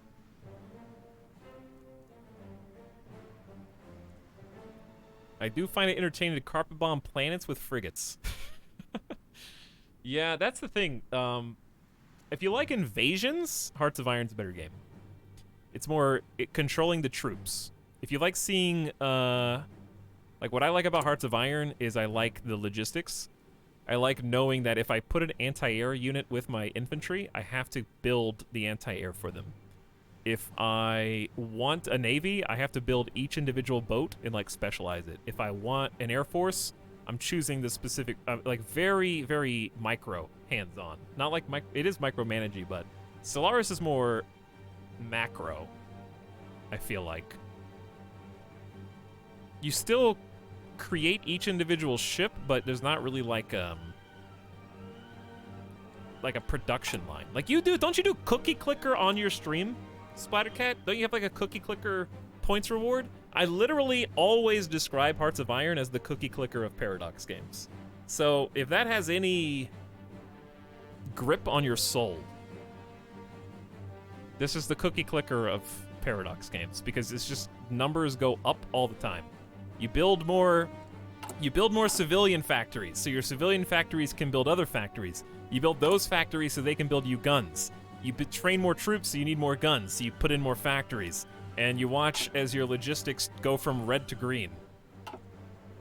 And then you send out your forces and watch them, the AI, get destroyed because they thought they could take on an 80% chance of victory, but they get RNG'd and they lose. Because they decided to attack a mountain across a body of water, and they die. But no, this is definitely the cookie clicker of Paradox games. I think both are good choices. Spaceships or tanks.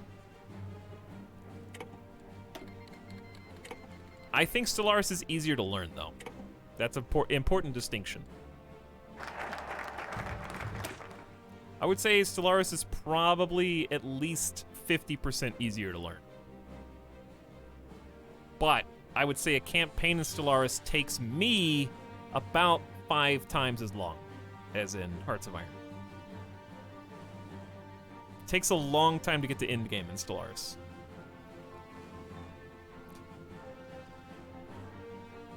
Okay. We can now get a big research bonus towards Destroyer Tech, which we will push basically instantly. And then I think we're going to go Northern Railway and get the Nuclear Tech bonuses.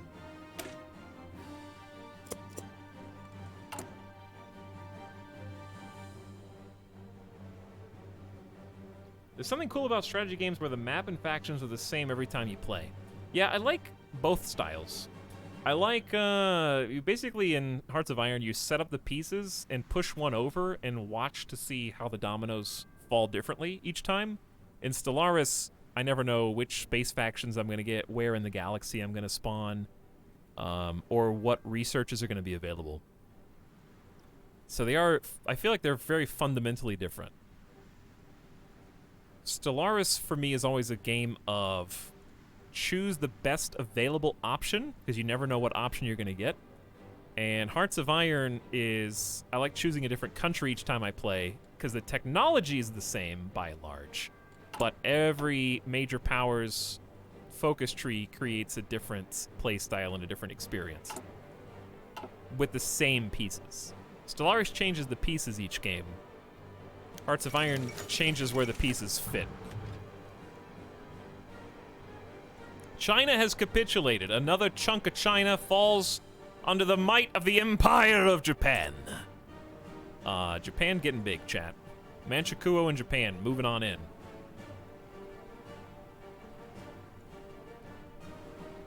But yeah, that is actually a key difference. Stellaris, like, you know, in Civ, your tech trees are pretty much 98% always the same. This is similar, where the tech, these techs are, well, let me get this off the screen first. Solomon Islands and Papua New Guinea want to be their own governments. No. Not until the war is over. You guys relax. So yeah, every single game, basically, these trees are the same, so they look confusing at first, but they become very familiar after a couple campaigns. These are identical basically every single time. They just change the, like, make and model of the plans to fit where they're supposed to go. So these are always the same. So you pretty much have, like, a same start, almost like a city builder where you, like, I always pick machine tools first, and then construction and industry. And then you go for, oh, and don't forget research, like I always have the same ones, but then the different countries add the spice. Where it's like, in Australia, instead of creating our own empire and annexing New Zealand by embracing fascism, we could have embraced communism, joined the Comintern, or created our own communist faction. Or we could have just been a puppet of the UK, stayed as a colony, and supported their policy of appeasement. So we had, like, at least 3 main paths we could take that'll change the dynamics, and then focus on infantry, focus on our Air Force, and focus on industry. So, like, each of these countries, not each of them, but a lot of the countries have their own fun things. Like, even Mexico, you could just play as Mexico, and let's see what you could do as Mexico's got a massive tree. I said we were going to play this one soon. Huge tree. We got religious crusades against atheism and social Catholicism, and on the other side, we've got state education and industrial focuses. This is seriously dense. I see the communist side. What does it end with? Redeem Aslan. Yeah. Take over Texas, New Mexico, Arizona, California, Nevada, Utah, and Colorado as Mexico. Like, that just sounds fun. We should do that sometime. Seize the Panama Canal. But yeah, the different countries add the flavor. That's what changes each game. They give you custom paths to choose. So it's fun to play a different country each time. And I like ahistorical a lot, because it just mixes the whole pot together. Stellaris is extremely fun for different reasons. It's really good as a storytelling game, where the little anomalies and stuff have really cool sci-fi lore. And the new political DLC was really good. I think the DLCs make Stellaris a lot more fun. 1944 subs. I'm probably going to play some Stellaris once Nemesis comes out. We'll see. Committing to a full campaign of Stellaris is scary. Alright, so these are even less visible. Faster. And they also cost more to make. No one's surprised. But we unlock tier 4 torpedo tubes. So we'll be popping some explosions. Okay, we need to do the destroyer next because we have a 2-year advance on that as well. And then we'll finally make destroyers, but we need to go back to producing better subs. So let's create a custom variant here, and we have 84 Navy XP accumulated.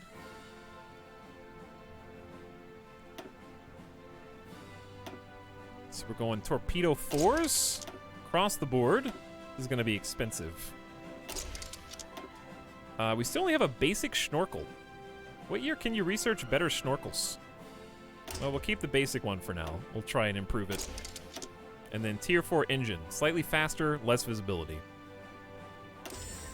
Also more expensive. This was that we had the YouTuber. Now it's the 1944 YouTuber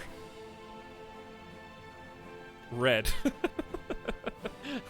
This is the premium content. Ad-free, by the way.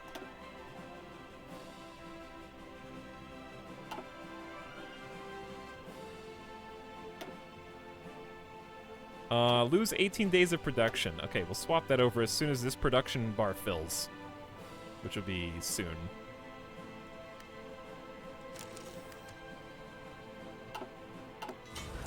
Ooh, a new spy op can be recruited. Tough. Tough. Wow, these suck. The torturer's fist will break before this operative does. All right, Ronald Anderson, I'm going to send you. It's too late to send you to America. Are there any other major powers that we could that haven't joined in the fray yet? Honestly, is anybody left? What about Brazil?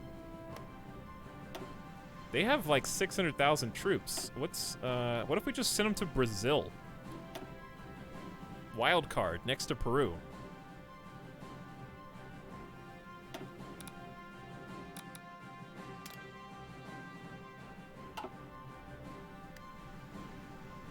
Okay, let's see how we're doing in here. Boosting ideology by 0.02 per day. It's gonna take 3,994 days.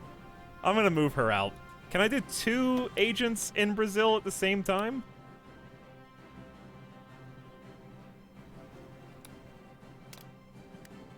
Take one to Sao Paulo. Only 10 years. Yeah, no big deal. Just 10 years. Okay. Building an Intel network for 247 days. So you have to wait for the Intel network to do the other stuff? Because the Intel network is a network of local informants and other contacts. I think it'll strengthen it. They should. Do they level up too? I think they do, but we'll get 2 agents over there instead of just 1. See if we can make this happen. Okay, dockyards are free for the new Tier 4 YouTuber Red. I forgot to capitalize the T. It's fine. No one cares. Okay, new production, highest tier sub we can get that money can buy. We got free military factories too. We need to build more guns in anticipation of the new tier 3 guns, because once we research those in 74 days, it's going to reset our production pipeline, and they'll have to refit the factories to build the new types of guns. Meantime, we're researching current era artillery, which will have the same problem. Where we're going to need to refit the factories to produce them. We're going to need more than 2 military factories assigned to that. Can you guys relax? 41% average resistance. Well, okay, the next research we're going to do is MPs again, if we can. Yep, 1942 military police. So how do I get the resistance to go down faster in New Zealand?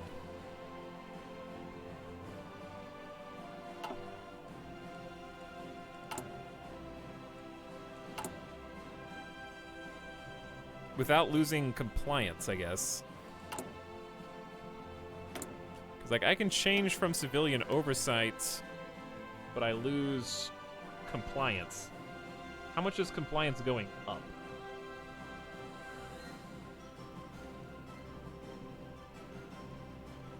I think we can send spies to help. Maybe that would be better.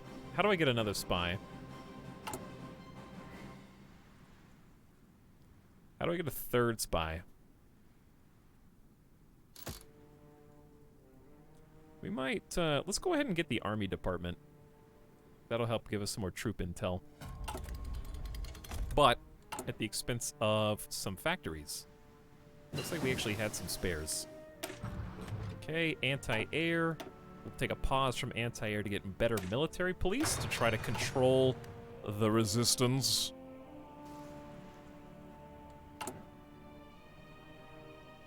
And we got 158,000 possible manpower. Therefore, right now we're just focused on defensive plays. That's why I'm just training garrison troops. So-called garrison troops. Just to try to man different parts in the Pacific because I'm worried about America. That being said, America's got to deal with quite a large Japanese force who is moving further and further in.